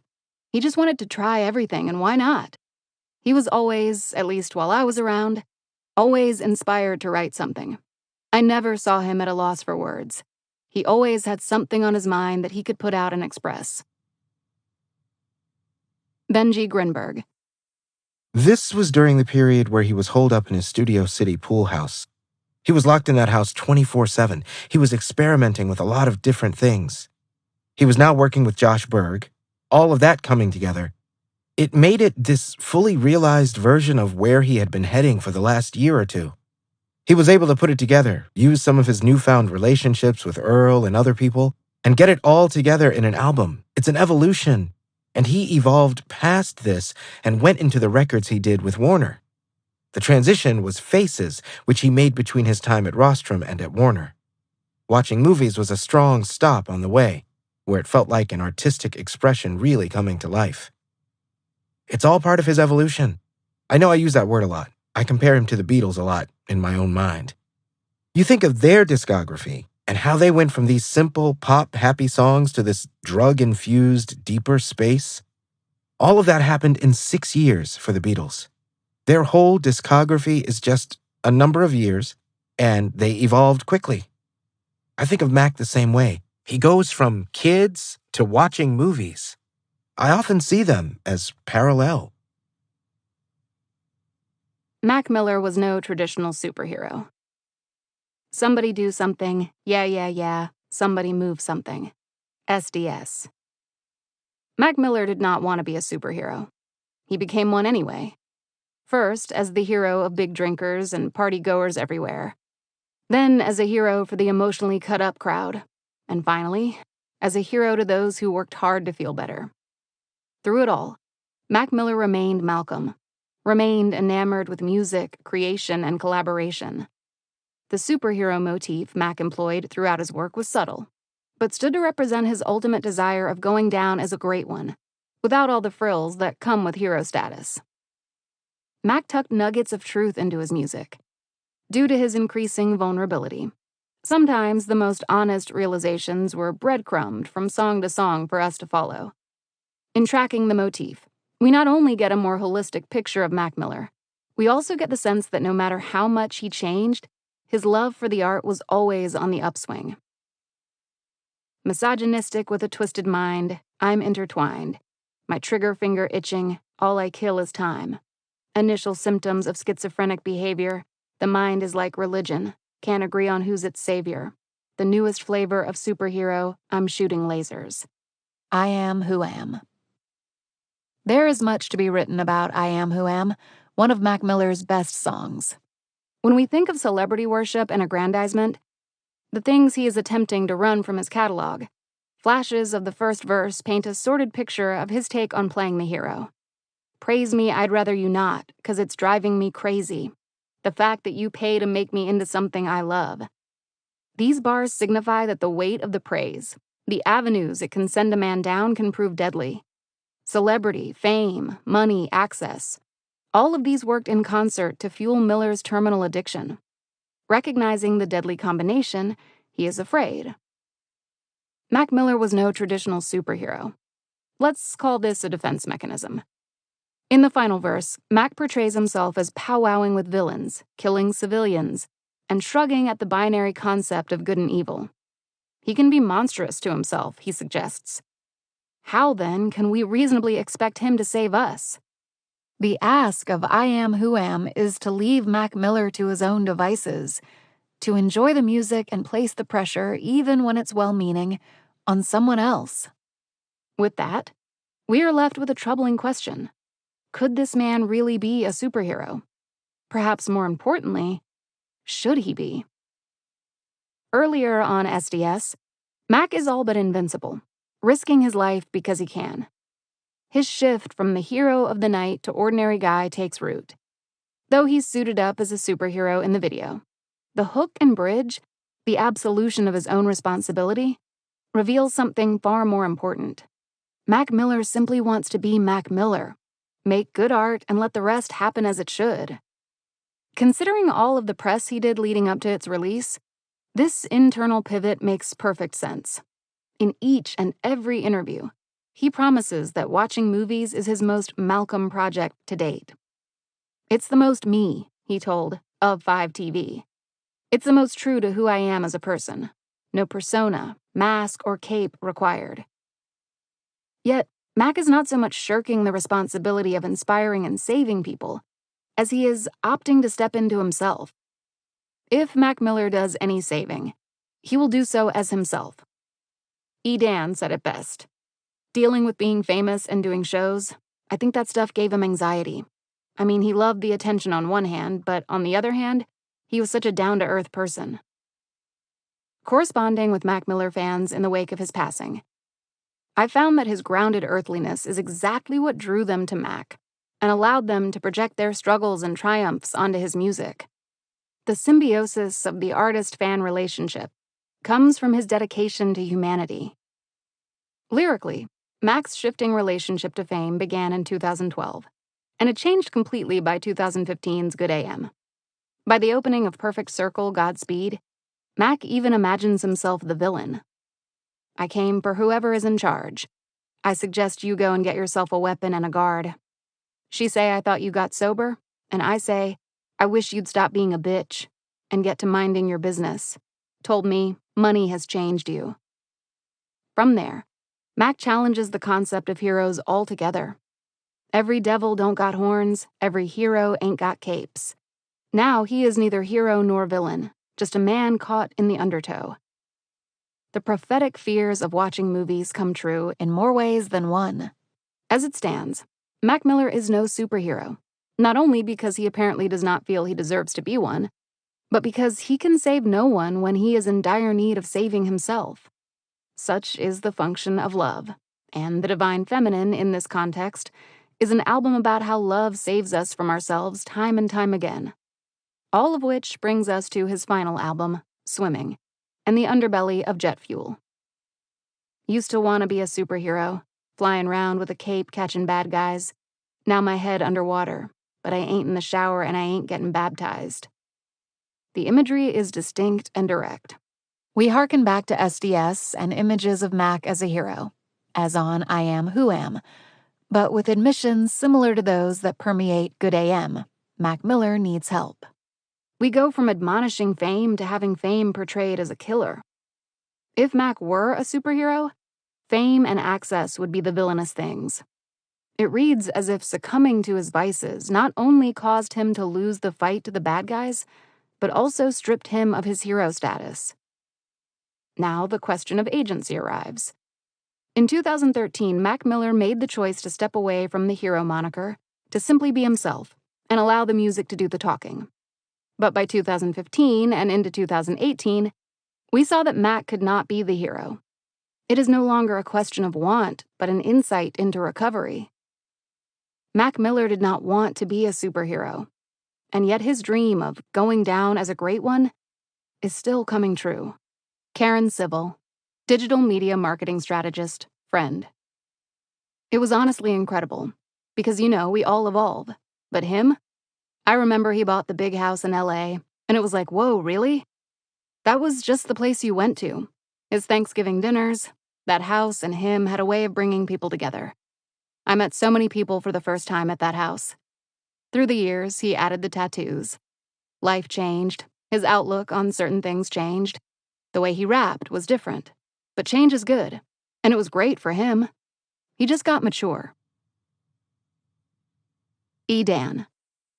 A lot of watching movies was getting done at the sanctuary, just continuing on with Josh, who turned into a supportive role to Mac producing all these tracks. I heard that stuff when I went out to LA for a period of time just to hang with those guys. We made a lot of music at the sanctuary. Some of it ended up on watching movies and some of it ended up on the live album. The Future Song and Exile all came out of that same few weeks in LA. My biggest involvement overall was mixing the whole project.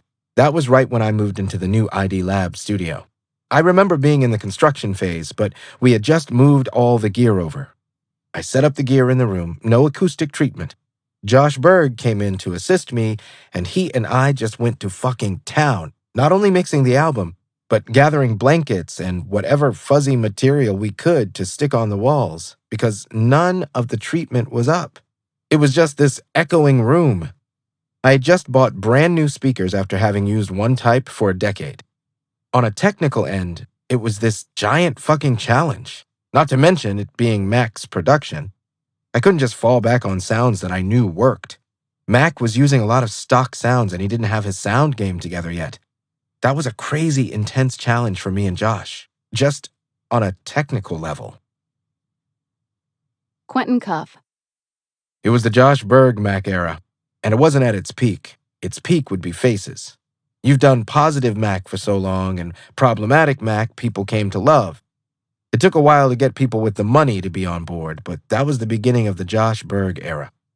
Mac and Josh were cooped up in the bottom studio at Mac's house in LA. They were cooking up very zany, otherworldly, weird creations. At the time, they really stood out, and people loved it. There's that album, Balloonerism, that was probably made before Faces. A lot of it was supposed to be Faces. And then Balloonerism's its own thing. There's so many albums during that time that were in the thought process.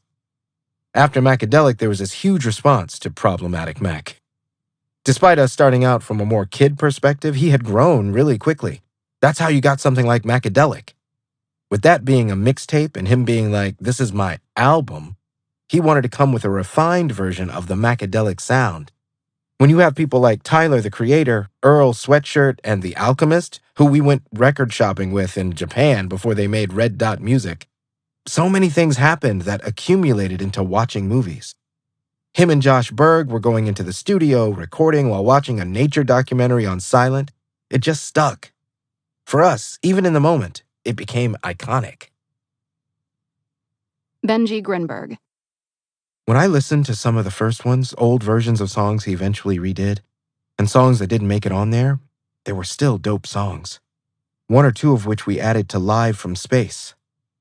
In the Morning, with Sid and Thundercat, was a contender for watching movies that didn't quite make it. It just didn't end up fitting. Sid. Honestly, I don't remember the first time we worked together, because we worked together so many times. I remember we got together because he came to the first concert we ever had. After he was like, "Yo, you guys come hang out at my house." We're like, "Oh, for sure." We started going to his house and hanging in the studio. A lot of the time, we would just watch him work. At the time, we were recording a lot of live instrumentation, and he was really interested in it. And he had the space and the money to accomplish some of the things that we kinda couldn't. He took us with him to Guitar Center in a 12-passenger van. He was like, "What should I get?" He wanted to set up a live jam room. We helped him pick out a keyboard. He bought a new guitar. I think he already had a drum set. I think they might have got some microphones for it. He saw Matt Martians and I kind of fanning out over the plugin called Omnisphere. It's a synth plugin. And Max saw me and Matt kind of staring at it. We couldn't really afford it, so we were just staring at it like, when we get this, it's gonna be a wrap. And he saw us talking about it, and when we got back to his house, he pulled it out of a bag like, "Here, I got this for you guys." Chuck English. He was just a selfless person. He cared about the people, not just cared about them, but would be there for you and help you out. And not just give you something that could get you from point A to point B, but give you something that could get you around the whole alphabet. I think he had a producer's mentality, but not just musically. He liked to see things come together and get created. That's another thing that makes him so well missed. There aren't too many people like that. He'll make sure that if you're around him and it ain't a family thing going down for you, he'll create that for you. If he could get you there, he'll get you there. There's a lot of camaraderie in rap. Everybody, when they're in LA, hanging around Alchemist for a bit, and then when Mac came out here, it was like two different versions of rap camp. You go over Mac's house and anybody could be there. I could pull up, it'd be Schoolboy, it'd be Vince, it'd be Earl. There'd be people there by themselves. Everyone wanted to go to Mac's house because it was a safe place to create. It was the spot. He created those moments. A lot of people found their sounds being around Mac. It was a real steel sharpens steel situation. Sid. Without that tour, I don't know what we would have been doing at the time. We had nothing better to do, except stay at home and make some more music. That was one of the biggest learning experiences in our career. Just being on that tour, learning how a well-oiled machine is supposed to run. As an artist, I think a lot of us get pre-labeled as prima donnas, and he was just not. It showed us that you can do this, and especially for me, I had done a couple tours already, but as a DJ. Those tours made me think I hated touring. I've been on the other side of it. I've been on a tour that was not fun, for me at least, and the energy was not good. Touring with him kinda showed me that touring can be fun. You can create a family out here. Bonus tracks, bonus lessons. The beauty of Mac's discography was the immense growth from record to record, and how it enabled us to grow alongside him. While watching movies proper was a beautiful look into the depth of Mac's mind as he understood it at the time, the bonus tracks gave us an even deeper appreciation of his endless Macness. With 3 songs, Mac proves the importance of blowing off steam, of wrestling with mortality and legacy, of world building, and of the importance of using lightness to contrast the intensity of being alive. From Goosebumps and OK to Claymation, Mac creates an auxiliary world to the warped watching movies universe. In the space of the bonus tracks, he is unencumbered, trouncing his depressive episodes. The tracks feel weightless and impressive. Key lines give us the impression that Malcolm was as self-aware as ever, understanding his position as rap's vulnerable brother, but also that he knew his capacity was greater still. The brusque quality of these additional songs reminds us Mac Miller was more than his pain, and his art always extended beyond what hurt him to include the thrilling and the enchanting. Goosebumps is pouncing and boundless. He begins the track with violence, stunting and discordance. It's a jarring swerve from the calm ecstasy of Euphoria. The close of watching movies is so grave and emotional. Mac uses the first bonus track to show us he does not need to live in this space. As the great poet Ocean Vuong once told me, there is no reason to live in the dark place once you've gotten all you needed out of its void. There's an aggression to Goosebumps, which Mac appears to be using to blow off the steam collected across the meticulously crafted and emotionally direct watching movies. About to party with drugs, though, turn it up, bitch feel the bass, he spits with a playful ferocity. Mac sounds breathless and enthusiastic, relieved to simply be partying, not working at a higher concept or trying to open himself up further. He goes so far as to break his own character. Throwing money in your face, feeling good, living great. Giving in to the materialism of hip-hop life. The shift in tone is Mac's way of escaping himself. As he does on the close of all his albums, Mac Miller transforms into a notable escape artist. It's the hook where we find our first big lesson. When I die, bet she fuck my hologram, though. Mac uses Goosebumps to explore his anxieties in a safe environment. In this case, we are dealing with his fear of death and the encroaching conversation of legacy. By 2013, Mac had more projects to his name, and Easy Mac's name, than most rappers releasing their sophomore albums. It's possible Mac had been considering his legacy since 2009's The High Life. That said, watching movies was already so packed with tension, any more woes would break the album's back. Mac is sly in his admissions, using sex to mask his concerns. If we glance quickly, we might consider the hook a breezy flex. But upon further consideration, we understand Mac has real apprehension on his hands. Who will remember him, he wonders, beneath a veil of stunting? Though we know Mac Miller will live forever in our hearts, to hear him ask these questions so subtly is moving. Even at his lightest, Mac was angsty. This dichotomy is one of many reasons we felt so connected to him. His complexity humanized him. He was Mac Miller, but he sounded like us. Complexity is at the core of OK. To understand this one, we can look at the end of the first verse, where Mac astutely declares, "Album filled with all sad songs, but this the one that I can laugh on."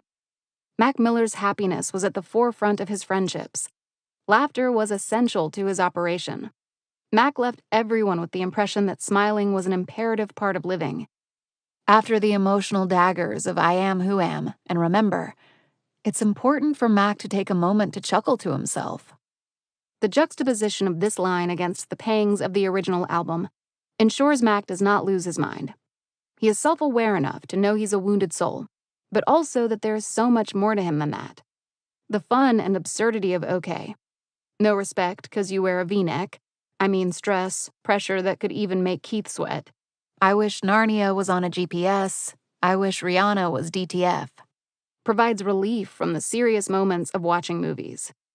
Tyler, the creator's chanting for Mac to get him, too, lightens the mood. OK is all about beating him up with clever punchlines and his killer grinning nature. It's a wink to listeners who have made it this far. Don't worry about Malcolm. He'll always come out jeering. Things slow down and get pensive on Claymation, which takes its time to reveal itself. Every step is crucial, though, much like every shot of a Claymation production is critical to the final picture. Syrupy and sonically different from the other bonus cuts, Claymation feels like a companion to Euphoria. Its swirling and enveloping quality gives us the sense Mac Miller has come to construct his own reality. Equal parts gorgeous and tar-trapping, Claymation has a languid feel, and in the context of what will soon be released, Faces, feels like an ode to Malcolm's future. That said, Claymation is about savoring the present. The urging to take a Polaroid picture on the hook is a reminder to make tangible memories while you can. While Mac spends most of the hook escaping himself as a ghost who cannot stand the haters, this line gives us a clear picture of his final anxiety on watching movies. The same anxiety beginning the bonus cuts. It's all about legacy.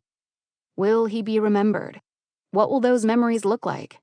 What happens when or if they fade?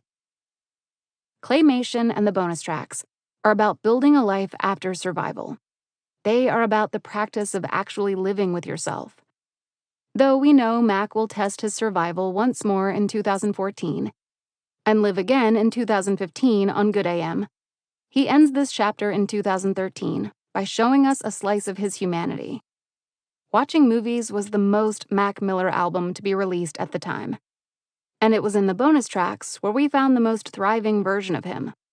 We learned how Malcolm lived with himself, and by extension, we learned a little something about living for ourselves. Big Germ. Matches was a sample from Black Moth's Super Rainbow. They're actually from the Pittsburgh area, which is random because I didn't know that when I found the sample. We did Matches in that mansion, but the studio was upstairs next to his bedroom. It wasn't in the pool house.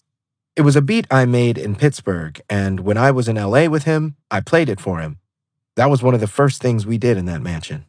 Ab Soul did his verse a little later, I believe. Someone Like You was pretty much done, and then we did some additional production at the end of it. Claymation was another one I did. I just played that stuff on Nexus. It's a plugin. That was another one I did on an airplane. I don't know why he picks all those ones. I took it back to Pittsburgh, and then E and Saez added some stuff. Then Vinny Radio, who's my good friend, Mac got him on there too. The other ones we have credit on are pretty small, additional things. I'm looking at this hard drive I have of his, and it's stuff back to 2010. He has so much unreleased music, it's kind of crazy. There's this one called Distress Call, which was made probably on the Macadelic tour. I like that one. There's one called I Come in Peace. That's after the Macadelic tour. Before Blue Slide Park, we had been working on stuff together. He would play keys or guitar, so Distress Call, this is one where he played. I had another plug-in, Omnisphere, on my laptop, and I think he played some of this instrumentation and I did the drums. The beat is pretty much half and half, then he does the vocals on it. There's another one, The Difference, that was good too. There's a lot of stuff I totally forgot about. Quentin Cuff. I really love the original Star Room. That album, it was just intended to have that fucking intro. It was intended to have the original Star Room. Mac had Earl make that intro with Josh. That beginning spooky part, that's a Josh Berg creation. Then, when the guitar comes in, that's all Earl. I would just say, I love the original intro, and I wish we could have cleared that original sample. Some of the most interesting things about this album is the Earl and Mac beats, and The Alchemist. We got Sap on there, a Flying Lotus produced single, and one song by Pharrell Williams and one by Chuck English. Mac produced Aquarium, bro. He produced Remember, Aquarium, and a song with Jay Electronica. Suplexes inside of complexes and duplexes. That's just high-level artistry in one album. I'm super blessed to have been a part of this album. Sap. Watching Movies, actually. He produced the end part of that. When it gets real slow and crazy at the end. Mac is just out there, man. I can't explain it. It's nothing you can pinpoint about him. It's so many records that I have, I don't even know the projects they're from. Quentin Cuff. The most interesting story for this album is Mac having to email Kate Rothschild. We couldn't get a hold of Jay Electronica for a little bit, and Mac had to go back and forth via email with Kate Rothschild in order to get Jay Electronica's verse. Mac was such an email genius. He would be mad when I would miss emails. He was just a businessman, so on top of his emails. I remember him showing me, I'm emailing Kate Rothschild right now. Come to find out, they dated. Then, Objects in the Mirror with Pharrell, people always talking about Pink Slime, but I was in the sessions in Miami and we were playing Pharrell loud right before Macadelic was supposed to come out. And we wanted this huge project with Pharrell, Pink Slime. They just didn't come back to making shit after having a couple good days in Miami, where they did some incredible shit. Pharrell sent Mac a bunch of beats, and that's where Objects comes from. When he got that, Mac immediately knew I'm saving that for myself. I think Objects in the Mirror is a precursor to a lot of Mac's music. It's a refined version of things like Morning After. It was just a proud moment. Benji Grinberg. While I was aware of there being songs like Objects in the Mirror, for me, he had always sung. A lot of his hooks were melodic previous to this album. It didn't surprise me at all. Also, it's different for someone like me who was privy to other versions of the songs before they came out. It was a year before this album came out, so we had been listening to this music and to where he was going for a while before the album actually dropped. I was used to him heading in that direction. Quentin Cuff. I remember at the G's video, Ill Roots helped us make the video, staying in line with our success off the America video. Schoolboy Q was eating El Pollo Loco chicken. That was a great video and a precursor of a whole era of videos. You hear people like Cole Bennett. He talks about the America video influencing him. It was just a great time. First album, we didn't fall on our face. Monetarily and success-wise, we were on TV. Living in a fucking mansion. Everything's good. To come back with watching movies, take the craft more seriously? We took as much constructive criticism as possible. Mac was growing as a person and as an artist. He was starting to feel the respect around him as an artist, and he showed up to the task. Benji Grinberg. I love Red Dot music, Bird Call, Avian, G's, just some of the more head-noddy songs. I listen to Claymation a lot. I actually have a Spotify playlist I made for myself, which is my personal favorite Mac songs, for when I just want to not feel too emotional if possible, but jam with him. Feel good, the sun's out. I want to listen to some records that make me feel good and for him to just be with me in those moments. Celebrating him and the more upbeat records he made.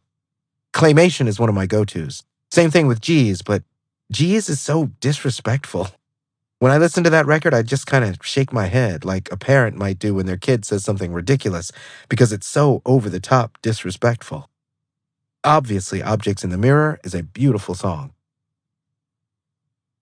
Quentin Cuff. Avian. Max said the theme of the album was birds. Avian, the name, is fucking incredible. That song is him and Josh Berg in the studio going crazy. I'm Not Real was always a favorite of ours because it was Mac and Earl. It was like hearing Raekwon and Ghostface Killah, bro. Such a sharp duo of lyricists. SDS, in retrospect, is not my favorite song. Mac and Flylo have other music in the tank that's really crazy. Mac was in every lane. He had serious videos like I Am Who Am, and then he had that SDS video that took you back to that Smile Back era. Bird Call was one of the hardest songs. Mac performed that song to the last show I did with him. Shout out Clams Casino. Matches is almost like a kid's part 2. It's about reminiscing over that happy era. I love reminiscing about his childhood because he was a young-ass dude talking about times when he was 14 as if it was 40 years ago. Such an old soul. I Am Who Am, the Big L flow. I was always so impressed with what Malcolm did on that song. Sap. Watching Movies is actually my favorite album.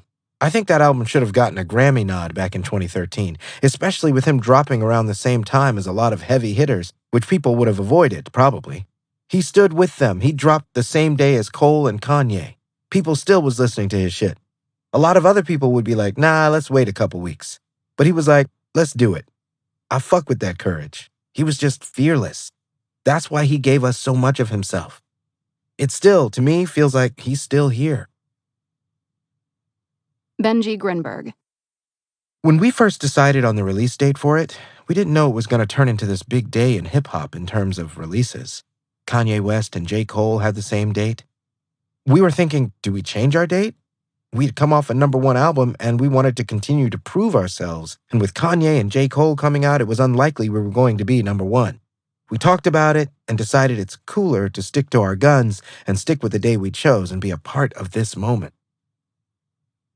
It was the first commercial album that he was very, very proud of and that he stuck with. Even doing a live album showed his commitment. He would have never made a Blue Slide Park live album, but now he was touring Europe with a lot of his friends that were very, very musical. In that sense, there was definitely a freedom.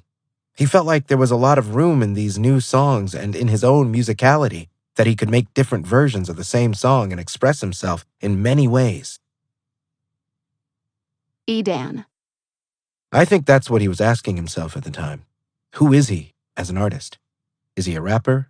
Is he capable of more? He's watching guys like Tyler produce their own shit.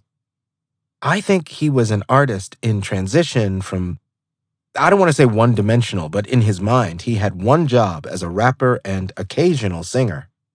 Then he started looking at it more holistically as a musician and producer and general conductor. I feel like watching movies was the beginning of Malcolm exploring his own musicality beyond being a lyricist or vocal performer. It was a process he was just starting, and was something he continued to just get better at over time. Live from Space and Beyond. It ain't no party like aristocratic parties. Yeah, yo, yo, yo, oh, said ain't no party like aristocratic parties. SDS. Sometimes we just have to scream until we feel better.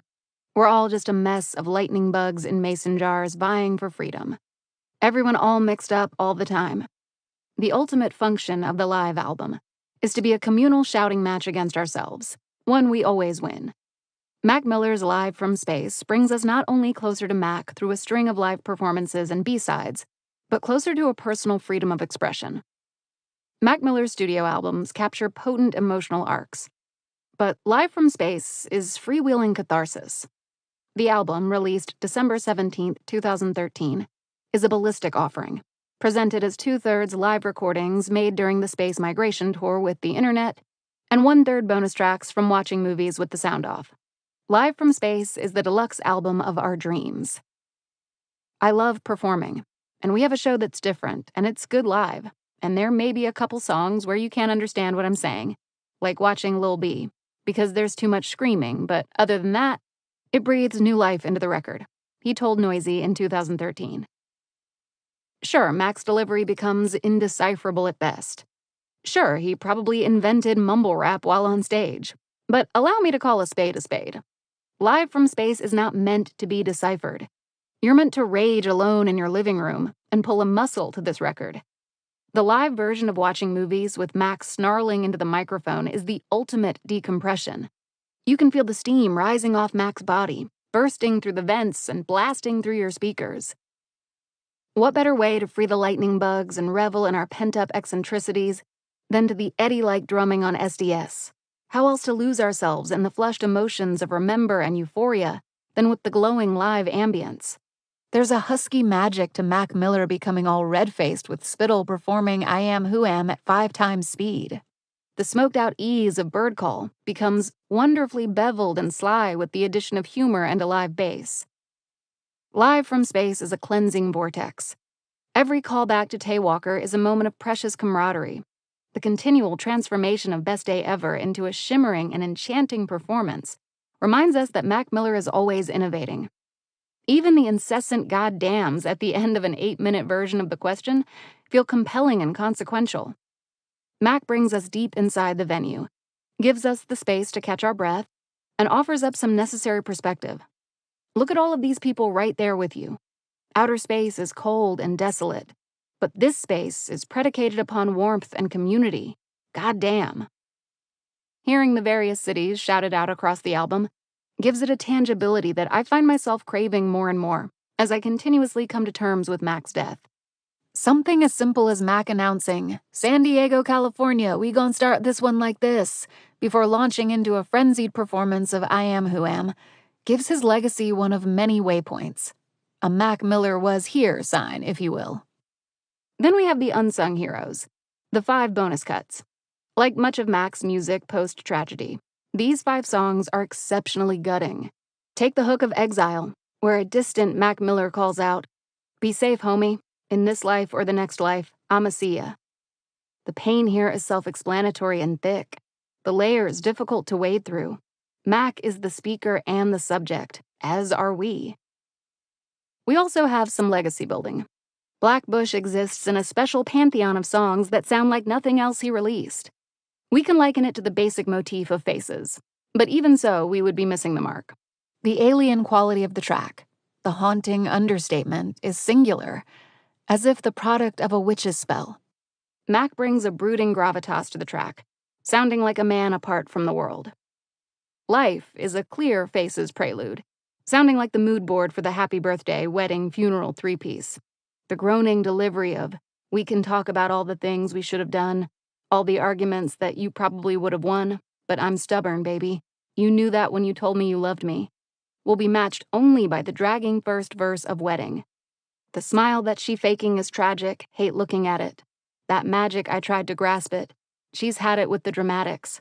Fantasizing love so classic, attracted to what she got up in her attic. Can we mindfuck?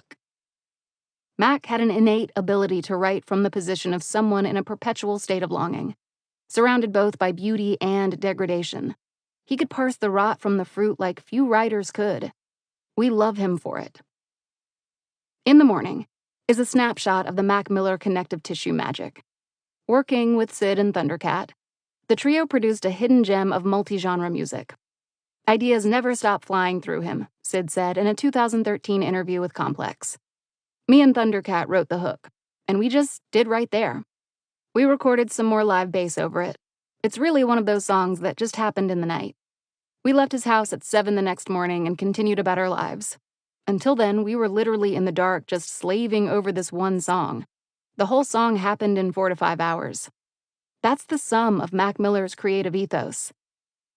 Earth is a love song, and I'll still be damned if there isn't a better catch-all for Mac Miller's music than the smooth declaration, "Your beauty handed me my mind back." If not an apt label for the function of his discography, then at the least, this lyric breaks down the excellence of Live from Space. Mac Miller found his shelter on the stage, and across these songs we are treated to the undoing and rebirth of a man night after night.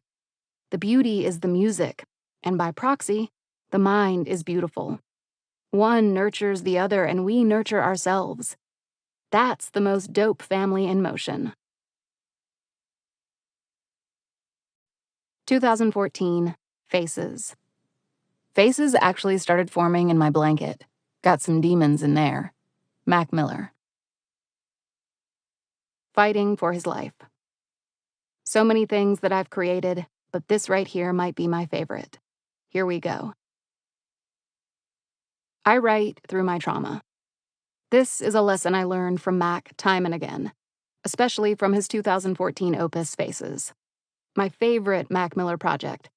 It was the soundtrack to my self-harm, the darkest period of my life, and the consequential soundtrack to my recovery. It may well have taught me that the purpose of great writing is to elevate the person receiving it. The mixtape is a paranoid stumbling through the cocaine ether, the perceived fragility of mortality, and the anxiety of only knowing how to create, not necessarily how to live. Across the 24 tracks, Mac covers damn near everything within the scope of the human condition, resulting in his most expansive, challenging, esoteric, flawed, and affecting offering to this point in his career. Mac Miller found freedom on Faces, and so many of us used Faces to find our own solace. After years of listening to the tape, I've come to understand it as a battle for peace, a purging of the fear of death to get to the pursuit of life. Even after his funeral, music provides a life after death. In a swirl of jazz, Mac begins by proclaiming that he should have died already, establishing Faces as a confession. He's getting higher than we've previously heard about, celebrating his success with a variety of drugs, while documenting the difficult descents from riding so high. Mac vacillates between being at his highest and lowest, but his rapping is at its best. In the storm of this mixtape, he never lets us forget that he is just a 22-year-old guy trying to get his mind right. As listeners, we have a natural concern for Malcolm, but we also find ourselves attracted to this brink-of-life music. Miller often referred to music as a religion, especially on his press run for watching movies with the sound off. Consider Faces the inside of a church, with the heat of the devil filling the air. We hear ourselves fighting our battles as best we can, putting on our personas so no one worries. On Diablo, we hear the humor and hysteria of a depressive episode. I've been poppin' like a kernel, reading Justin Bieber's journal, treat you like a urinal. And the nervous jitter of unraveling. Look at what you did to me, look at what you did to me. The song is ripe with angst. I ain't a star. I'm way farther with the constellations, contemplating suicide like it's a DVD. And kill me now if I did it all for hip-hop. Kch, blow, I might die before I detox. Malibu. From Mac shouting, "You piece of shit," at himself, to flirting with death in the service of his art, to the animalistic declarations of, "Well, I'll be damned if this ain't some shit," and "I'm the only suicidal motherfucker with a smile on." Malibu is packed with lines that communicate the ethos of the mixtape. The fallacy of a smile is the core essence of Faces. The tape is an exposé on the lies we tell ourselves in our fight to get better, as well as an expulsion of those lies from Mac Miller's fragile system. Faces is not meant to be agreeable. It's meant to be honest. Paging through lines admitting to suicidal tendencies might make our skin crawl. But there's an authenticity to each word that keeps us coming back. Mac flourishes in confounding spaces. About to die, he sprouts and blooms. The precipice is a sexy place, everything extreme and laden with meaning. There is so much intensity it's impossible to be bored. Why not set up camp on the edge of mortality, just to see what fun can be had? Mac says as much about his drug use in his 2016 Fader documentary. With anxiety permeating the tape, "It Just Doesn't Matter" stands as one of the most human moments. The track is its own personal undoing, with non-sequiturs funneling into honest depictions of drug use overtaking his life. And how as much as this saddens him, he just can't stop. "Bugging out, had it all, I'm nothing now. I bust your speakers with some bullshit rap. I'm on drugs, all my new shit whack." His woes are plentiful and bone deep, with a bar like, "Everyone I know ain't nothing to God," capturing the desolation he feels inside the sanctuary, trying to create his way back into the realm of the living. "'Cause I smoked dust, overdosed on the sofa dead, woke up from a coma, poured up with a soda, smoked, went back to bed, never thought I'd be such a loner." Polo jeans. Faces is not prophetic, and reducing Mac's legacy to one of predicting death obfuscates the point that this was music made to survive. Mac presents his death and then resurrects himself through his music. That should be his legacy. Considering that this tape is followed by Mac's awakening on Good AM, we can remember him, and Faces, as experiments in seeing how close to death he could fly, even symbolically placing his own death at the center of the track listing. Funeral does not, however, represent the end for Miller. Rather, the song leads us further down the rabbit hole of his manic self, after which he emerges as the rap Diablo, reborn as an immortal obsessed with spitting some motherfucking raps. Mac Miller imagines and confronts his death in an effort to achieve freedom and power, ending a verse with, "Finally, I don't even need my fucking eyes to see. Come and die with me." We get the sense he has ascended and wants to bring the whole team up with him. When he raps, "And I inherited the thirst for self-destruction and I'm scared of it. I want to be buried with a novel and a chariot," he repurposes death as salvation. Mac comes up for air once more on New Faces V2, where he once again affirms a fear of taking his last breaths in the booth and making each one count. He recalls a time where drugs and fame terrified him before the powder consumed him. Where did all that go? He asks of his fears, reminding us that Faces was made to be a journey back to Malcolm. This desire to return resurfaces later in Mac's career. Swimming concludes with, "Like a circle, I go back where I'm from." All of this brings us to Grand Finale, a song conceived under the premise that he might die if he ever left his studio. As he once said, part of the mentality was like, if I die when I leave this room, because that was my fear, like I won't survive in the world.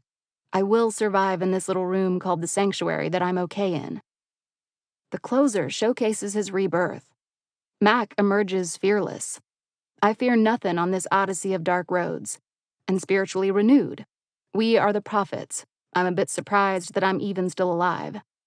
Grand Finale perfectly intersects with the first words of Faces, making the project a complete circle, a fortification of Malcolm's legacy and endurance. The fireworks are a celebration of the achievement. Still being alive is a testament to his unshakable will to make it through. Mac gave us Faces to help us survive. Josh Berg. With Macadelic, we were client and vendor. I was studio staff. I came with the room, although we enjoyed each other. By the time Faces came about, I had spent nearly every day at his house or on a tour with him for a year and a half. We were family. The work was brilliant. We were at the height of our flow. We knew each other's languages and shared so much creative experience and references. We didn't need to speak. He would walk in the booth without mention. I would hit record. I knew when to punch and edit every effect and treatment. As I became aware of this, I made it a point to stretch it as far as possible. We could nearly do a whole song without discussion.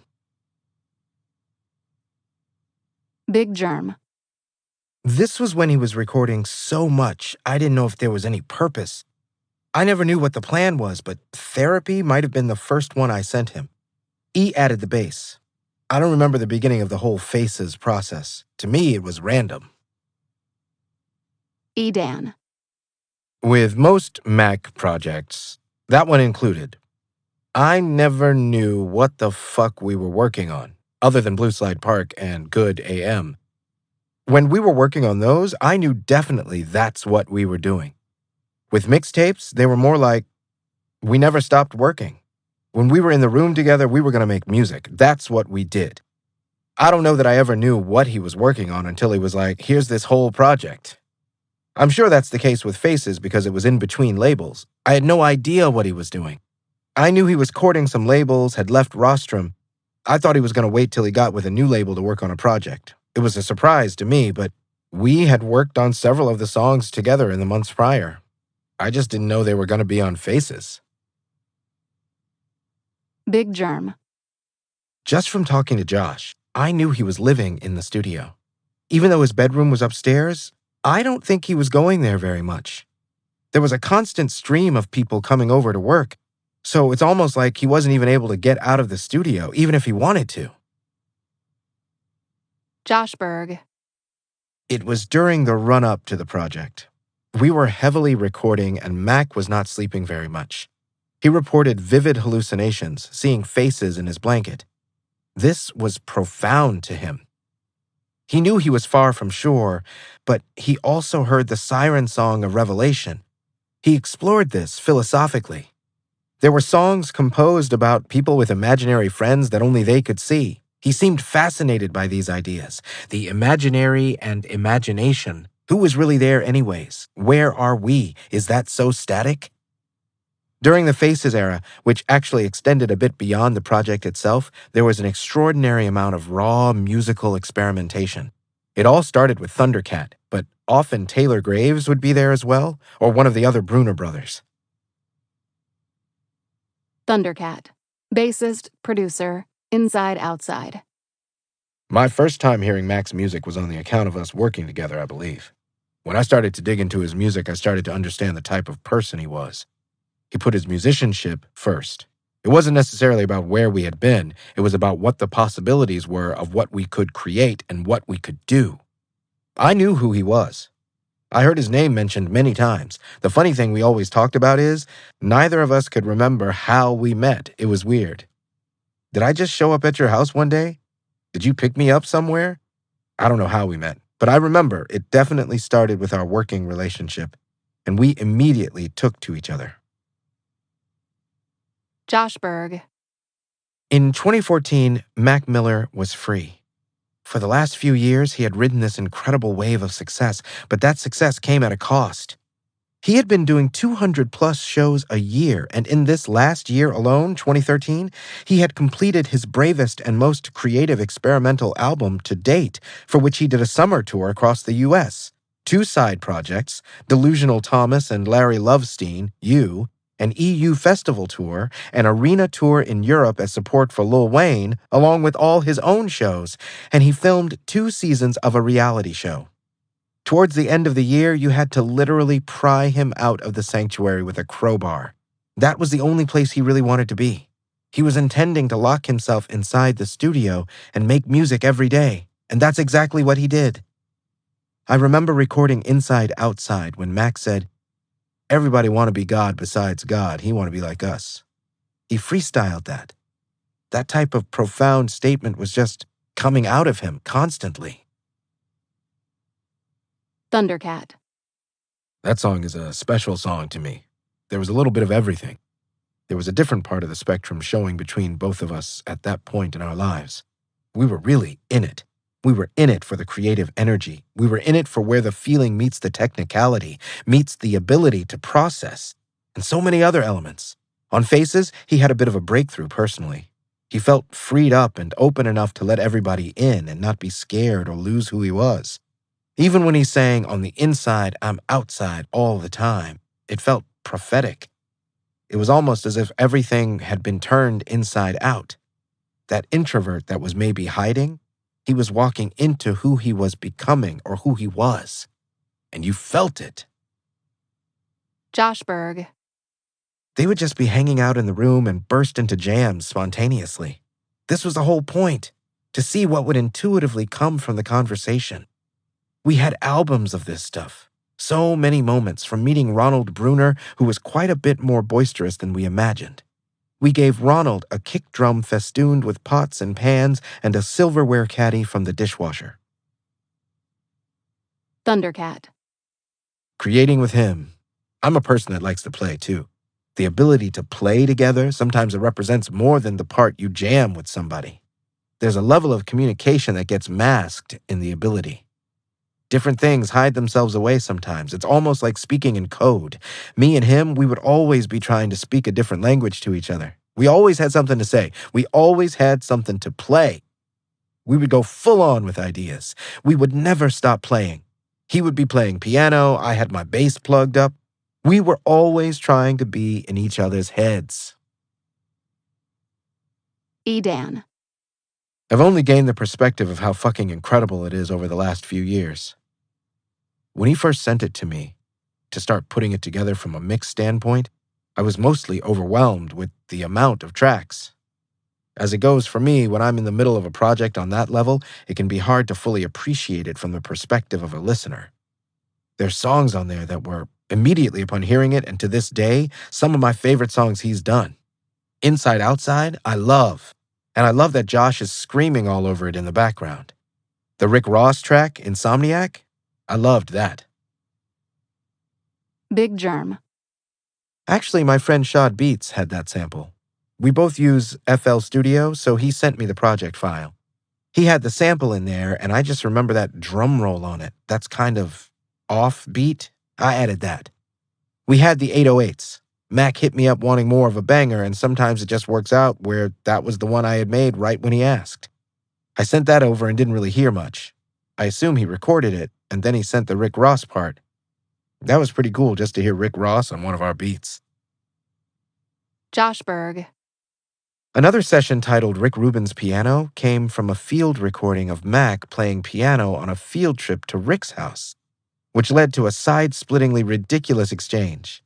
Another time, I literally rolled on the floor laughing when Mac burst into an operatic pass on a song. So much music was done. There were at least half a dozen albums in progress at the time, no exaggeration. One day, we had been up all night to where people started answering the phone again, and we somehow got Moss, Keith, to come over at like 8 o'clock a.m. And Larry, he, and Thundercat and myself all went to Stein on Vine, where he bought Thundercat an upright bass, bought a cello, violin, bass clarinet, and a ridiculous assortment of percussion bits, and some silly squeeze pump horns that looked like they came off of clown cars.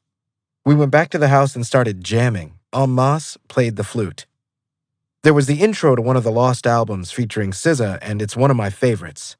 Mac absolutely killed that organ, and of course SZA did an amazing verse. Still gets stuck in my head all the time. I remember doing Thumbelina. It was a night where it was just him and me in the studio, and he was remarking how the neighbors had formed a committee to evict him. It's not hard to see how that one got started. Big Germ. You could hear the trajectory from Macadelic. They have a similar vibe to me. When he put Faces out, I was like, wow, 24 songs. But it works. I always tell people for an album, I think 10 to 14 songs is good. You never want it to feel too long. But Faces, I think, is 85 minutes long. Edan. There were songs on there, it just doesn't matter, that when I heard them, fucking wow, I loved this shit. There are 24 songs on there, so I was completely overwhelmed from a mixing perspective of popping open all these sessions and trying to make sense of things. I didn't have much time to get it done, so I spent more time being overwhelmed than I did thinking about how amazing it is. It took me a good couple of years, if not longer, to forget about how intense the process was and listen to it. Hate all of my mixes, get over that, and appreciate what an awesome project it was. Big Germ. He picked the right beats to all fit together. He definitely is getting deeper on it, too. I get lost in the beat part of it. I'm listening to the snare when everybody else is listening to the lyrics. Edan. There was a looseness to it. I don't think he did a lot of second guessing. I think he was going through some dark times making that record. Mac was pretty good at keeping that side of him away from me because I'm older. We had a deep friendship and the dude was a part of my family and is a part of my family. He really, really went out of his way to keep the heavy substance use away from me and Germ in particular. I haven't quite nailed down why that is.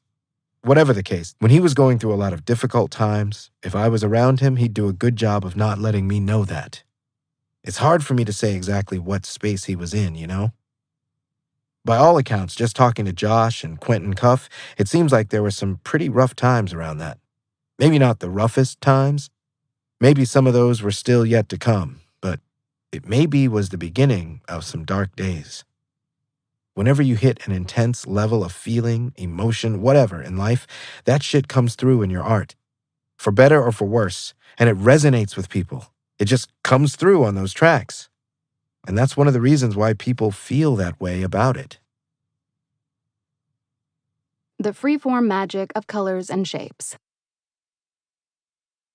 Produced by Mac Miller himself, Colors and Shapes has a fragile and silky essence, a swerve from the anxious, obsessive, feverish energies comprising Faces. Mostly sung, it precedes the berserk Insomniac and the rap-heavy San Francisco and leaps out immediately. Early listens left me wondering what the song was doing on the mixtape. I couldn't quite understand Mac's rationale for breaking his momentum with this flowing cut. Now, over 2 years into my mental health recovery, and understanding that recovery is nonlinear, Colors and Shapes makes perfect sense to me. The track is a slow and steady exhale of all the pent-up mania Mac has been carrying for the past hour of Faces. As the 17th song, it is tucked far enough into Faces where the listener has come to expect a certain mode from the mixtape. Thwarting that expectation immediately catches our attention and causes us to lean in to discover all that Malcolm is attempting to teach us. The song is delicate and gorgeous with a cascading energy, lulling us with its tender lines and putting Mac in the position of being our ferryman on this dark odyssey. If it was colors and shapes, the imaginary, instead of all this weight that we have to carry, would you be able to breathe? He sings, giving back to the listener, attempting to replace the jagged lines of the preceding songs with a lightness meant to ease our souls.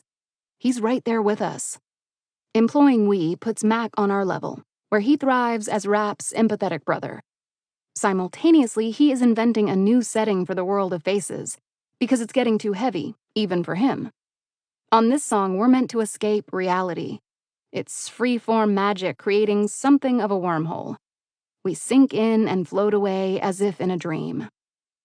The first verse is a search for comfort, not giving up or giving in to depression, but seeking something we cannot see.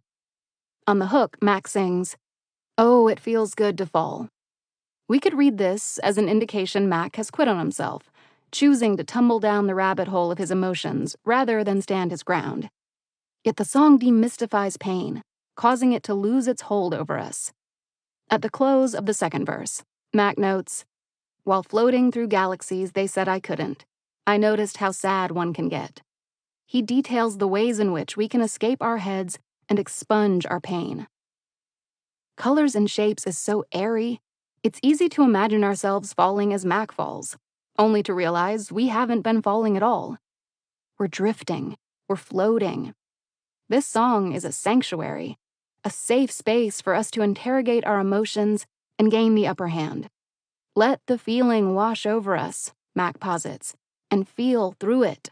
Eventually, it will pass. Escaping into the magic of Colors and Shapes, Those few minutes spent floating through depression are not a moment of weakness. Rather, they mark a new battle plan. Oh yes, it feels good to fall. But what Malcolm also means to remind us is that it feels good to rise. And we will. We always do. Josh Berg. I feel conflicted about it. Some things defined the period as an ultimate immersion in philosophy, and other things represent his struggles with drugs. Cocaine references in particular did not fit the braggadocio of rap. You can rap about how much weed you smoke, or pills, or lean, but it doesn't make sense to rap about cocaine the same way. It's much more of a secret drug. It just felt so vulgar and wrong. Thundercat. He started blending the worlds together. There's instrumental pieces on there. There's parts where he's playing the different instruments. He's going into some vicious rapping. He stopped separating the creative energies. He saw it and said, "This is one and the same. This is the same person."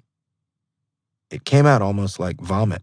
That's how it happens sometimes. He took the barriers off and let it be what it was and stopped worrying about if people are going to be able to say, "Oh yeah, he's a rapper." He let everybody see what it all was. Josh Berg. To me, in retrospect, it seems like Faces touches on the intangible spirit of things the way you could see faces in the moon or clouds or other things. A spiritual identity more representative of our pre-modern understanding of things. If it has a face, it is a being type of idea.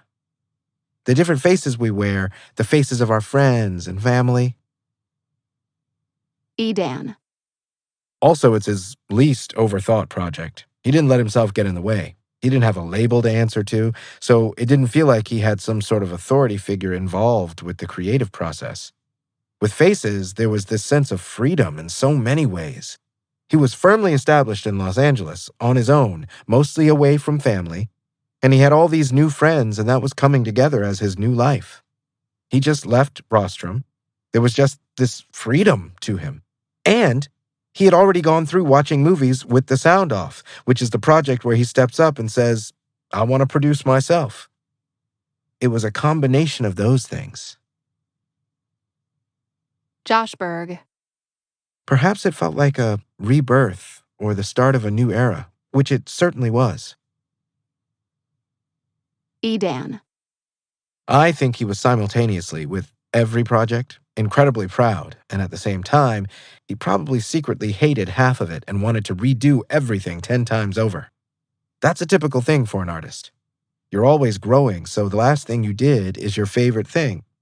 He was probably right on to the next thing. I got the impression from him that Faces was like, I need to get some of these songs out. If I don't get some of them out, I'm going to reach a point where I'm so confused with what I have and what to do with it. That's part of where its beauty lies. He didn't overthink it. The hardest working person in the universe. Mac Miller declared himself the hardest working person in the universe.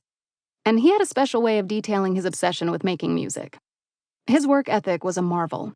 And among other themes, he used Faces to showcase his lust for the art of hip-hop. Mac brings an unparalleled conviction to each bar on Faces. We get the double whammy of believing him and believing in him. His bragging about working relentlessly inspires the listener to follow a similar path. He gives obsession an attractive feel, which summons our own passions. We should all be so lucky as to find the thing that makes our heads spin and puts us in a creative daze. Angel Dust, Malibu, Therapy, Insomniac, and Uber all speak to Mac Miller's obsessive nature. Writing on writer's block, haven't slept in days, they want to put me in the psycho watch, everyone's afraid, of what I do inside my studio, worried I'm gonna lose control. These 3 bars from Angel Dust illustrate the lengths Mac will go to make his art. Hard work is how he maintains control. Obsession is his anchor. Kill me now if I did it all for hip-hop, he declares on Malibu, contemplating his legacy. He is working towards something greater. In death, as we've seen, his impact on people cannot be overstated. Then we have the most relatable of Mac's hard work proofs, Insomniac, which begins on a characteristically humble note. I'm the motherfucking greatest. A direct mirror to Here We Go, and a shift from the somber energy of Malibu. Insomniac is peak obsession. Mac is blue-faced and teetering on derangement. Every lost second of sleep compounds into a series of roaring moments. I'm a maniac, crazy, act insane. Think I might need a cage, in fact. God damn it, this ain't a drill, do not panic. Let me see how loud you scream. At the apex of the song, we have Mac with his chest out, beaming with pride. In America, pouring your whole self into the pursuit of success is your moral imperative. On Insomniac, Mac is a knight in shining hustle armor. He doesn't need a reward. He's rewarding himself by creating. It's the perfect dopamine loop. Mac Miller's work ethic makes him feel everlasting, as if he really could live to 102, sitting on the stoop, tapping out beats on his MPC to amuse neighborhood kids. Faces is a fearful and guilt-ridden outing, but Mac keeps us sane on this psychedelic trip through the fringes of his mind. Bars about hard work humanize him on the one project he claimed he made on another plane of existence. Hard work is how Mac Miller returned to Earth. Making peace with the end. And if by chance this is my grand finale, bury me in Allegheny County. Grand finale. Grand finale was a test. Malcolm conceived of it being driven by the haunting idea that it could be the final thing he left behind. What comes once the fireworks of the track fizzle away? The irony is that Mac Miller opens Grand Finale with his closing thoughts. Bury me in Allegheny County is a powerful directive, revealing yet another layer of his identity. A Pittsburgh legend through and through. Should Malcolm not survive this song, not survive Faces, we must lay him to rest at his roots and remember him for who he was as man and musician. This sobering note reminds us of Malcolm's loyalty, as well as his humility and humanity. For as much as Mac had achieved by 2014, he never strayed far from his beginnings, or who he was prior to his success. We'll see this blossom the following year on Good AM, where the Pittsburgh references are plentiful and being an everyman is the bedrock of the writing. In Grand Finale, Mac is pouring out every last ounce of himself. We get a sense Malcolm desperately wants to be surrounded by people he can trust. And no famous friends for me, just old faces. And is struggling to reconcile his ever-shifting self-image. Not a king, I'm no David. The sum of these worrisome bars reveal the Mac Miller of Grand Finale is conflicted, wounded by his addictions, but continuously drawn to drugs, resentful of his success while enjoying its spoils, and serious about escaping his pain while simultaneously reveling in it. The dichotomies Mac draws up reveal him to be deeply unsure of his place in the world, especially given his earlier material, which portrayed him as one of Generation Z's go-lucky leaders. Let us have a grand finale. The world will be just fine without me. The clown got a smile on his face. Slow it down, we going out with a bang. Are you ready for the fireworks? It was a silent night till the fireworks. Malcolm's old Jewish mind has been through enough. There's a peacefulness to the send-off, contrasting the ominous notes of the open and the dire straits of the tape itself. Mac Miller uses Grand Finale to make peace with his mortality. There is no spite or malice to the declaration the world will be just fine without him. The hook is born from a place of acceptance. Understanding Mac's consistent use of self-deprecation across faces, it's easy to assign him the role of the clown. But even that comes with a tinge of peace. As the hook turns and Mac addresses his audience, the air of the bars does not shift. He is not pleading. Asking us if we're ready is merely a courtesy from an artist keenly aware of the breadth of his relationship to the listener. Then the fireworks arrive, and Mac Miller's legacy, for the time being, is sealed. Until the second verse. Until the next album. Until the strategy of packing the ending of the song into its hook, making the conclusion of Faces incremental through repetition, is an age-old trick. Repeat something to yourself enough, and you'll believe it. The record cannot end after the first hook, because we've yet to buy Malcolm's meaning, and perhaps he's still working on believing it himself. We move in steps over time. Everyone's first brush with mortality is different, arriving at different pivotal moments. But once we are cognizant of it, it remains with us. People spend the better part of their lives either running from or running to their death. Malcolm spends the better part of grand finale on the latter, doing the work to welcome the end. The conclusion is not a thing to be feared. It is simply a fact of life Malcolm wrestles with to the point of pinning it down. We know as much because the second verse opens with, "I fear nothing on this odyssey of dark roads. God lives in my dog's soul." Later, Mac adds, "Even God will one day be forgotten. And my old Jewish mind, remember music, you'll be fine." Where on the first verse, Malcolm was wrestling with himself. On the second, he's come to find comfort in the way things end.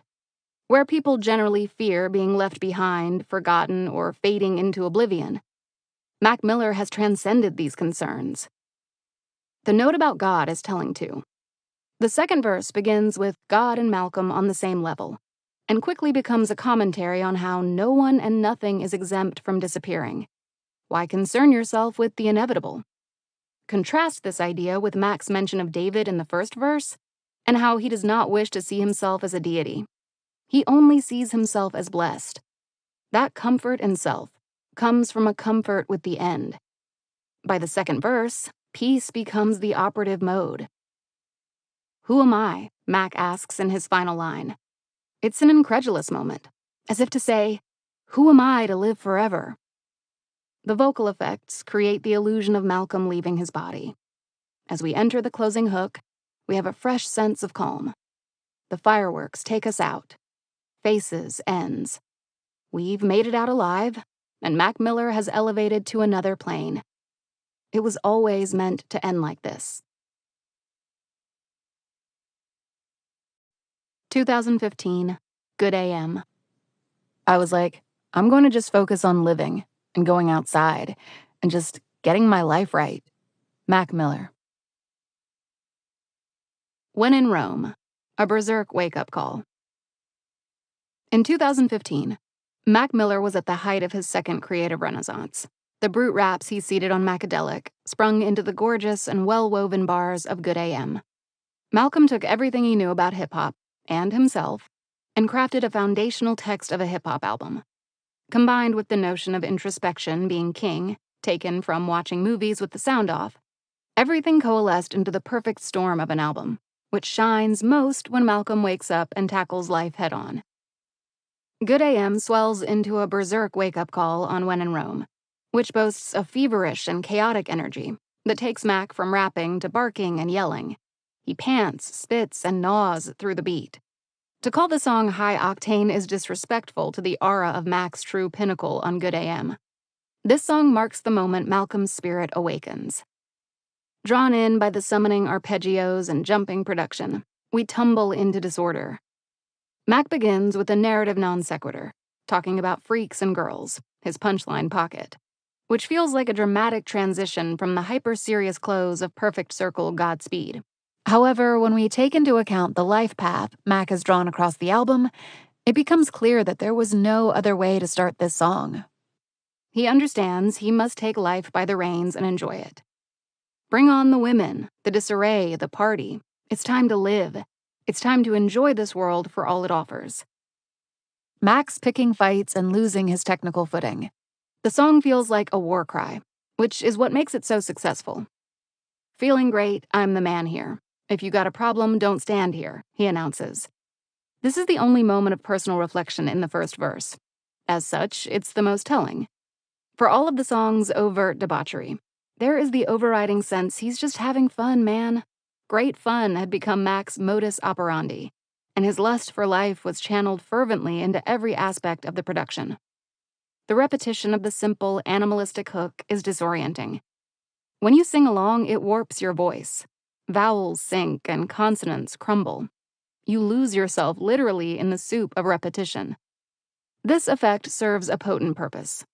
When in Rome, and by extension, living life to the fullest is about action. It's about doing as much as you can for yourself before you expire. That's why the words stumble over each other, why Malcolm absconds the airtight raps decorating the surrounding songs on Good AM. Perfection is boring. Imperfection is a sign of humanity thriving. Mac's lust for life continues in the second verse, in which he details his desire to see the world and live uninterrupted. In this context, Mac yelling, "I don't got time, bitch, I'm high, ain't a secret," reads like him staking his claim on his life. The line also pairs well with the third verse, "I'm going apeshit on all of my verses," which implies Mac will not waste a breath. While much of Good AM does battle with Mac's mortality, here we see finality as fuel. We scream these words alongside Mac Miller because we too understand life is short and precious and must be an endeavor, not a series of random circumstances. Mac is not simply waking up on When in Rome. He's leaping out of bed and running out the door, sprinting down the street in his PJs. There's no time to waste. From the opening to the aggressive outro, "Shut your motherfucking mouth, bitch, I'ma keep killing shit, let them all hate," we are confronted by a radically passionate and dedicated Malcolm, reminding us that he's devoted to being as alive as possible. Quentin Cuff. He was in a good place. He really was sober, man. This was a sober Mac. He was getting through relationship problems. At the end of the day, that album was him in a very good place. He was happy to be doing things on his own. He was out of the shadow of Wiz and different people. We had our own wave. We did the label deal, and with Good AM, he really was happier. It's more so showing people. I want to make real songs. Big Germ. He came to Pittsburgh for the whole summer. He was planning on that album before coming to Pittsburgh. Then he came to get some tracks from us, but to also pull it all together. ID Labs has a good amount of stuff on there. Brand Name was one that was just us in the studio. I found that record. It's a J.J. Barnes sample, which is an old soul record, one of those where we were just going through records and came across that one, and I chopped up the sample. Before he came to Pittsburgh, he had Weekend, Clubhouse, maybe Perfect Circle, Godspeed, and Cut the Check. He had a good portion of Good AM done. With Jump, Sap made the beat originally, and then we got it and added some details. DJ Dahi did the same thing. It was a lot of back and forth on that one. Quentin Cuff. His first album on Warner, this was a tester. He'd gotten some good reviews with Faces, and this was a time where Mac is working with different video directors. He's working with the Clancys as his management full-time. During this period, he became more of a celebrity. Mac had a lot of star-studded projects, but I look at this as, okay, he got his shit going as far as all his homies. The song with Chief Keef, I don't know how that got set up, but it's dope. If you look at the credits, it's Frank Dukes, Vinyls, ID Labs, Miguel on Weekend. There's so many good moments. The 100 Grandkids video was interesting. Rush Hour was the shit. Brand Name video? Big Germ. I remember the day I did Brand Name. I did the sample and drums, and when Mac's ready to go, he's ready to go as far as recording. I'm pretty sure he just jumped in and did it. Rush Hour was an E. Dan one, and Saez probably added to that. Quentin Cuff. What really spoke to me was the fact that Mac was very aware of where he was during Faces and the other albums, and he wanted to make something that was still exciting, but it came from a more sober mind. I just love the festival. This is another album, similar to watching movies, where the original version to Jump is one of my favorite Mac songs of all time. We had to remake Jump. It would have been a bigger hit, and it would have hit like a Donald Trump, but the great thing about this is Weekend went platinum. I always loved that. That was a real surprise, because it's not a typical 808 banger. People loved this album, and it was a different wave for Mac. Mac put together a sound that wasn't built off one artist or one producer. Big Germ. 100 Grandkids was already a song. The Shaw Money XL beat was already there. Then we had the second half. On that one, Mac gave me that loop, and I added the drums, and either me or E did the 808. That was another one where they were working on it, and Mac wanted it to go in a different direction at the end. He and E were in E's room, and they just sent it over to me in my room at the studio. I did the drums and played it for him. It was pretty easy. Mac just wanted it to turn up a little more. That was the first video that came out. Weekend. I'm credited on there, but F Key started that beat, and ID Labs ended up with credit because E added stuff at the mix stage. When in Rome, I made that beat. It was probably a year or two old by that time. It's a Bo Hansen sample. Our beat is first on that one, and then Sledgren, he's also from Pittsburgh, did the second half. He's a really good producer, too. He's close with Wiz and Taylor Gang. I think Mac just wanted a hype one, and I had that beat already. I sent him that beat, and then he added on the Sledgren part when he was in Pittsburgh. Vic Weinstein, friend and engineer. I was brought in for Good AM. We holed up in a studio in Santa Monica for 5 days straight. I didn't leave the studio. I got brought in because his other engineer, Josh Berg, would call me to fill in whenever he wasn't available. Because Mac's work ethic was quite voracious, and me and Josh being older, we don't have that young man energy. We had to ration what we had left. Josh was doing a long streak with Mac prior to the 5 days I did with him, and those 5 days, we got a lot done, including elements of Cut the Check.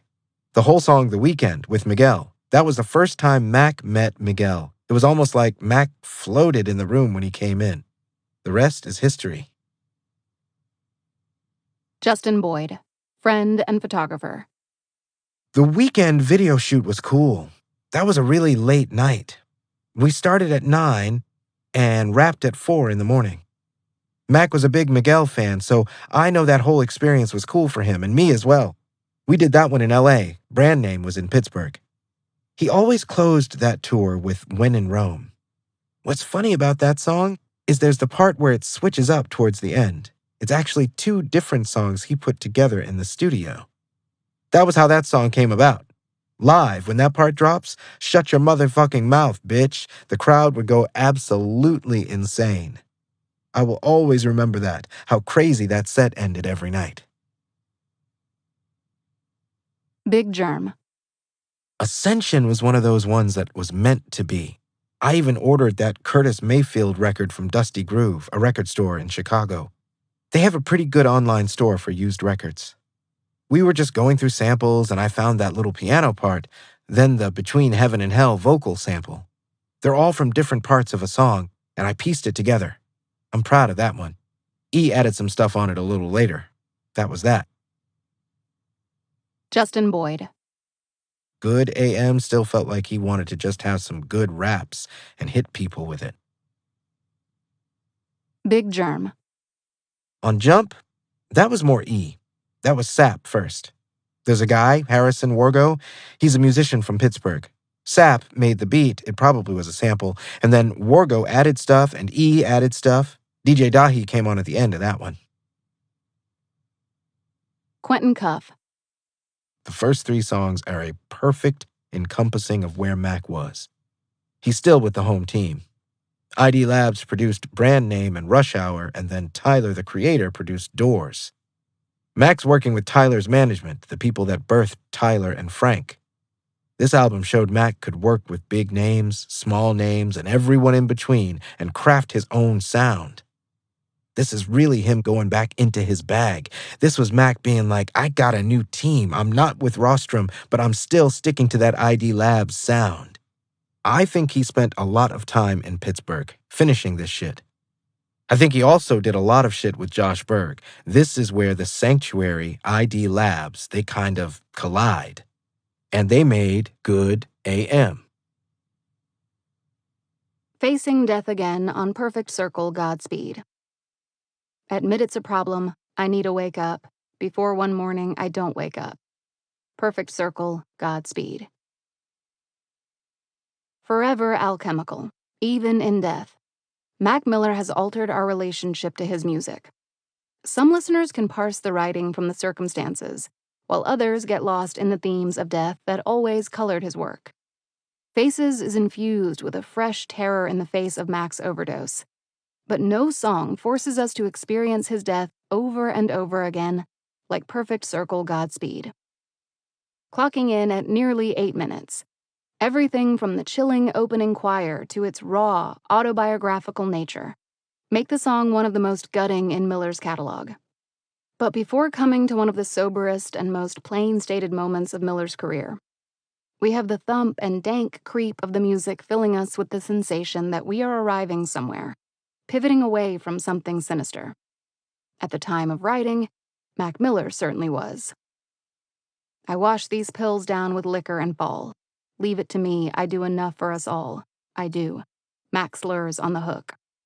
Here we have the crux of the track. He's hurt himself, so we do not have to. Perfect Circle then becomes an offering of wisdom. Our trust in Mac is twofold. As we absorb the themes of sobriety and recovery, we trust him to get better while also trusting him to shoulder burdens on our behalf. We learn from his mistakes. Perfect Circle presents Mac as a wizened spirit, matured and all-knowing. If this places Malcolm in some ivory tower for the time being, then so be it, because what follows is a gruesome revelation. He is going to die. For now, he is fighting to live. Everybody's saying I need rehab, because I'm speeding with a blindfold on and won't be long, until they watching me crash, and they don't want to see that. They don't want me to OD and have to talk to my mother, tell her they could have done more to help me, and she'd be crying saying that she'd do anything to have me back. Godspeed examines dichotomies. Mac Miller appraises his life and death through the same critical lens. He muses on death to keep himself alive. In the wake of his passing, the song becomes a barbed jab to the heart. The startling autobiographical aspects of Godspeed are almost too much to bear, but as the centerpiece of Good AM, the song is a reminder that Mac Miller was a fighter through and through, no matter how willingly he seemed to toe such a dangerous line. The emotion here appears impossible to reconcile. How can a verse so entrenched in a very real death speak so much to Malcolm's desire to live? That was his dutiful dance, it seems. Ever self-aware, Mac Miller knew he was playing a perilous game with himself. Above all else, this is what makes Godspeed a challenging listen, both before and after his passing. The harrowing realism of the writing, coupled with the accidental nature of Malcolm's death, make the song all the more heartbreaking. Facing Mac's death in this way leaves us with an important task: preservation of memory. This is why we have the Book of Mac, and why it is imperative his music continues to be played. For as tragic as his passing was, speaking to his collaborators and listening to his work, we know him to have been full of life. Though death was prevalent throughout his work, we cannot allow it to overwhelm his legacy. Mac Miller wakes up at the end of Godspeed because the plan was to live and prosper. The humorous skit at the end is evidence that nose to nose with his death, Mac still loved to laugh. That remains the most essential element of his legacy. I said that I thought it was a disservice to Mac's memory to turn his life into speculative 3 a.m. bar gossip, and to second-guess the fond recollections of the people lucky enough to have met him in the interest of playing caring sleuth and insider to an audience of strangers. Dying young doesn't retroactively make an artist's entire life a meditation on death, even if death is present in the margins of their work. They were trying to escape it, using art to locate and share a moment's respite, and even though they didn't beat what was bugging them, they should be honored as people who fought to live, not people who sat around waiting to die. Craig Jenkins, Lil Peep's Come Over When You're Sober Part 2, encases his triumph and tragedy in amber. Mac Miller was never trying to die. He was vying for life with every bar about the cocaine ether, though it may not have been obvious. He was creating to purge himself of his darkness. In sweeping waves, his approach worked. Mac saved lives. That was only made possible because beneath every mention of his death was an overwhelming desire to press on. That is what compelled listeners. He does not want us to sit in his death or our sorrow. There was always the next step. That is the triumph and tragedy of Godspeed. Even after his death, Mac is urging us to press on. Big Germ. I had been hoping he would do that for a while. Just come back and work on something. We pretty much shut the studio down when he's there. I'm not sure if it was a getting clean kind of thing, just being away from the sanctuary, or if he just wanted a change of scenery. It might have just been that he wanted to get back to Blue Slide Park and our vibe of working together. Me and him had our little moments of not getting along, but 2015 we got closer again. When he was in Pittsburgh, it felt like the old times. Over time, he got more comfortable with live instrumentation. Quentin Cuff. One of my favorite things about Good AM is the Clancys and this guy named Brad Scoffern who used to work for Four Strikes Management. Four Strikes threw this great event for us. We threw a 3-day festival when Good AM came out in Pittsburgh. That was my favorite part because I got to work with Four Strikes and Warner and Mac. We got to do a dinner with the mayor. That was Mac cleaning up where Mac was during Macadelic and Faces. He got better. As sad as it is right now, how Mac always looked at the title was an epiphany for him to get clean. It was Go OD, and then AM was the wake-up call. It was a wake-up call, so he wouldn't OD, essentially. Big Germ. It seemed like he was in a good place. From what I saw, he wasn't doing drugs or anything. It was nice. We would be in the studio all day, then go to the bar, and there would be a lot of his friends from high school. It was nice for everybody. It was almost like he wanted to simplify his life at the time. Pittsburgh is a lot more of a simple place than LA. It's slower paced. It's more Midwest than people think. He wanted to get back to that more simplified lifestyle. I remember he was staying at his mom's house the whole time. Quentin Cuff. Man, if I played back Perfect Circle, Godspeed after him passing away, I would definitely cry. I love that song. As I'm reading the lyrics, it's crazy. It's him telling us that he hopes we can always respect him. I feel like this is a message from him spiritually. Him not being here? A lot of the time, his music was like little letters and messages to his friends, family, and people he loved to remind them of who he really was. Yeah, bro. That's who Mac really was. I really think that this is a perfect thing. Perfect Circle, Godspeed. They hit it right on the nail. That song always meant a lot to me. There's a Bob Marley sample I think they couldn't clear. Mac says on the song something about Buffalo Soldier, and they had to switch it because the original was a direct salute to Bob Marley. That's why Mac said it in the verse, because there was a bridge or pre-chorus where Ab Soul was talking all this Buffalo Soldier shit, but they had to take it out. You can get a sense for what Mac and Miller's relationship was in that moment.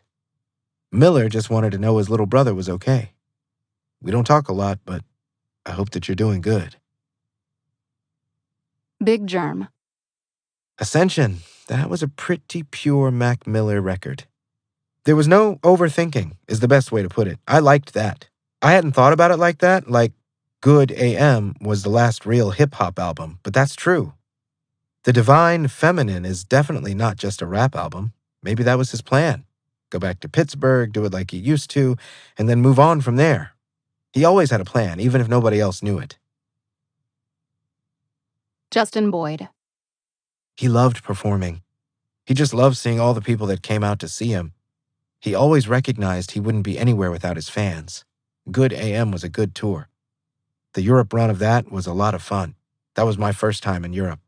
It was crazy to me to see all these people in all these other countries that are so excited to see this kid. Just being from Pittsburgh, that shit's wild to me. From Pittsburgh to Australia, people everywhere knew this kid. That was awesome.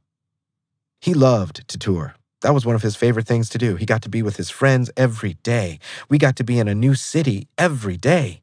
We got to do cool shit, whether it was to go to a mall or ride some go-karts or watch a movie. It was fun to be with your friends in a different place every day, to see the world. And the fact that music brought him to do all that, how could he not love that? Quentin Cuff. Good AM is underrated, kind of gets lost in the shuffle sometimes. When you stand it up next to any other album in his catalog, it's pretty fucking crazy. I think it'll always be underrated. He was being himself on this. 100 Grandkids, he gives a great update of where he's at. And that's one of his daring singles. He got Shaw Money XL to produce that shit. At a time where everyone was going to Metro Boomin and the hit makers to capture their hits, Mac stuck with his guns, worked with ID Labs, SAP, and this cool lane like Frank Dukes, DJ Dahi, and Seven Thomas. And him working with Miguel was huge. Him having his first major label single with a big artist and it being this organic thing, not like Mac getting the label to make him a single. In his legacy, Mac went up against the major label machine and he came out with a really good product. Justin Boyd. There was a moment on the Good AM tour where it was just him and a light shining on him. He knew everybody wanted the high-paced raps and the shit that just goes hard, but he loved those moments. I think as his fans matured with him, they loved those moments as well. From the gravel to the motherfucking castle. Through rain, sleet, snow, I'ma keep getting dough. You can find me on my grind, so put your motherfucking hands in the sky. Castle made of sand. Mac Miller loved motifs. He operated within his own psychedelic creative unconscious. Across his albums, the threads are plentiful and provocative. Mac was always sowing seeds, and for 10 years he cultivated the image of his career and passion for growth through various lenses of castles. These structures stand for the beauty and fragility of the music business, and how Mac's career could at once feel towering and grand while simultaneously unstable and difficult to maintain. This dichotomy speaks to Mac Miller's work ethic. He was an always striving musician, striving because he never doubted the fragility of the industry and his place in it.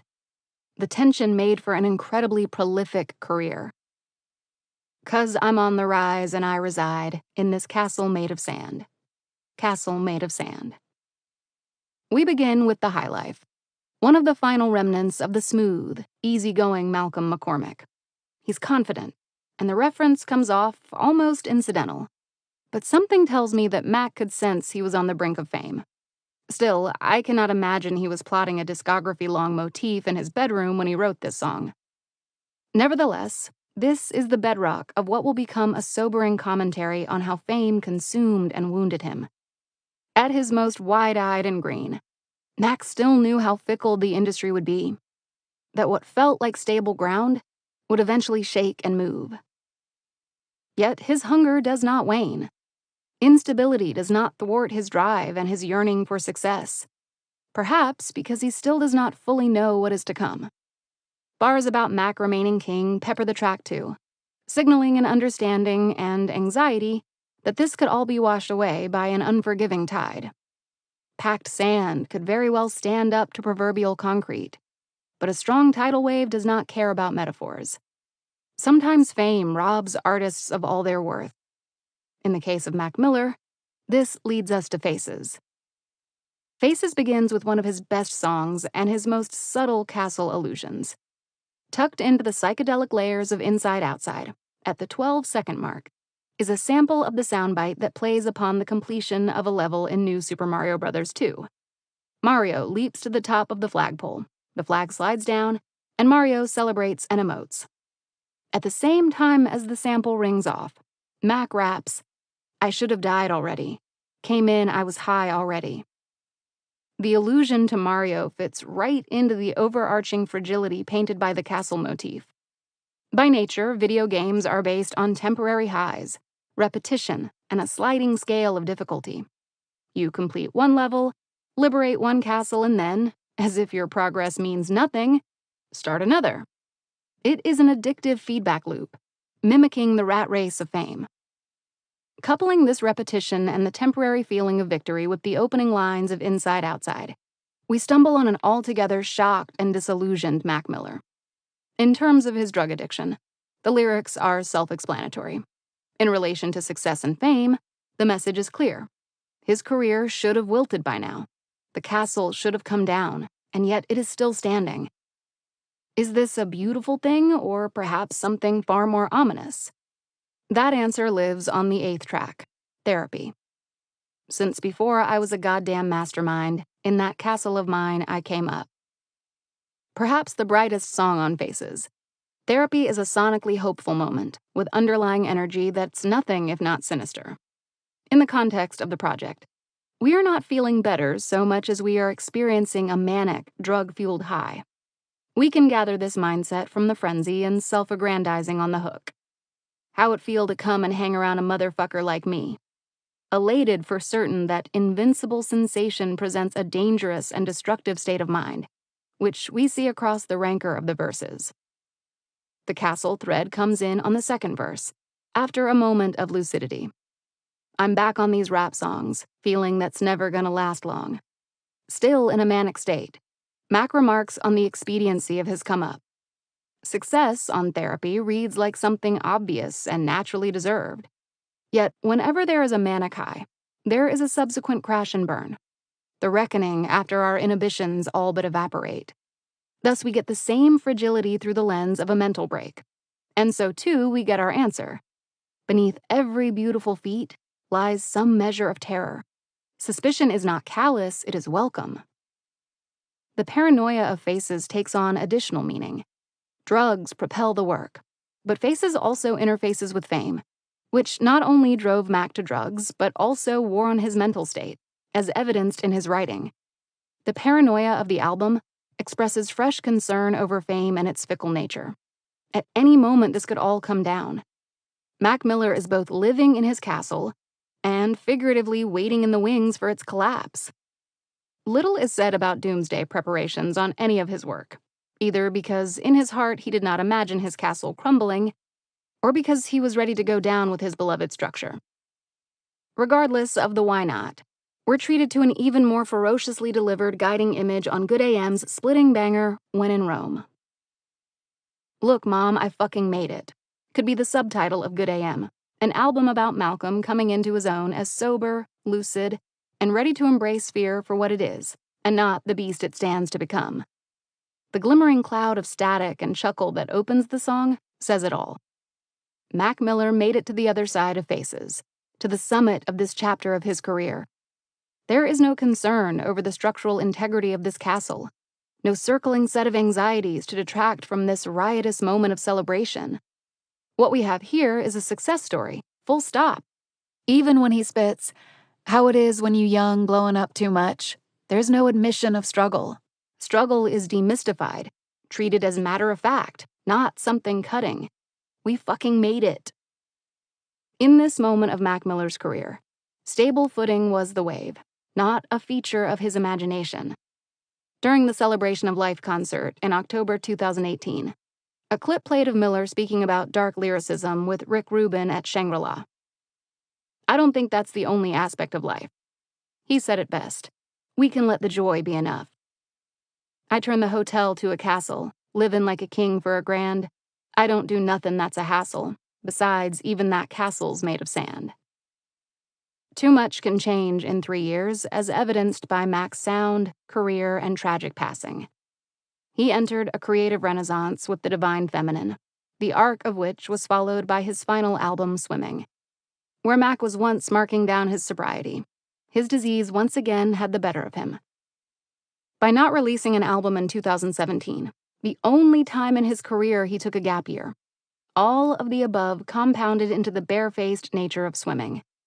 The castle motif returns on ladders, and this time, it seems to catalog all motifs and career highs before it, concluding with a fresh and resolved outlook on fame and its transience. The castle bar on ladders begins rather alchemically, as much of Swimming is transformative, from hotels to castles. The notion here is that Mac Miller had his career grow in phases, and his spheres of success may have robbed him partly of a home base, but what it did give him was an undeniable sense of accomplishment. Subsequent lines about living like a king, for as cheap as can be, begin to hint at the rickety quality of fame. We're not in a stone structure, but one made of tense wood, one that creaks to make its weather-worn status known. And so we return to our original image, the castle made of sand. His placid delivery, not unlike his approach on The High Life, reveals that this fragility does not scare Mac. Thinking of So It Goes, the album's closer, that same mantra applies to Mac's view of fame and status on ladders. Even the castles made from hotel rooms, from tours, from seeming unshakable career highs, erode away. Everything, it seems, can be undone. The art of webbing.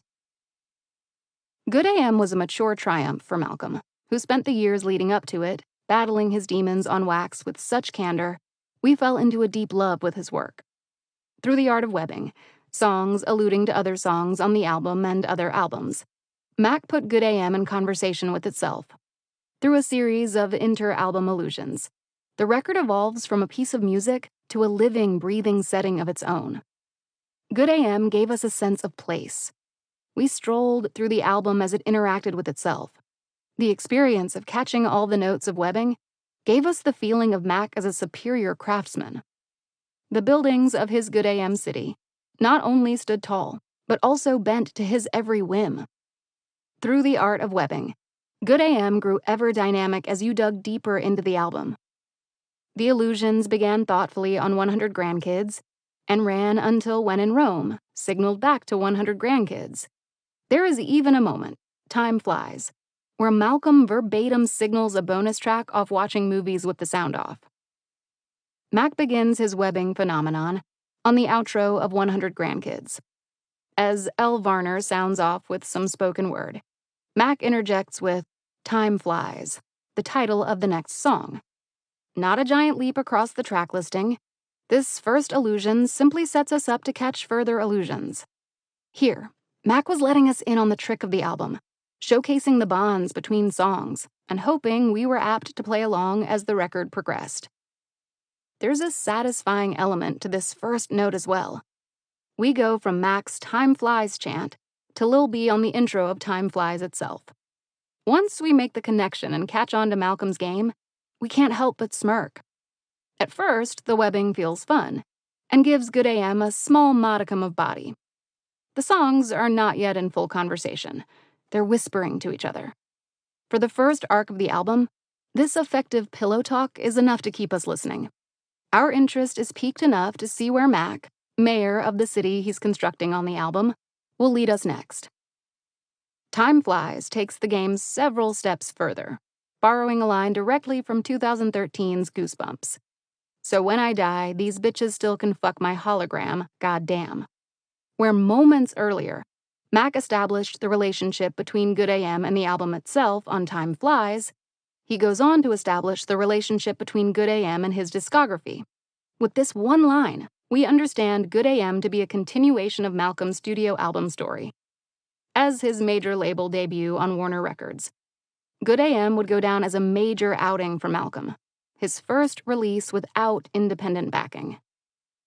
By calling back to watching movies with the sound off, he reminds us he's the same old Mac Miller, regardless of the major label support. It's a promise not to change, and also a means of suggesting that he's been creating with his future in mind the entire time. Something of a time warp, this illusion is just as satisfying as the first. Mac's discography becomes its own setting too. We come to appreciate it as a solar system. Consequently, Good AM elevates from city to planet. It feels as if many conversations are happening at once within Mac's work, but they never feel overwhelming. Everything is tightly woven, the fabric of his work soft to the touch.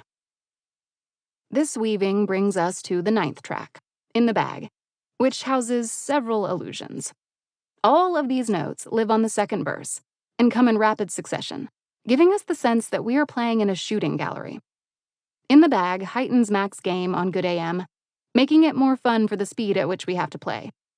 The 3 illusions of the track give the album a vibrancy and set an admirable tone. We've spent the time prior to In the Bag warming up, and now we're headed into the main event. First, we have the line, "They just want to break the law and find someone to fuck," which refers to Break the Law, the following song.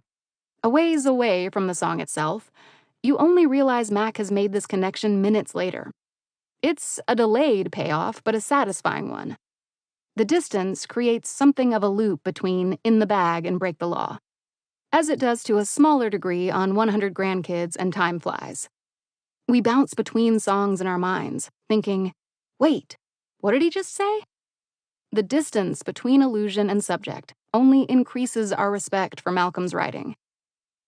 Next, we get an allusion to the album itself, with Mac saying, "That's what I call a good morning," just a few bars after the Break the Law tidbit, signaling the whole of the album is a wise move because it reminds us Mac is working with large concepts.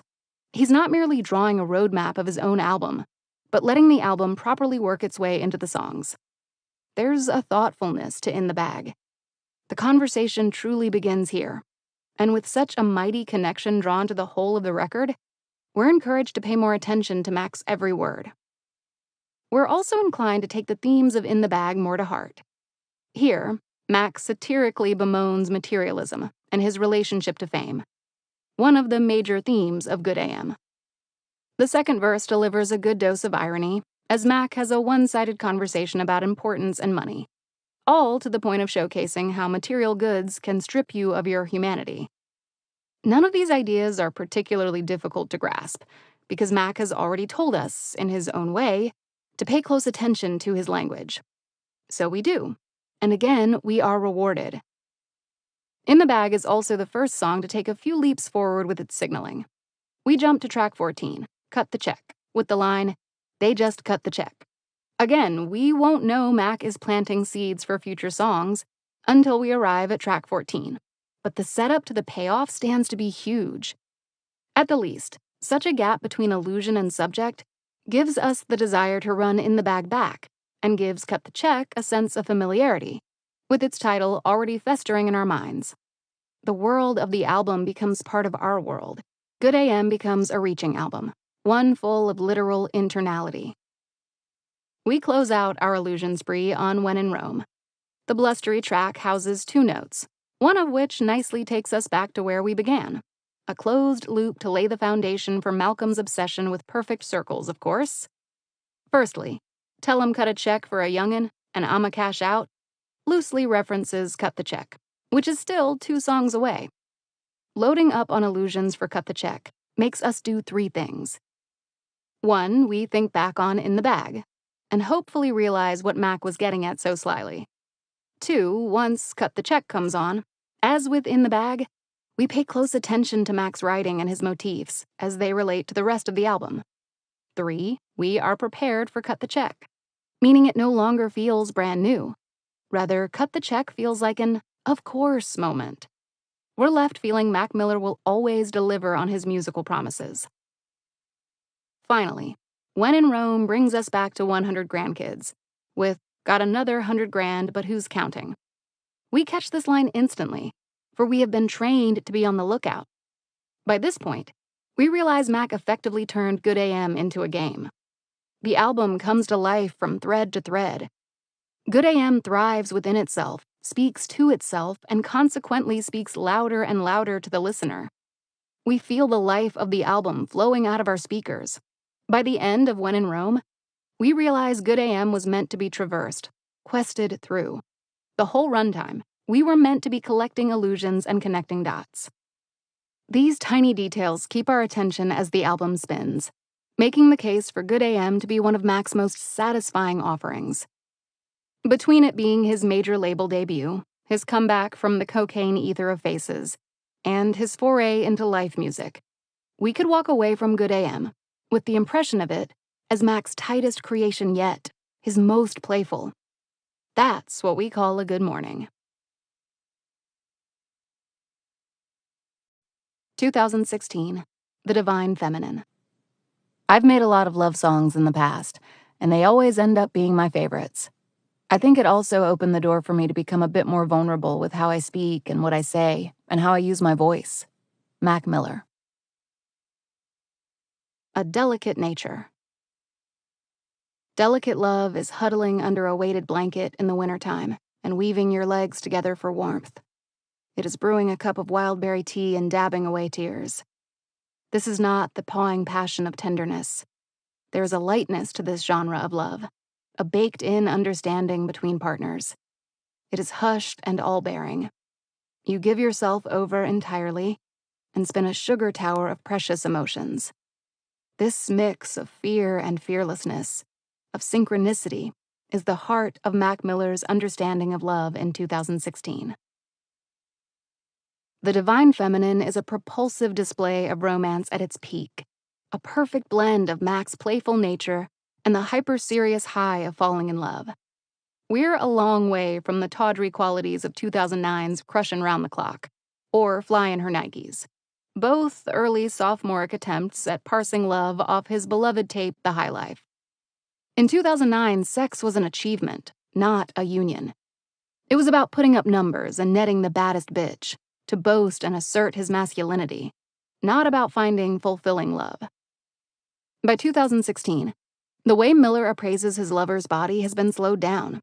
He does not miss an inch or fail to savor each second as he pores over her skin, as on skin itself. Delicate love is about achieving a oneness with your partner without imposing yourself on them. It's about mutual respect and not letting desire rule you, while also giving in to every affectionate whim. It is the ultimate form of cherishing someone. Skin runs deeper than pleasure. Mac elevates the track as a moment of pure surrender and fusion. Here we have the type of sex where ego is absent. I opened up your legs and go straight for your heart, Mac explains on the hook. It's the kind of sex where you can't tell if you're panting from the rush of activity or emotion, or trying to catch your partner's breath on your tongue, anything to get closer. It's a fine line between affection and obsession. This sliver of space fosters delicateness by design. Earlier, we have the pleading stay, which is secure in its vulnerability. Here, Mac is practically begging his lover to remain by his side. The song is funky and expansive, with blooming trumpets and an infectious cadence. The timbre of the track is light, but the emotions are serious. How often have we felt desperate for togetherness? How often would we do anything to be touched? Mac is demanding. He cannot help himself. He needs to be with his lover. Mac is uneasy, and yet when speaking directly to his partner, he returns to form. I don't want to be polite no more, he raps on the bridge. Though most of the song is spent yearning, by the bridge, we have a loving reunion. There's more to the divine feminine than sex. Congratulations basks in a delicate glory with images of kale for breakfast and a shared hamper. Making momentous occasions out of the motions of ordinary life is as thoughtful as it gets. There's an overriding tenderness, not animalistic, baked into the song's easy touches. These tiny bumps of love come up again on We, where Mac is so absorbed by his lover, he seems at a loss for words. You can be my... He trails off, unable to conclude his thought. Love is not about ownership. Instead, love is flowing and overcoming. Just like congratulations, the feeling is born of the smallest details. I'm in love with the way that you say my name, every time it sounds brand new. This spellbound energy gives us my favorite part, and God is fair, sexy nasty. On both, Mac sounds positively enchanted. The Ariana Grande featuring My Favorite Part is, as its name suggests, an ode to the best part of loving someone. God is fair, sexy nasty is the most Mac-like rendition of sex on the album, fully giving in to his freaky side, but with a gentle touch. Mac breaks from the physicality to deliver, "You're the only thing for me in this fucked up world."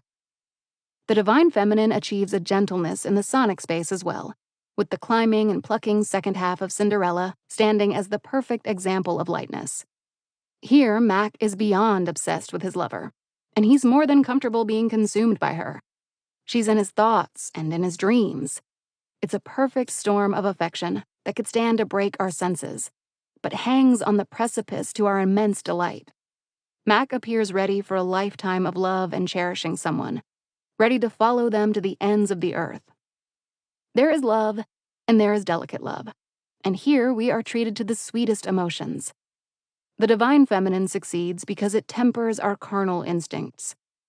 With this album, Mac matures his understanding of love, delivering living, breathing love songs built to last a lifetime of romances. Vic Weinstein. The first time I linked up with Malcolm, it was through Tyler, the Creator. They were slated to do a song together to wrap up his series of songs he did for watching movies, and it's possibly the worst song I've ever heard either of them record. But they were so excited about working together. That night I was not too familiar with Mac. I knew who he was and his phenomenon somewhat. My full idea of him was built that night. I remember calling Josh Berg. I was like, "Damn, man, your boy can rap." He laughed at me because I had no idea what I was walking into. There was something else that happened later that was indicative of how genuine of a person he was. My car broke down in the studio parking lot. I had the studio working on getting me a cab so I could get home. Malcolm pulled around the corner in his Benz, saw me standing outside, and rolled down the window. Yo, bro, you need a ride? I'm like, oh man, don't worry about it. I live on the west side, which is a significant amount away. He's like, I'm not doing shit. Get in. He gave me a ride home to a place he had no reason to go, besides to drop me off. When we get there, he asks to use my restroom. I'm like, dude, that's the least I could do. You drove me across LA because you're a nice dude. You need a hot towel or something to drink? He used the restroom. I was just sitting on my couch. He proceeded to sit down and watch SportsCenter with me for 3 hours. Then we just talked. After that day of finding out how immensely talented he was, then finding out how much of a real human he was shortly after, that set the precedent for how I revered him moving forward. He was a class act, on and off the field. Aja Grant, pianist, Phony People. I can't remember the first time I heard his music. I remember the first time I heard about him. He was on TV, and it was when Blue Slide Park made history. I found out he's my age, and that's the first time I heard about him, but my sister is a big fan of his. She's also a DJ and listens to a lot of great music. She always raved about him. I remember she went to one of his concerts when he did Good AM here in New York. She loved it so much, she bought the hoodie with his face on it, yawning. She used to wear that every single day. I didn't really listen to his music like that, but I used to see him every single day because of my sister. My dad knew about him, my mom. Before we even met, he had tweeted my band. We were so geeked off of that tweet. We thought it was dope he reached out. A couple years down the line, he tweeted, "Can somebody send me some beautifully played piano?" A couple people tagged me in that tweet. I didn't know I was at the movie theater watching Star Wars. I was in the theater with my sister and my dad, and my phone was going off. I saw Mac Miller's name, and I thought it was for Phony People. During the movie, I was like, let me see what's going on here. I looked at my phone and saw Mac Miller replying to Aja Grant. I'm like, what is going on right now? I went to the bathroom during the movie, and people were just congratulating me. It was hundreds of people, and my Twitter was super quiet. I scroll up, and he tweeted me, "I trust you." That was his first tweet to me. Then he DM'd me. It was so cool. I was so grateful. It was December 26, 2015. He said, "What's good, man? I'm making a love project and I need some piano to sing on." I was like, "For sure, I'll send you a couple of ideas." He sent me his email and I was like, "Word, I'm going to send you some in a few." He was on a flight to India with Nomi, his girlfriend at the time. He was geeked. He had Wi-Fi on the flight. I gave him my number and I ran home. Got home, I was still living at my parents' house at the time, and I have this upright piano my dad found in New Jersey when I was in high school. I set my voice memo up, and I just started playing. I sent him probably 5 different voicemails of stuff. I was insecure about it. I'm going to play my heart out, but I don't think he's going to like it. But everything I sent, he's like, "Yo, this is exactly what I was looking for. I'm in tears right now." He was like, "I'm about to move to Brooklyn so I can record. I want to really get into this project." So the song he liked, he wanted to record it for real. 2 to 3 weeks later, into 2016, we went into the studio. I thought it was going to be a typical rapper session, but it was just him and the engineer there in Blast Off Studios. It was very intimate, personal.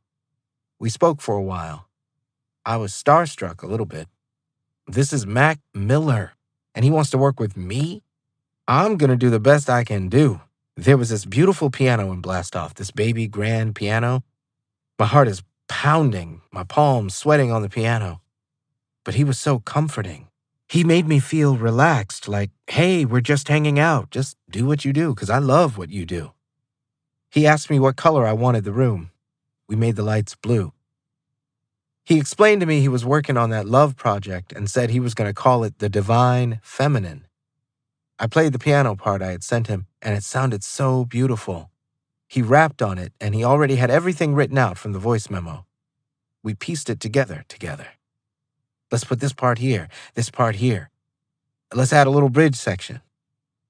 That song became Congratulations, which is the first song on The Divine Feminine.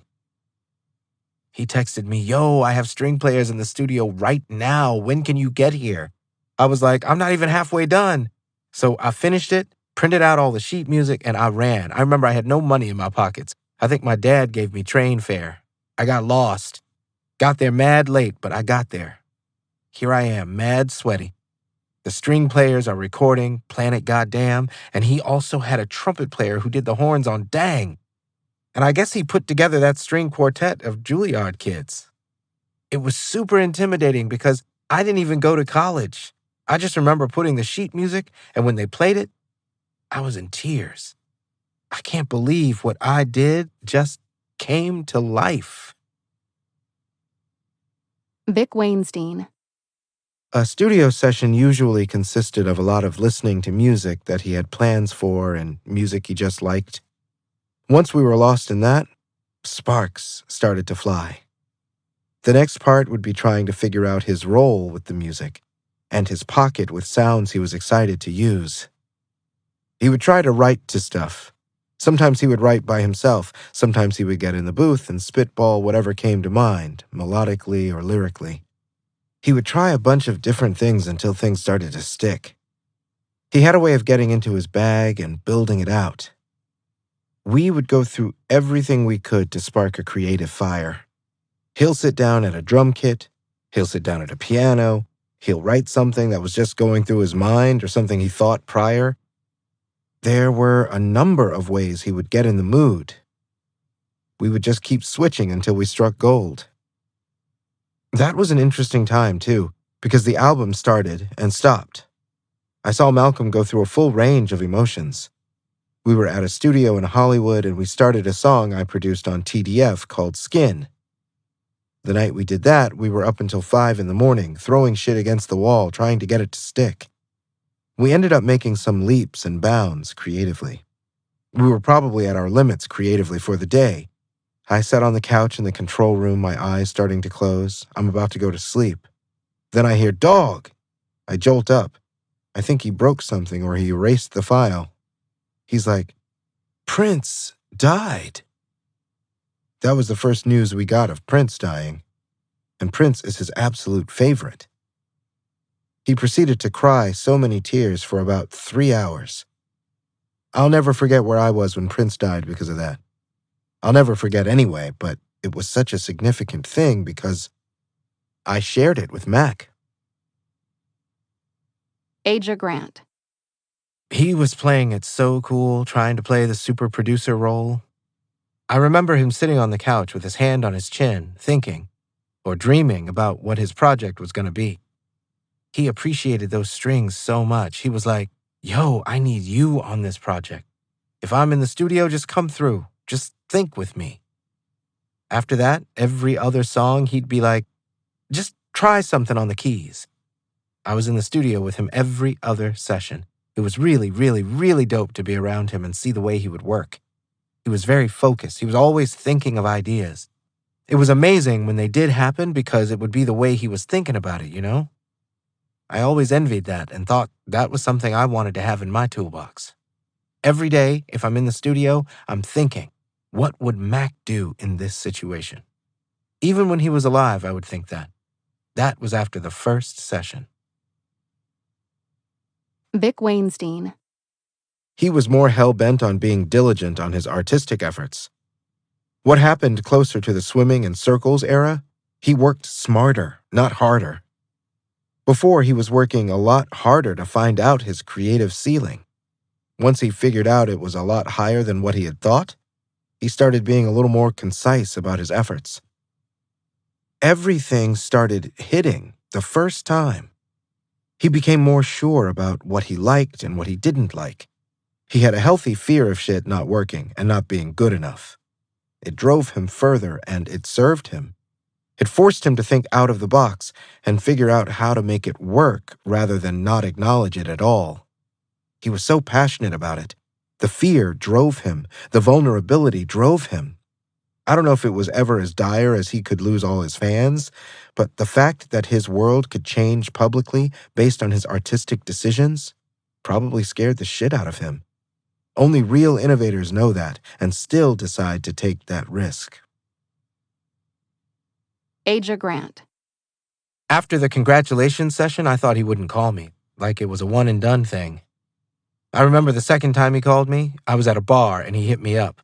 I was raving to my friends like, yo, man, I was in the studio with Mac Miller.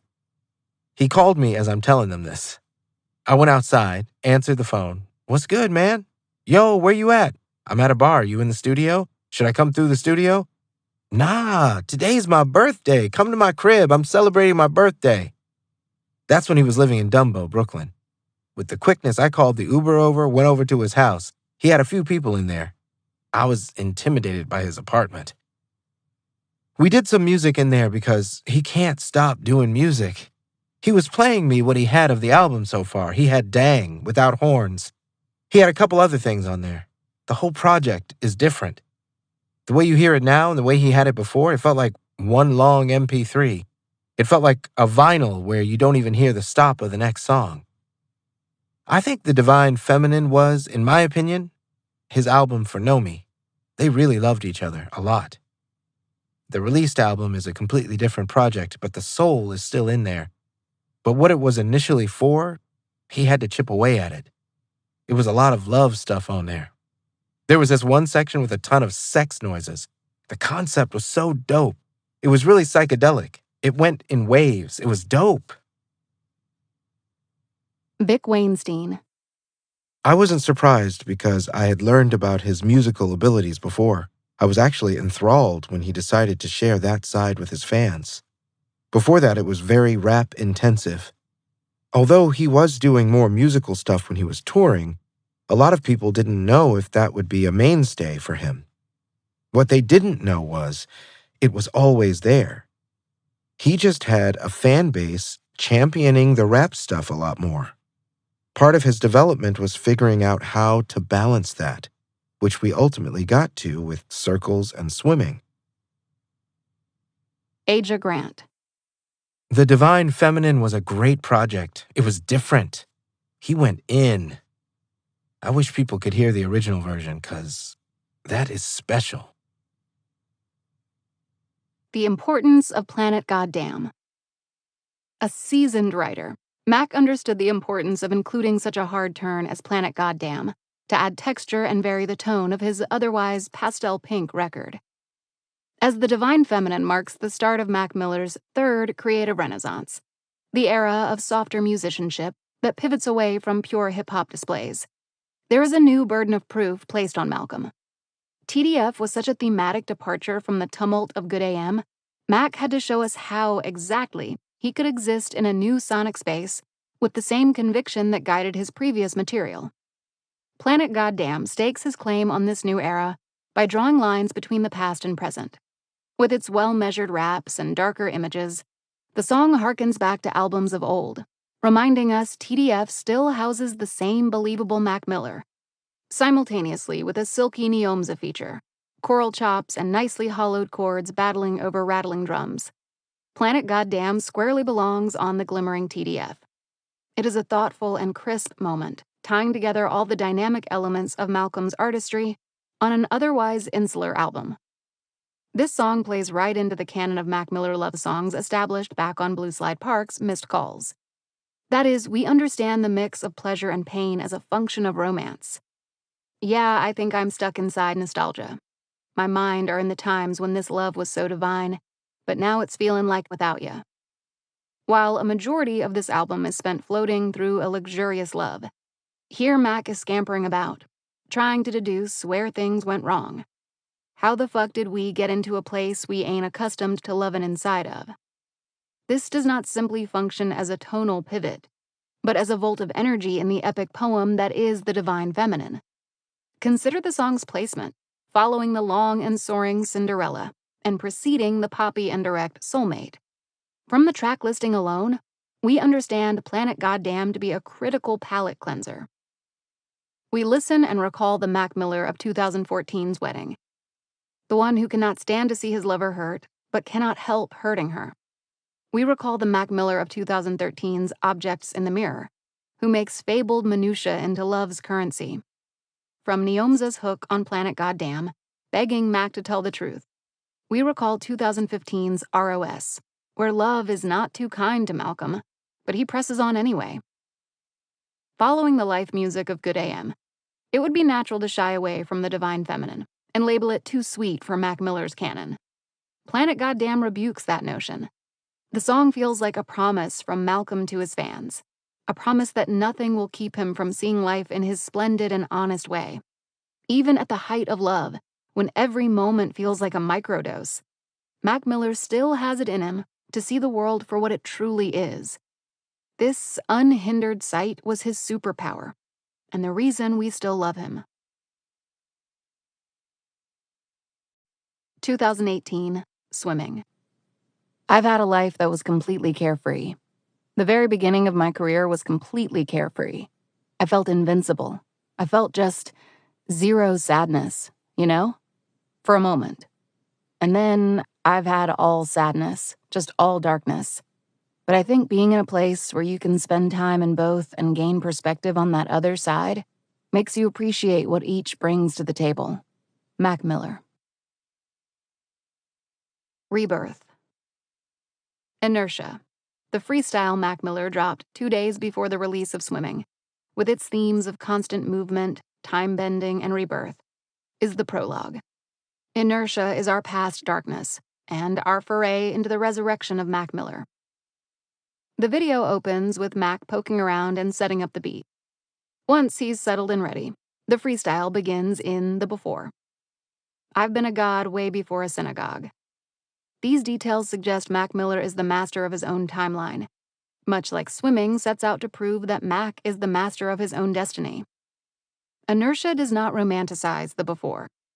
Mac quickly makes it a point to draw lines between desire and reality. This is not what you wanted, but this is what you got. You live with what you got. Amidst images of liquor and magic brews, the gentle, surrealist bent suggests Mac is aware of the knots of his past, and while there is an attractive element to escaping in the present, he does not want to simply run to his vices as he had in the past. We are getting redemption as well as growth. And you ain't nothing to the planet but a little dot. Suddenly hit the water like the line that's on a fishing rod. Simple thoughts got me itching like the chicken pox. Knitted socks with fingers trying to scratch a lotto ticket off. When I made it, I was getting all the bitches off. See, I was faded, now I'm counting up the minutes lost. Mac is in his writer's bag, taking stock of his minute place in the world and battling back against the aggrandizement of the celebrity that he has feared and resented for most of his career. Of course, we get the direct allusion to Swimming when we hit the water, and a secondary nod to producer alter ego Larry Fisherman. Swimming's Come Back to Earth opens with, "And I was drowning, but now I'm swimming." Inertia is the drowning. But as we only grow from anguish, we only learn to swim by flailing in a dire situation. So the freestyle is not an admonishment of struggle, but rather a verified thank you. Taken in concert with the album, Inertia is a celebration of pain, not a glorification, and a note to how important it is to cherish where the hurt can take you. Eventually, Mac incites a conversation with himself. "I overdid it like the way the roller coaster's spinning. Homie, that's inertia. I'm the moon to the sun, how I birthed ya," he declares. Mac is careful with how he speaks to and about himself and his addiction, which is critical too to his growth. Mac speaks in tongues to his fears and acts as one with his rebirth. He becomes a new man by his own hand, not by a stroke of luck. In the journey of his growth, Mac Miller is the agent of his own ascension. All of this is why the final couplet of Inertia is a relentless punch to the stomach. You ain't nothing till you die and come back to life iller. They haven't made a motherfucker realer, Mr. Miller, yeah. He comes back to life quite literally on Come Back to Earth. Still, Inertia ends in motion, and Swimming maintains that forward movement. But freshly reborn, he course corrects. Instead of barreling toward his demise, on Swimming, Mac Miller advances forward to heal. Vic Weinstein. We were working on a lot of the songs that became Swimming without actually having the full concept. The concepts came from two places. Certain things we started to achieve musically helped with driving the concept home. And he started thinking thematically of the idea of what he wanted to go with. It just so happened part of it came from the stuff we were currently working on. A lot of the efforts we were in at the moment fed into his concept. The timeline is really interesting. The concept came together probably a little over a year before we released it. Quentin Cuff. This was when Mac was going back and forth about, should I do a rap mixtape? With Swimming, looking at the track list, at one point he just had Jet Fuel, mad long ago. He had a few other songs, maybe Wings. Jet Fuel is the oldest song I remember on here. From Jet Fuel, he was like, maybe I'll just drop this mixtape that was just a picture of him outside his house with the G-Wagon. A quick mixtape, like Another Faces. Jet Fuel was going to be on that with a few other songs, and Conversation Part 1 was in that batch too.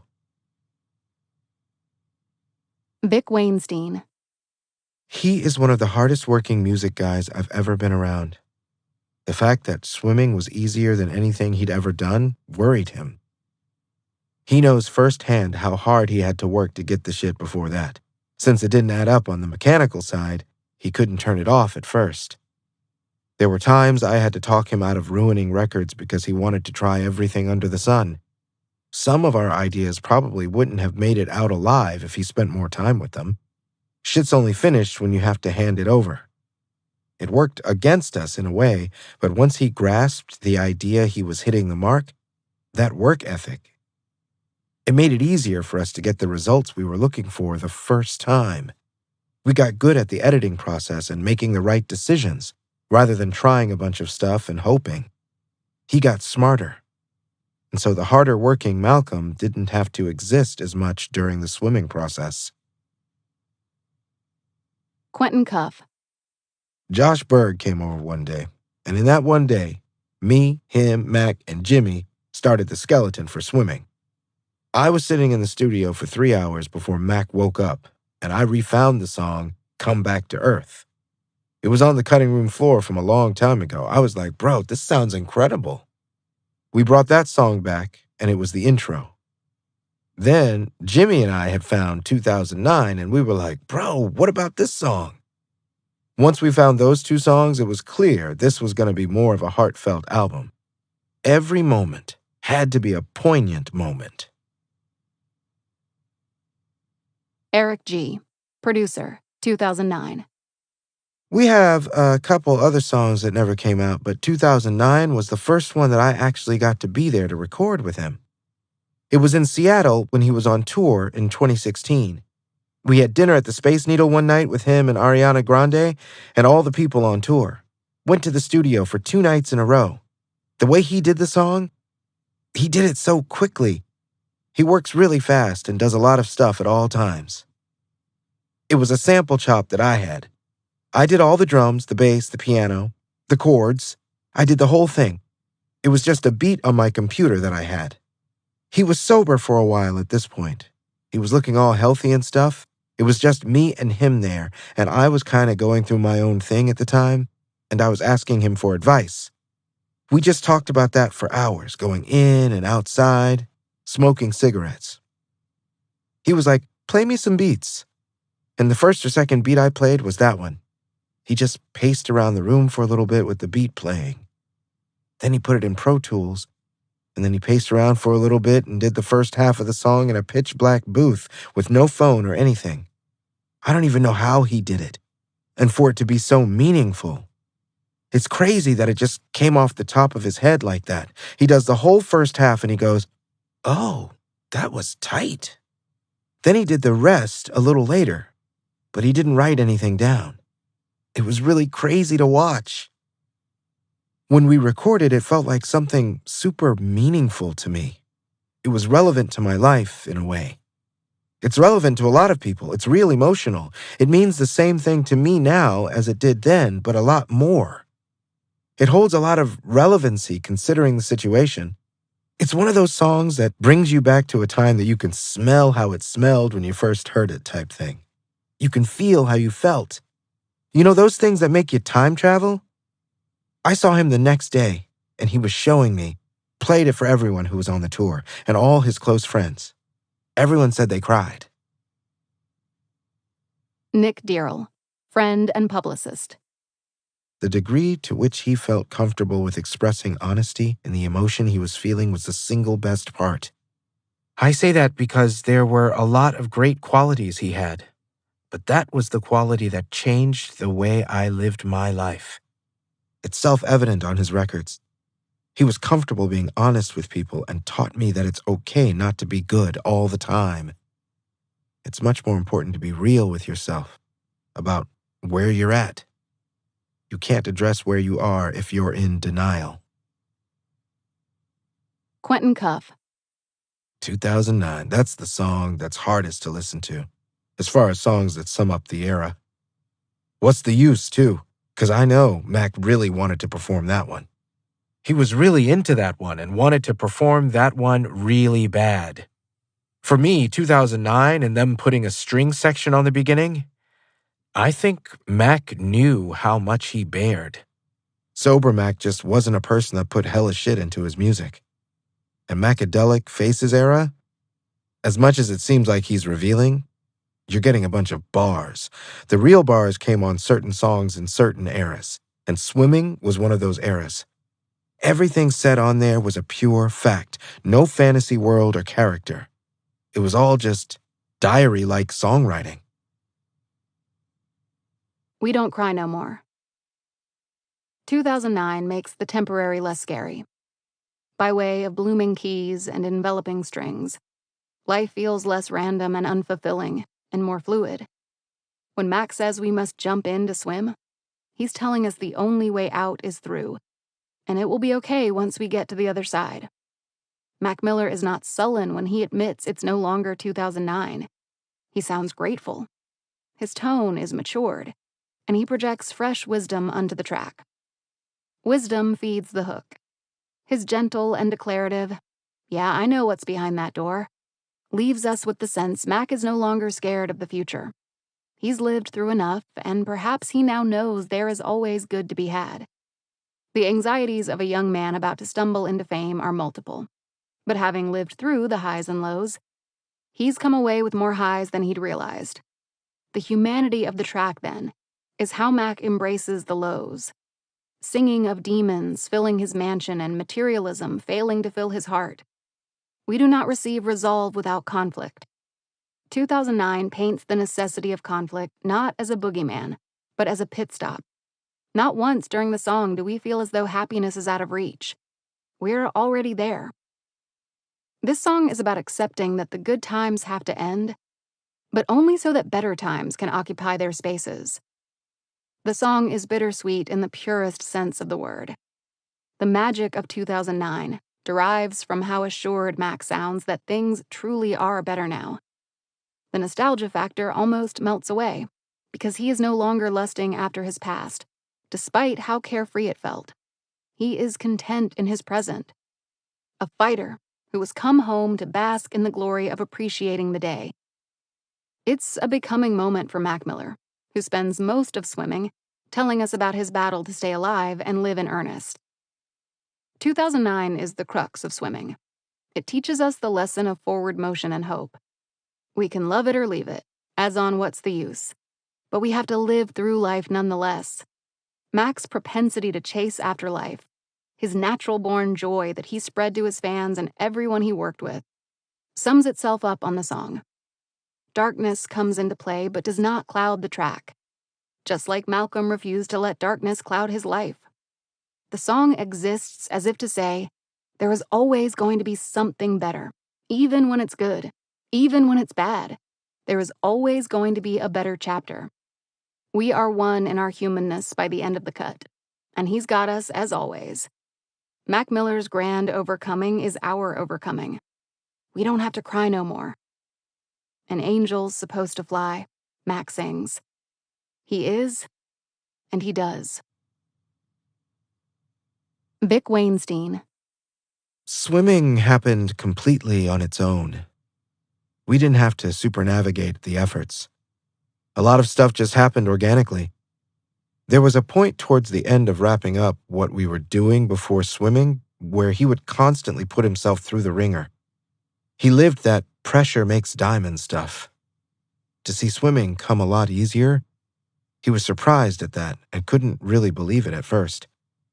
Part of that is how good he got musically and how good he got at editing himself. Craig Jenkins, music critic, New York Magazine.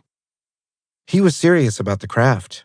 You could tell because every time you heard from him, he'd figured out something different. He got a little better at it. That's kind of rare. Often you'll hear an artist come out, and 5 years after the beginning, it'll be comparable or worse. Mac was someone who, when you thought it was a complete picture, he'd figure out a new room or a new angle every time. Nick Dearl. Malcolm was an open book, both about the highs and the lows. The irony is, I think Swimming, retroactively, has been read as a dark record when, in fact, I don't think I ever knew a happier, healthier, more beaming Malcolm than the one that existed in the year leading up to the release of Swimming. In some ways, he felt empowered, because he was in such a great place, personally, to let some of the lows come out in the music. Vic Weinstein. He was always confident. He was always ready to take risks. But he hit a new bar with confidence and his choices musically. That was the most noticeable shift. He became a better piano player. He became a better guitar player. Also, he was finding himself in a space where he relied on himself more. Previously, he had this world he built via his own brain and a collective of artists he trusted and admired. With Swimming, he kind of implored himself to do more, rather than relying on someone else. A lot of the stuff he did, we kept. It was great. It came out exactly how he wanted it. We were stoked to reach that landmark. Once you saw the world he built, it was an amazing place. We couldn't wait to put Swimming out. That's how awesome it was to us. Kehlani, singer. I went over to Mac's house, expecting to make a song. And we always joked that we didn't end up doing the song. We sat there and we watched the Mary J. Blige commercial, the Burger King commercial. The whole day we were crying over him reenacting this commercial. I did his birth chart. We were supposed to get lunch the day that everything happened. That's the beginning to the end. It was very deep for it to be very short. We were talking every day. We were talking about relationships and getting very close and talking about my baby. Craig Jenkins. You would hit him up like, yo, there's this thing going on, and he would pop up at it. He was at the studio and he was like, come by.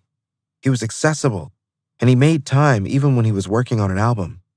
I figured there are a million other people ahead of me with more pressing things to offer the guy. Just the fact there was still enough time for me, a guy who's not necessarily in the picture, was amazing.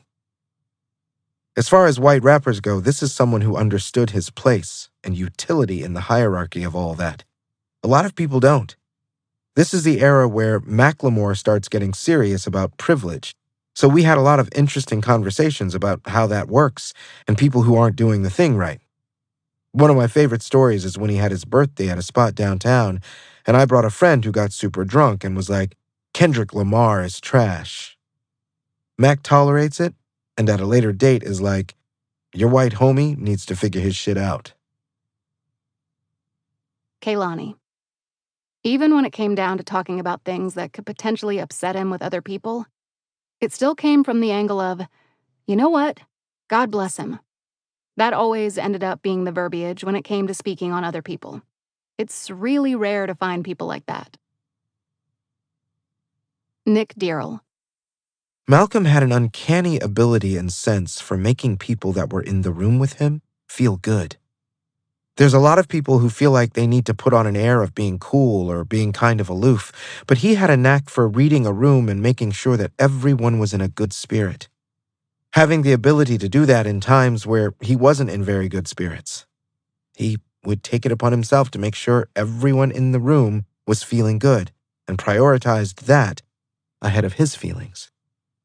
There's something to be said for the selflessness that he showed in being attentive to other people's emotions, whether he had known them for 5 minutes or 15 years. Quentin Cuff.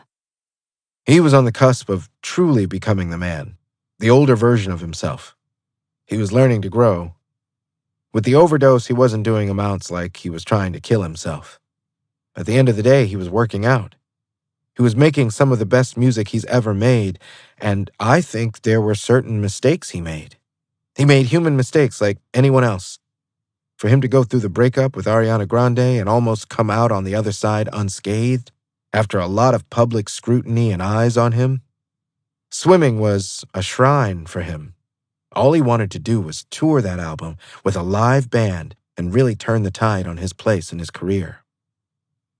We called in J. Cole to produce Hurt Feelings.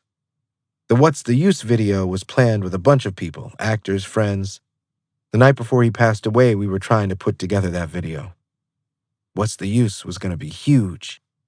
Perfecto, he finished at this studio in Chile. Ladders, incredible. Mac wanted to get more songs like that, more like a single, like a dang type of single. Every song is so strong on here, it's not cookie cutter. That's why I really like this album. At the end of the day, this was the album where he perfected making songs. Vic Weinstein. I did like when we came up with Perfecto. I redid it in Chile. We went to this recording studio that was out in the middle of a vineyard. We were isolated, and we had to dig deep. And Perfecto came together so quickly. We had the notion to add hand drums, and we were in the mecca of hand drum players being in South America. The way it lined up for us to go there, musically, was so perfect. That's why we called it Perfecto. The concept was built around how effortlessly it came together. That was a really specific and cool energy we had when we were in Chile. If you saw the video for Good News, the first scene where it's me and him in the studio is in that Chile studio. I argued against self-care at first. Obviously, there are different versions of stuff. And when it started, I didn't think it was as strong as it needed to be a part of everything else we had. I fought him till almost the end. He changed a few lyrics and changed the arrangement, and then I made amends with it. There was a long time where I was like, that has no business around the rest of these awesome songs. Obviously, I'm just one filter in all this, but he had the vision very certain in his head. He had moments like that often, where he saw the bigger picture and the rest of us were like, nah. Then it's like he pulls a rabbit out of the hat and we're like, holy shit, he's right. Nick Dearl. I remember being in the studio with Vic and Malcolm while he was working on self-care, and he finally landed on, I'm switching time zones. We must have gone through 5 iterations of that little phrase and how best to say that.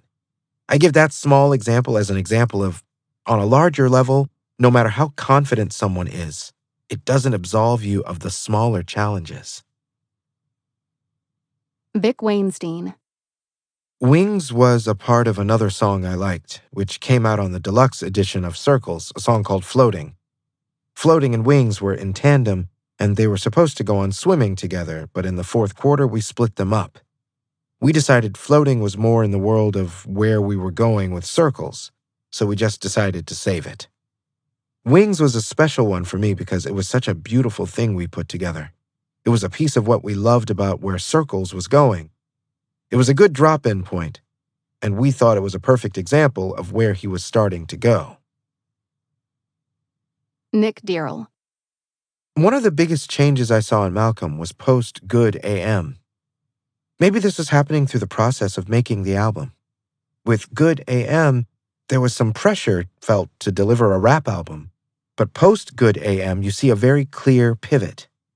He always was highly musical, but you see him on the Divine Feminine say, I want to make albums that aren't necessarily great rap albums. That level of aspiration and seeing him put his talents to use in a new way, you can feel that he was working toward what would have been the opus. Vic Weinstein. Swimming was the most perfect go-between the worlds that we could have ever achieved to prep his audience for what was coming. I thought that Swimming was perfect, because knowing where we were going, they needed that context. They needed the breadcrumbs to digest what they were going to find with Circles. Swimming meant a lot to me as a person, as a fan, as a counterpart, as a colleague. As far as what it's going to say about him, he definitely reached a creative pinnacle. and was able to see it live in a way that excited him for his future. Swimming was a cornerstone in having him develop a sense of self. There's nothing about swimming that is like his other work. There might be elements that were available previously, but what happened on swimming was its own thing. Soaring over struggle. As with the majority of Mac Miller's catalog, the supreme message of jet fuel is to save yourself, a theme also telegraphed across the essential swimming cuts self-care, wings, and ladders. With each of these 3 songs, the main visual mode is one of scaling up, and consequently, growing into who we have always known ourselves to be.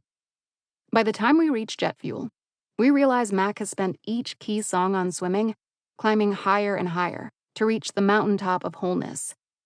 On jet fuel, though, we're no longer ascending. There is no need. The song is all about sustaining height, growth, and realizing we can be our own engine. As the 11th song, jet fuel elevates the necessity of struggle without glamorizing it. Mac toasts the bad times, sure, but the song presents difficulty merely as a fact of life. I was out of town, getting lost till I was rescued, he sings on the hook. We can take this line and the use of the present progressive to mean that in spite of his pain, Mac finds respite. Now I'm in the clouds, come down when I run out of jet fuel, but I never run out of jet fuel, Mac immediately continues. The implication of jet fuel, then, is that once you overcome, you reach your pinnacle, and if you play your cards right, you get to stay there. The image of the jet fuel itself contrasts sharply with images of wings and ladders. Wings tire from flapping. Ladders can only reach so high. There's a reliance on the external, which is why these songs come first. We are climbing on swimming while learning to be self-sufficient. He has survived enough to grow and keep himself flying high. I don't need nobody, Mac declares on the 2nd verse. And we believe him. Mac can keep himself high all on his own. As the 11th song, too, we get the sense there is no way to begin in the clouds. You must make it there, and once you do, your entire attitude to pain changes. In truth, this song toasts the bad times because by the time we reach the song, we've come to understand hurt as a simple thing, not a looming entity. We've made it small and easily cradled.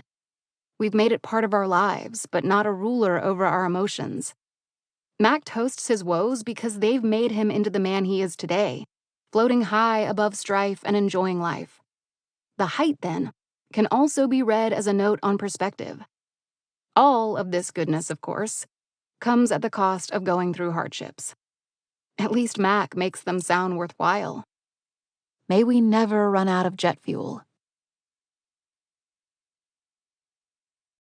2020. Circles. I would just tell myself to worry a little less and not hold on to. Don't create all of this weight for things. Everything has so much weight, but it's all just chapters. It's all just pieces of the story. There's gonna be a next part. It's not a big deal. It's not. Mac Miller. An album to be thankful for. The first time I heard Circles was October 7th, 2019, during a private listening session in New York. I was nervous, afraid of the emotions the album would pull out of me. Of course I cried. I cried my eyes out from the first hint of Mac's voice to the final note. I was smiling, too. Mac sounded so in tune with himself, so alive, as if he had finally stepped into the man he was always aiming to become. He sounded like he had fully harnessed his magic. There was an unseasonable chill moving through the air as we processed the weight of each song.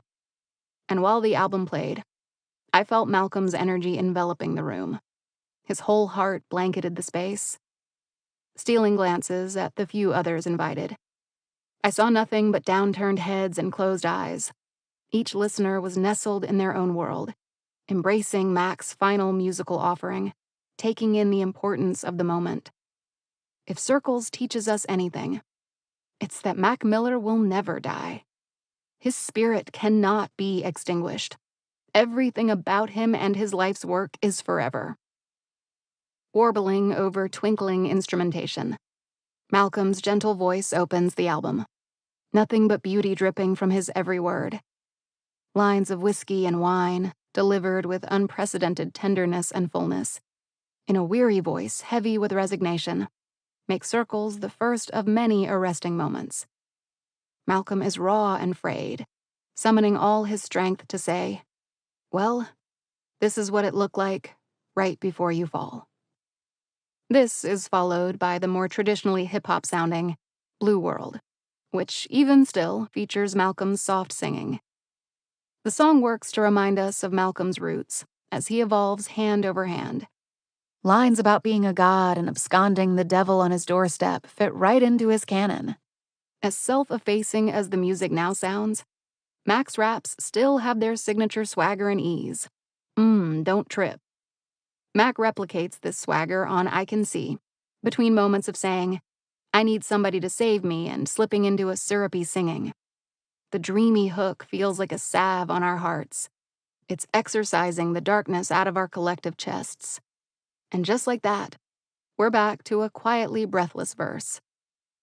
Finally, Hands features some potent spoken word, skating along the same surface of swagger and signature slurring. The song reminds us of good AM, of simpler times, and how much we love Mac spitting. Complicated twists and evolves sounds as if it's going through a wormhole of emotion and synths, melting right into the sample and stutter of Blue World. It is just one of many moments where the songs on Circles take on their own isolated and stunning life. On Everybody, Mac reminds us how he spoke so thoughtfully through the piano. The unveiling of its chorus and strutting melody is utterly captivating. And the writing. My goodness, the writing. Take this early line off Woods. "Things like this ain't built to last. I might just fade like those before me." Every bar is a personal quotable, a lyric to keep pressed to the chest for a rainy or sunny day. If he stripped himself bare on Swimming, then on this album, Mac drills into his bone marrow and digs out every last bit of himself, serving it up to us on a circular platter. Mac spends much of this album wrestling with the futility of life, as he did on Faces. Think, I don't have a name, no. Who am I to blame, who am I to blame? And I just end up right at the start of the line, drawing circles off circles. Or some people say they want to live forever. That's way too long.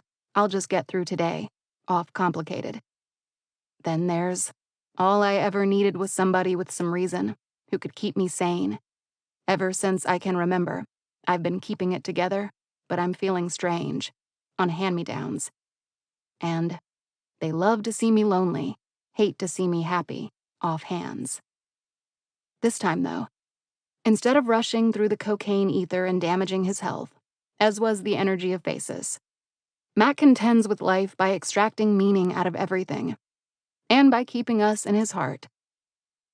I can keep you safe, I can keep you safe, he sings. Across Circles, every chord is a door to a better place. Every dancey progression and swipe of synth, a portal to a galaxy only Malcolm could access. Every note sung, a chance to rediscover himself and invent a life worth living. Make no mistake, Mac saw life as all the way worth living. We come away from this record realizing Mac Miller was a musician's musician, destined for a long life of strumming away and writing out his whole soul. Circles is the moment Mac comes into himself as a man, as Malcolm. Everybody means something when they're stuck on your mind, Malcolm sings on Once a Day, to remind us of his eternal nature. There's no guessing left. There are no questions unanswered. Circles is everything Mac Miller was meant for in his cut-short life and then some. We were so lucky to have been able to witness Mac Miller. Vic Weinstein. We were just working. We created playlists the whole time through, figuring out what was going to be where. Swimming had like 5 playlists we would rotate songs in and out of, just to see what groups of songs worked better with each other. A lot of those songs ended up being on Circles. Circles came of a second energy. It was almost like having twins. You got pregnant once, but we had two babies. It's the best way I can explain it. We had all these songs that could be their own album, and only at that crossroads did we understand we should make a second thing. At the beginning of swimming, there was no running concept for circles. Circles came as a byproduct of the number of songs we had that existed in an alternate world we were working on. Mac made the hard decision late in the swimming cycle to create circles, because so many of our favorite songs, if it were to all be on swimming, we would have 20-something tracks. We had to figure out a plan B so that some of the stuff we were equally excited about could live somewhere and be championed in the same way as everything we ended up putting on swimming. Who knows? He might have had this planned since he was a kid. Justin Boyd. When we did the Blue Slide Park tour, he used to come out with his white guitar and do covers. He'd play Another Night and a cover, and he always loved that part of the show. He always wanted to have those moments in the set where it's just him and the piano. He would have those small moments, but as it went on, he realized, maybe I can do this. That led to the Divine Feminine, and you can see it more on swimming and obviously Circles. That was his whole goal. He was like, Circles is going to be my singer-songwriter album. He talked about that for years. He always wanted to do that. I think it just shows you how diverse he was. He could do regular boom bap hip-hop. He could do love songs. He showed his versatility as an artist. Even though Circles was the last body of work, you'll remember how much of a hard-ass rapper the dude was. The skill he had in every genre of music. Anything he wanted to do, he could absolutely do it. Nick Dearl. When we spoke in 2019, I was aware of the existence of Circles and the intent to have it come out. I do feel like that is him realizing what he had been working up to. I also feel like on a broader level, had we been able to see him continue, it would have been reasonable to expect the work to be at this level. Looking at his career, it would be fair to expect that future releases would be beyond even what Circles is, given the way he consistently grew, release after release. Vic Weinstein. Obviously, you've heard it explained how swimming in a circle meant rediscovering yourself and finding your way back from where you came, how a lot of the singer-songwriter stuff was also part of where he came from. Before he decided to rap, he was in bands. He loved to sing. He loved to play piano. He also felt that contributed to the idea of a circle because that's where he came from. Now he's gone through everything else and made his way back to it in a way that was warm and innovative, and just as important as everything else he's done. Also, it meant part of his humanity, being able to get back to himself. There were, emotionally, some tough times for him throughout his process of releasing albums. Him finally coming to peace was the idea of a circle. The idea of a circle became so relevant in so many different ways to him. That's why it became a no-brainer that it needed to be titled such. It was one of those things he didn't have to look for. He loved it. It was a beautiful accident. With swimming, we had this thing in mind of being innovative and progressive with his sound. We wanted to do everything we could to honor that and put ourselves in a position to grow musically. He had taken to being around new creatives that brought different things out of him he had never experienced before. It got him excited to push that envelope and put himself in a more uncomfortable environment to figure out new ways of thinking about his songs and how to make them better. He always had this taste, but Circles was a graduation of it, of the singer-songwriter stuff. He never had a platform for it to live and be looked at through the lens of a serious effort. Nick Dearl. I think he felt like he had something to prove to the world. Some of this is really well documented on a personal and physical level. I've never seen him in a better exercise regimen and clear headspace.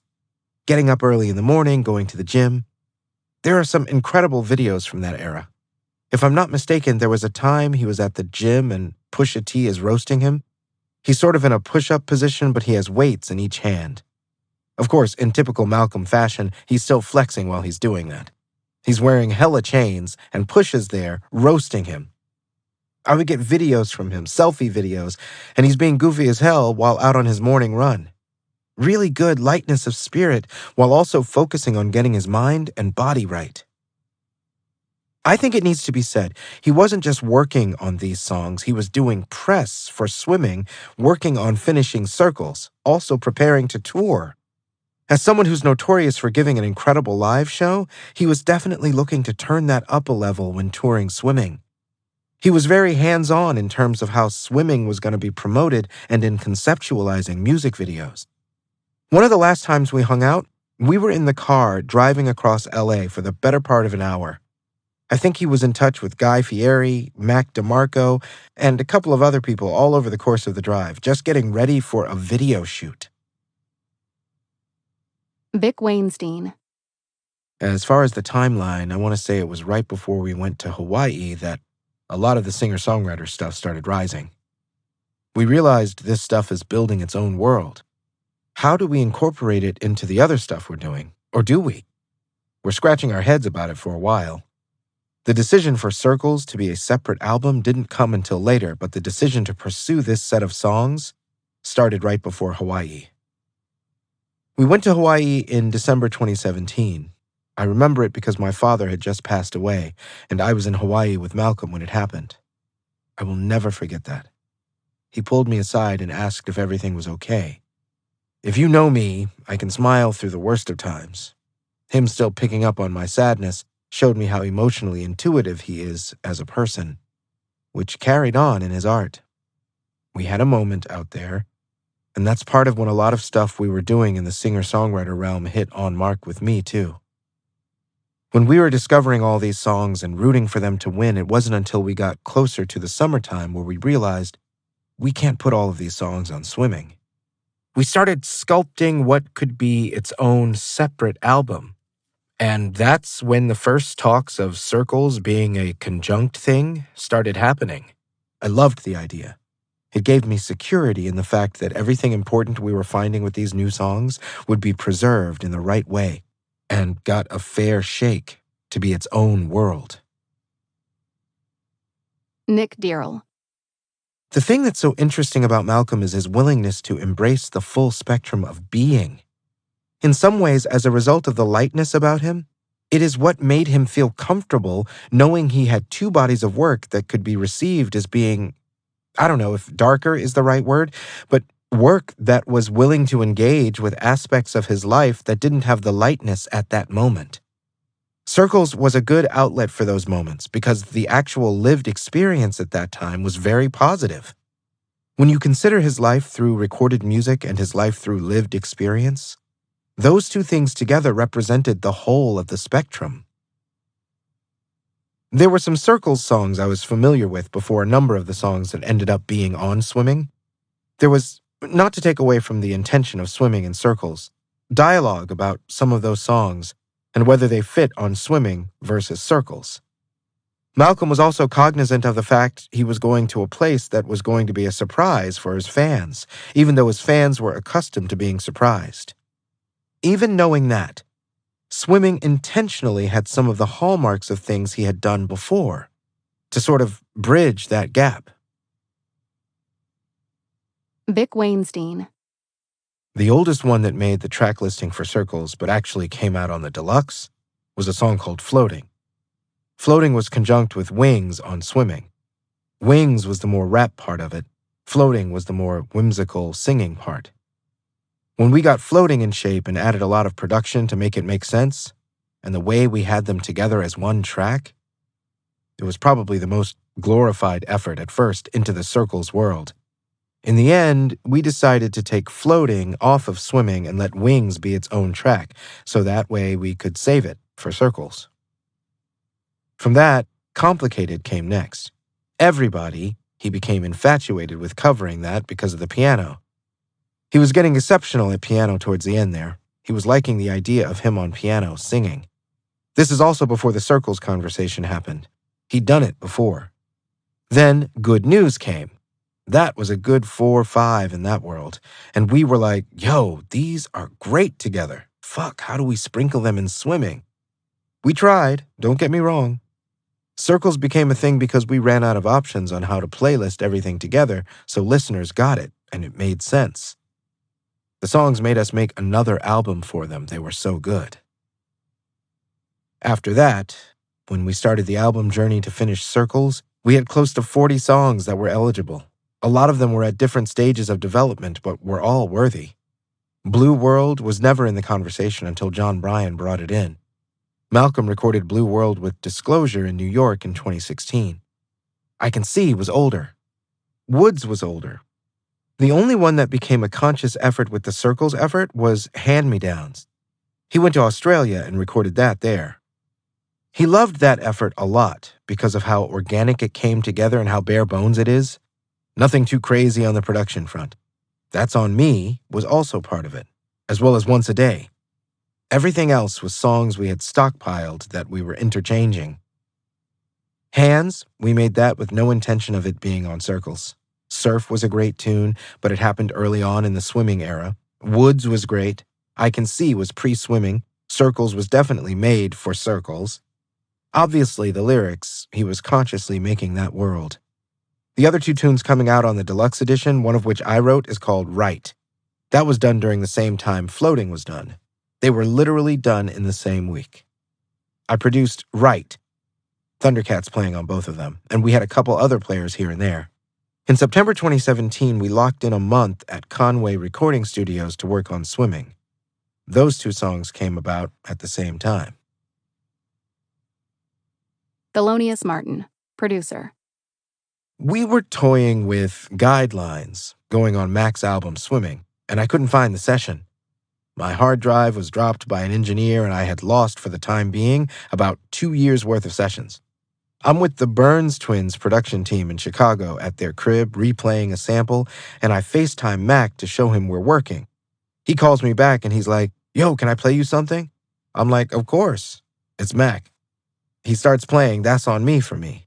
I'm like, "All right, this is jazzy. Sounds like nothing else you've ever done before. It's ill." One of the Burns Twins plays horns, and I was like, "Do you want the Burns Twins for the horns?" And Mac's like, Yeah. It was a pretty crazy day.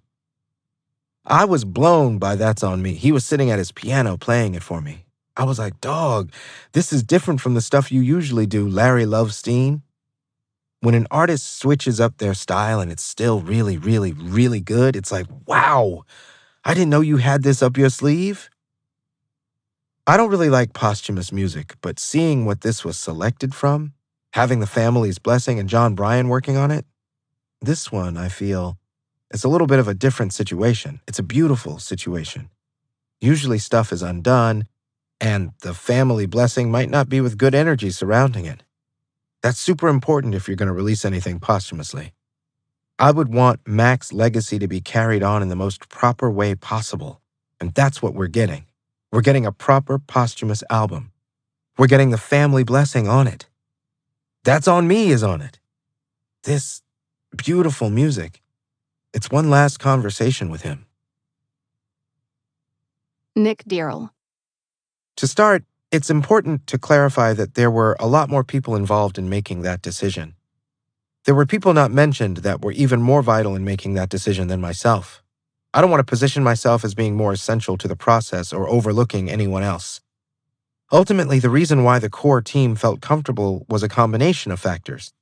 First and foremost, we knew the body of work was important to Malcolm for people to hear. Two, the extent to which the body of work had already come together. There was a definite template in place and a degree to which a lot of the songs were finished. Had that second point not been the case, that would have changed the landscape in making that decision. Three, between John Bryan and Vic, Jeff Sosno and Art Warner, and obviously the family and the Clancys, the extent of their conversations and the degree they felt they understood the directive based on their conversations with Malcolm for how the album should be finished. It was really a confluence of those three factors making everyone feel like it was worth proceeding and seeing through. Vic Weinstein. With Circles, there were a lot of things I noticed, emotionally and otherwise, that he had finally made peace with. He was able to move forward and grow. That's why I think Circles and Swimming came together in such an awesome way without so much grueling effort. because he was in a mental space where he could be okay with things. Before, that wasn't always the case. Whether there had been actual life events that were putting him in a certain place where he wasn't mentally the healthiest, or it was just growing. He was 26 when he passed. I remember being in my 20s and not knowing what the fuck about a lot of things. He was beyond his years, but also with that, he put a lot on himself mentally and emotionally. With Circles, I saw the Malcolm that finally made peace with a lot of his demons. That opened him up to be able to accommodate this artistic growth and take mentally healthy strides. He was able to be genuinely happy. It spilled over into what he did with his time. He enjoyed hanging out with friends again. He didn't have to go get wasted. A lot of people talk about his addiction, which wasn't one at all. A lot of the weird air that came after his death, they thought he was an addict or depressed, and it was none of that. Nick Dearl. On some level, it's an inherently flawed process. You're trying to make decisions in place of not having the one person who should ultimately be making these decisions. In that way, it's never perfect. But considering the circumstances, I feel like everyone involved treated Circles with the intention it deserved and made every effort to present it to the world in as respectful a way as possible. Looking around at the way people are engaging with it, it feels like it validates all the decisions that went into the process. I'm really happy it's providing a sense of closure and peace for a lot of people. I hope people see both sides of this record, not just for the ways in which it is somber and sobering, in the way it is someone grappling with themselves. I would hope people don't overlook the lightness and the hopefulness on the album that maybe doesn't reveal itself as immediately as the other aspects. It is an album of hopefulness. And I would hope that people are taking away that aspect as much as, if not more than, the heavier themes of the record. Vic Weinstein. The accident was purely an accident. He wasn't on a bad streak. He wasn't on benders doing drugs. He was physically the healthiest right before he passed. He was seeing a trainer multiple times a week. He was in great mental shape as well as physical shape. That's what jolted the people who knew him the closest about his untimely death. Every other thing going on in his life was not pointing to something like this, you know? It was also the most annoying fact because we knew he was in such a good place to nurture the next step for himself artistically and as a human. He was robbed of that opportunity. That was the hardest pill to swallow. Unpacking the Clutter. The release of Mac Miller's Circles marked the end of his third and final creative renaissance. With this album, Mac completes the loop of his career, ending with his most unexpected album. Sounding gorgeous, hopeful, bluesy at times, groovy at others, Circles still pays much attention to the clutter in Mac's head. Damn near every song features imagery that turns Mac's head into a setting, or speaks directly to his unbalanced mental state. These moments are the most human, the most familiar to fans. Our scene setting begins with the third verse of Complicated. Inside my head is getting pretty cluttered, cluttered, cluttered. I try but can't clean up this mess I made. We can imagine the inside of Mac's mind rife with turmoil. When we hear him trying to remedy the mess, we believe him. We've believed Mac Miller has been aiming to feel better since 2012. Never does it sound like Mac is wallowing for pleasure. Always, he is our fighter, even when he struggles to just get through a day. Notes on Mac's mental health continue on the following track, Blue World, where Complicated was all about the internal mess. On the opening of Blue World, Mac is looking outward to depressing results. We warp back inward on the second verse, back to Mac losing his mind amidst all the clutter in his head. Reality's so hard to find, he admits. This vacillation between the internal and the external gives us the sense that Malcolm is genuinely taking stock of his life and himself. I spent the whole day in my head. Do a little spring cleanin', Mac sings. Here, Good News clearly borrows from the imagery of Complicated. Though Good News sounds nothing like Mac as we've come to know him, the writing is familiar. Stepping into his wrought mind is like opening up a favorite novel and being greeted by the familiar voice of a beloved protagonist. It's like coming home. At home in Mac's head, we find Good News to be one of his most touching songs to date. Its candor is disarming. Then, on Hand-Me-Downs, Mac passes off the business of working through his mind onto a lover. And all I ever needed was somebody with some reason who can keep me sane. Ever since I can remember, I've been keeping it together, but I'm feeling strange. Here, we've once again stepped outside of Mac's head to assess our surroundings. The notion that love provides reason and keeps him stable is one he previously explored on the Divine Feminine. We feel a kindred sense of connection with Malcolm as we join him on this journey to better understand himself. Unlike Faces, or even Swimming, on Circles, Mac does not sound like the underdog in his battle with himself. He sounds like the surefire pick for the title belt. Even when things look bleak, we're free of worry. Mac comes out on top. You get used to the bullshit, the screws they go missing, Mac sings. To accompany our leading image of clutter, we now have the famous trope of having a screw loose, suggesting Mac has gone crazy. Repeated several times across Hand-Me-Downs, this line serves to remind us of the constant flux Mac Miller found himself in across his career. This tumult is consequently offset by the stunning work of featured artist Baro Sura, who sings a salve of a hook, which eases our worries along with Malcolm's. Don't keep it all in your head, Mac advises on Once a Day. The song both closes circles and the loop of mental health. In the end, as the hardest working person in the universe, Mac's best bet in life is to create through his pain. The wizened perspective Mac Miller once had is given new life on Circles. By exploring the clutter, we get to discover a renewed Malcolm. He was simply human, as he always has been. And for that reason, we will never forget him. For that reason, Mac is a part of us. Remembering Mac Miller. In loving memory. Sid. One of the last times we hung out was super random, super duper random. It was right before he dropped swimming. I hadn't spoken to him in a couple months. Maybe because he was going through a lot with the media and stuff at the time. He's got good people around him, so I knew he didn't need me to reach out. He knew the love was real. We all over here decided to give him his space. He hit me up out of the blue like, "Yo, I want to hang out. We have so much to catch up on." He came to my house. It was me and Matt and our friend Sophia, and he came through and just told us everything that was going on, the truth behind it all, and also another couple things he hid from us that he didn't want us to know. We spent the first 2 hours just catching up, chilling on the porch. Then we took him to Mac DeMarco's house. He had been trying to convince me for months, maybe a whole year, to go on tour with him again.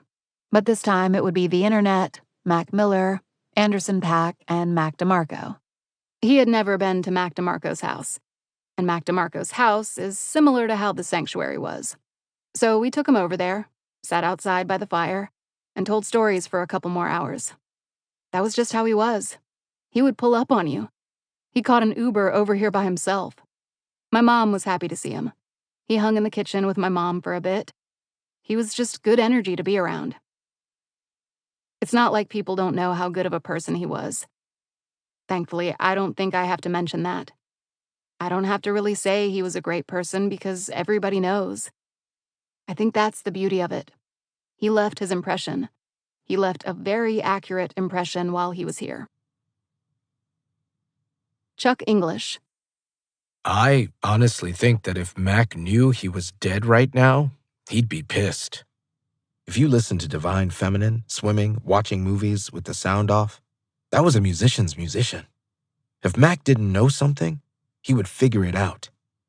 I honestly think that he was coming to a place where he was going to be the common denominator of all artists. He's an artist's artist.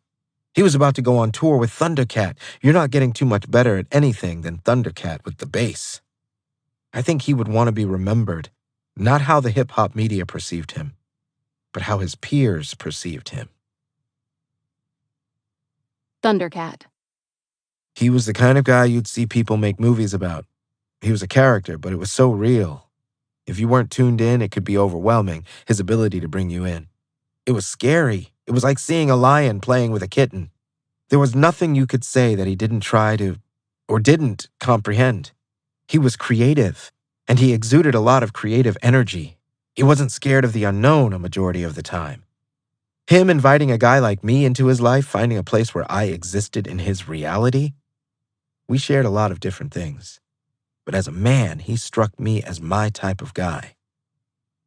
Our friendship taught me that everything isn't forever. It taught me to be open. I always talk about this saying he used to have, sit down, let it happen. He posted that on the wall at the studio. People would walk in. What the hell is this paper supposed to mean? But it was like, let real life in. Mac was really, really there. He's another person that taught me what it was to work hard and create and keep pushing and let that be the drive. He showed me a different type of work ethic. I want his music to be remembered as that of an amazing artist of our time who was taking risks and willing to change and try to find things to make the music better. He made really good music. He was a good man. He was a really good man. Big Germ. It's not even something I like to bring up. I got shot in 2016, and I luckily had health insurance, but somebody set up a GoFundMe for me, and he sent 10 grand, which basically paid everything off. That's about as generous as it gets. That's why I went to LA. I just think he wanted to take care of me in a way. He was that type of person where his friends were just important to him. I think I texted him or something, but him and Ariana Grande were some of the first people to come to the hospital, too. Justin Boyd. He always made sure everybody was cool, especially in the studio. That was him 24/7. Obviously, the light was always shined on him, but he made you feel the opposite.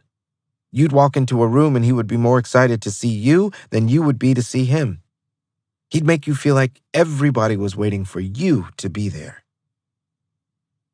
Josh Berg.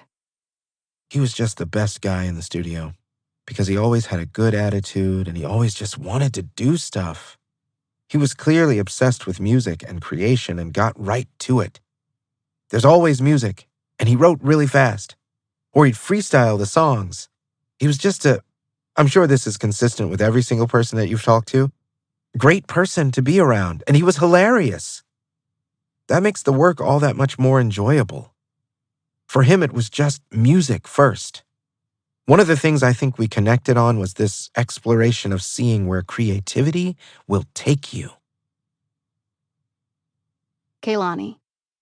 He was just happy that he was going as far as he was, and people fucked with it. He felt like he was making music that he felt like he loved. He was doing all these tiny shows versus doing giant concerts because he was telling me that meant the world to him, having intimate experiences. He was so grateful all the time, grateful that there were so many people around him that loved him, grateful for his family, grateful for his talent, and not letting it inhibit him or let him be lazy. He let that fuel him and allowed it to inspire his friends. That meant a lot to me. He started having so much fun. A lot of people don't let themselves because they're overthinking everything. He fully enjoyed everything he was doing.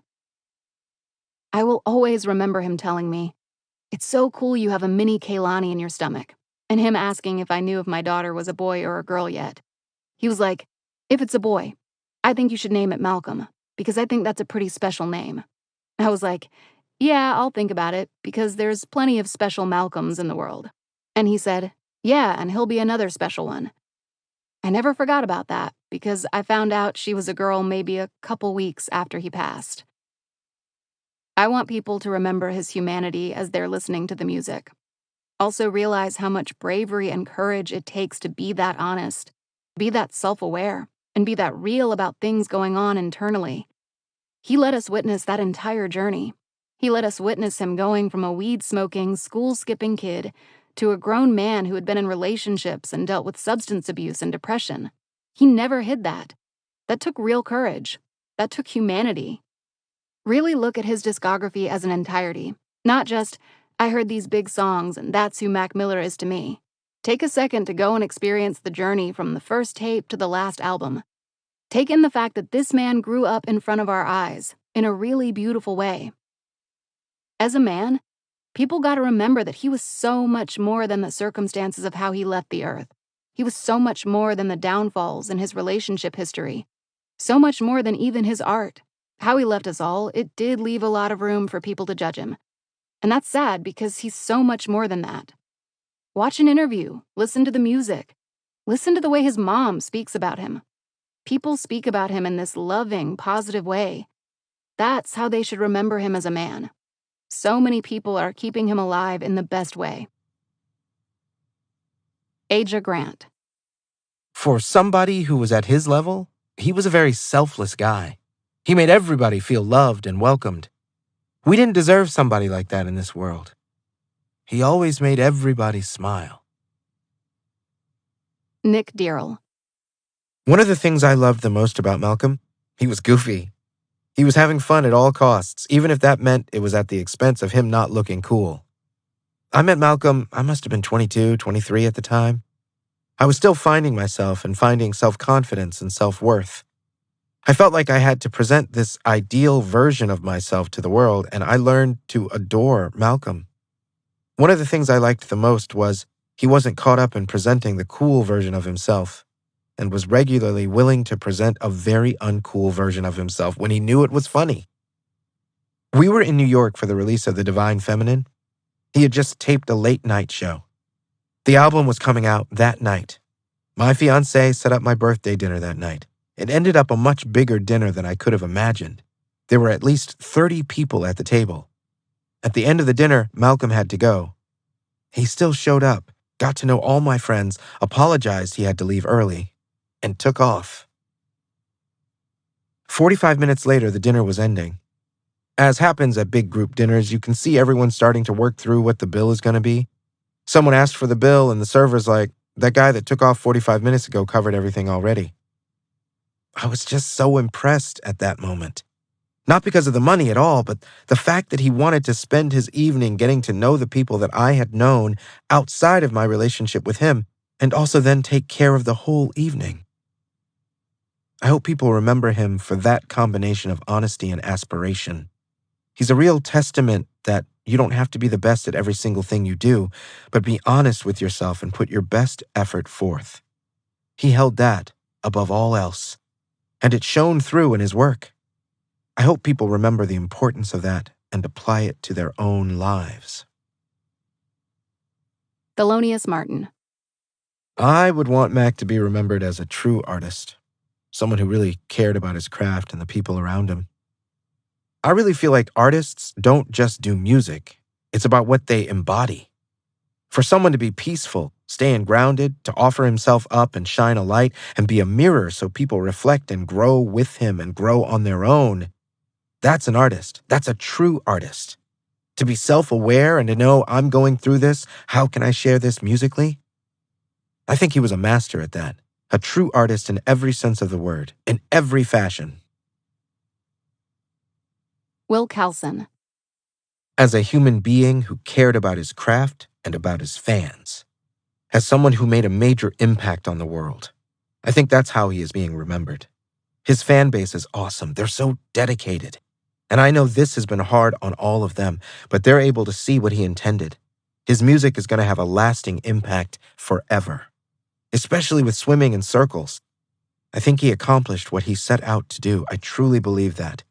He's never going to be forgotten. Sky Zoo. As somebody who cared about the music, he really was about it. He wasn't no vulture in any way, shape, or form. He was about the culture, the music, hip-hop. He respected it and loved it. Everything was real with him. He wanted it. Also, I liked the path he started to go on musically with the singing. And I saw where he was going to go next.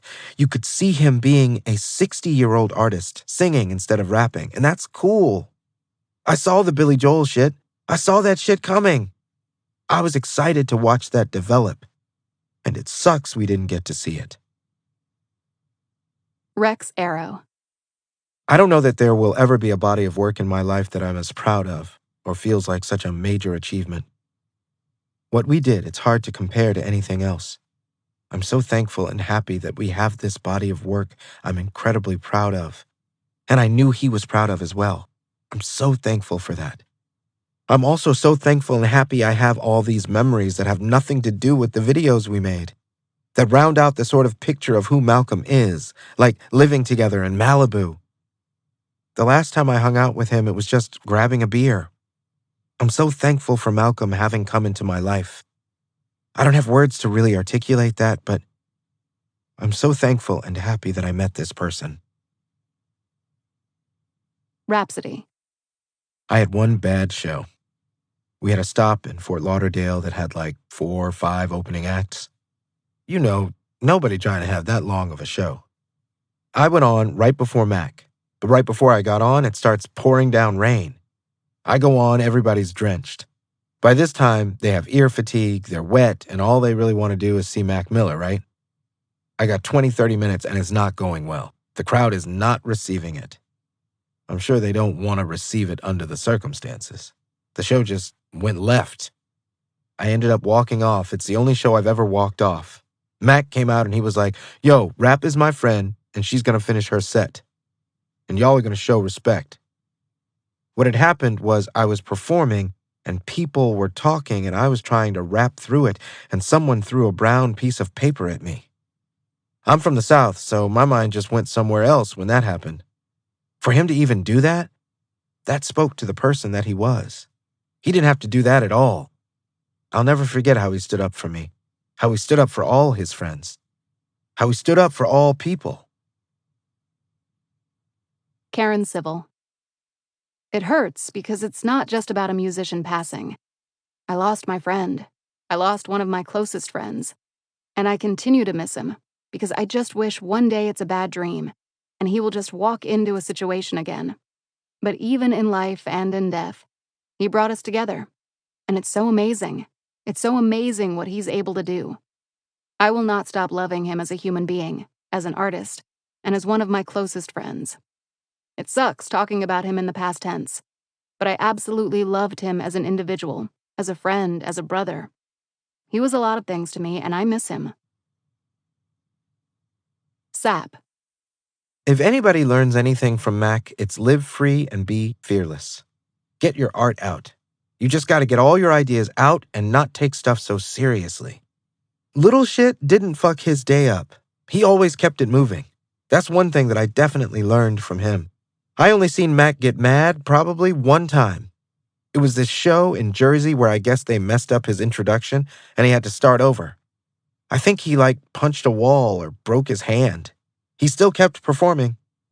I didn't even know that until after he got off the stage and he had to go straight to the hospital. He gave people everything. He never made too many things about him. Just Blaze. Ultimately, he touched a lot of people. He became a torchbearer of inspiration for an entire generation. It's a beautiful thing to watch that develop. It was happening while he was alive, and he's no longer with us, which sucks, because he had so much more to do and so much more to give. People say that all the time, but if you look at his trajectory and how he was developing as an artist, it's unfortunate. As much as he became his own man and his own artist, he was on his way to doing so much more. Marc-Andre Lauzen.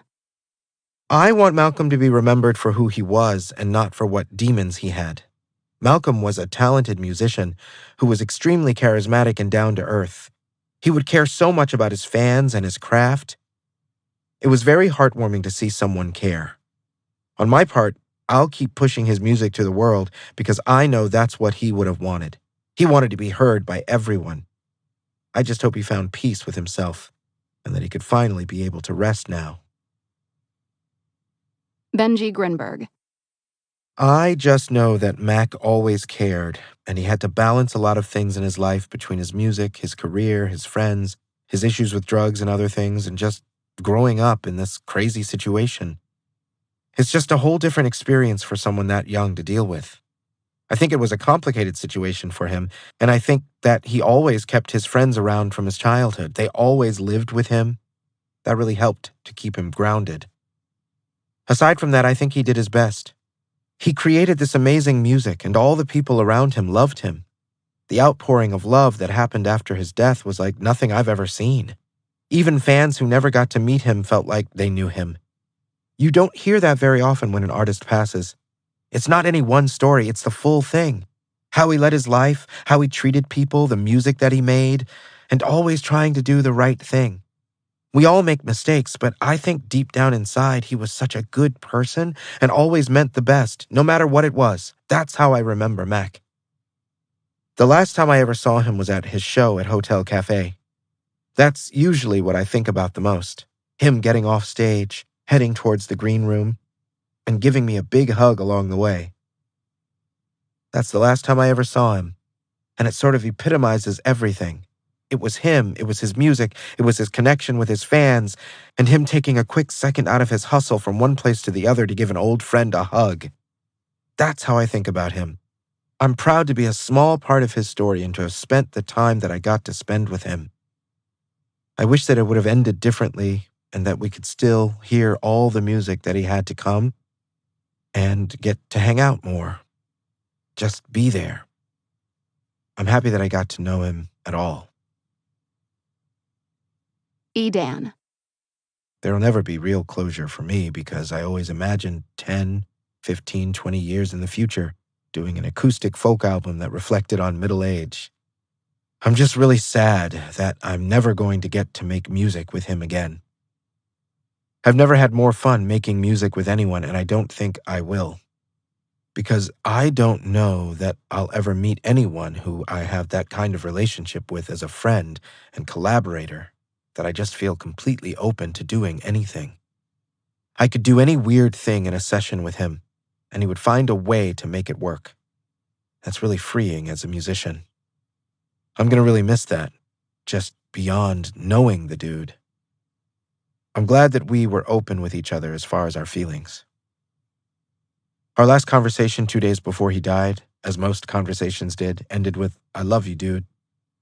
I'm eternally blessed having known the kid, because not only did he change my life by the music he made, but he changed my life as a person. I never knew anybody so enthusiastic and open to the world around him, which really made me want to be that way. I saw the value in being excited to be around people. I'm glad that he certainly knew how much respect I had for him musically, because that's what he mostly cared about with anybody he knew. I know that he knew that I loved him. The Mac Miller Fund. The Mac Miller Fund supports young musicians with resources to help realize their full potential through exploration, expression, and community. Born Malcolm McCormick, Mac Miller was an acclaimed musician and native of the Point Breeze neighborhood of Pittsburgh. A gifted and self-taught musician, McCormick began recording his own music at age 15, regularly performing at the Shadow Lounge in East Liberty and other venues around Pittsburgh. By 18, he released his breakout mixtape Kids, before going on to release 5 studio albums, including his chart-topping, Pittsburgh-referencing Blue Slide Park in 2011. Though unquestionably a formidable creative force that achieved monumental success both critically and commercially in his own career, Miller's legacy might be most defined by his outsized charisma, selflessness, and commitment to community building. From his early days in Pittsburgh to the artistic community that he later fostered in Los Angeles, Miller was endless in the time, energy, and effort that he gave to others, not just for their own sake, but for the sake of creating truly beautiful art for the world. To carry on Miller's artistic and creative legacy, the Mac Miller Fund supports programming, resources, and opportunities to youth from underserved communities, helping them recognize their full potential through exploration in the arts and community building. Additionally, the fund may support organizations that identify and address the problems of substance abuse in the music industry, and that directly assist youth aged 27 and under with all stages of addiction recovery treatment and post-treatment services. This has been an Audible Studios production of The Book of Mac, Remembering Mac Miller, written by Donna-Claire Chesman, performed by Kevin Free and Brittany Presley. Executive producers, Rena Eyre and Mike Charzik. Producer, Chris Sacco. Copyright 2021 by Donna-Claire Chesman. Sound recording copyright 2021 by Audible Inc. Audible Studios is a division of Audible Inc.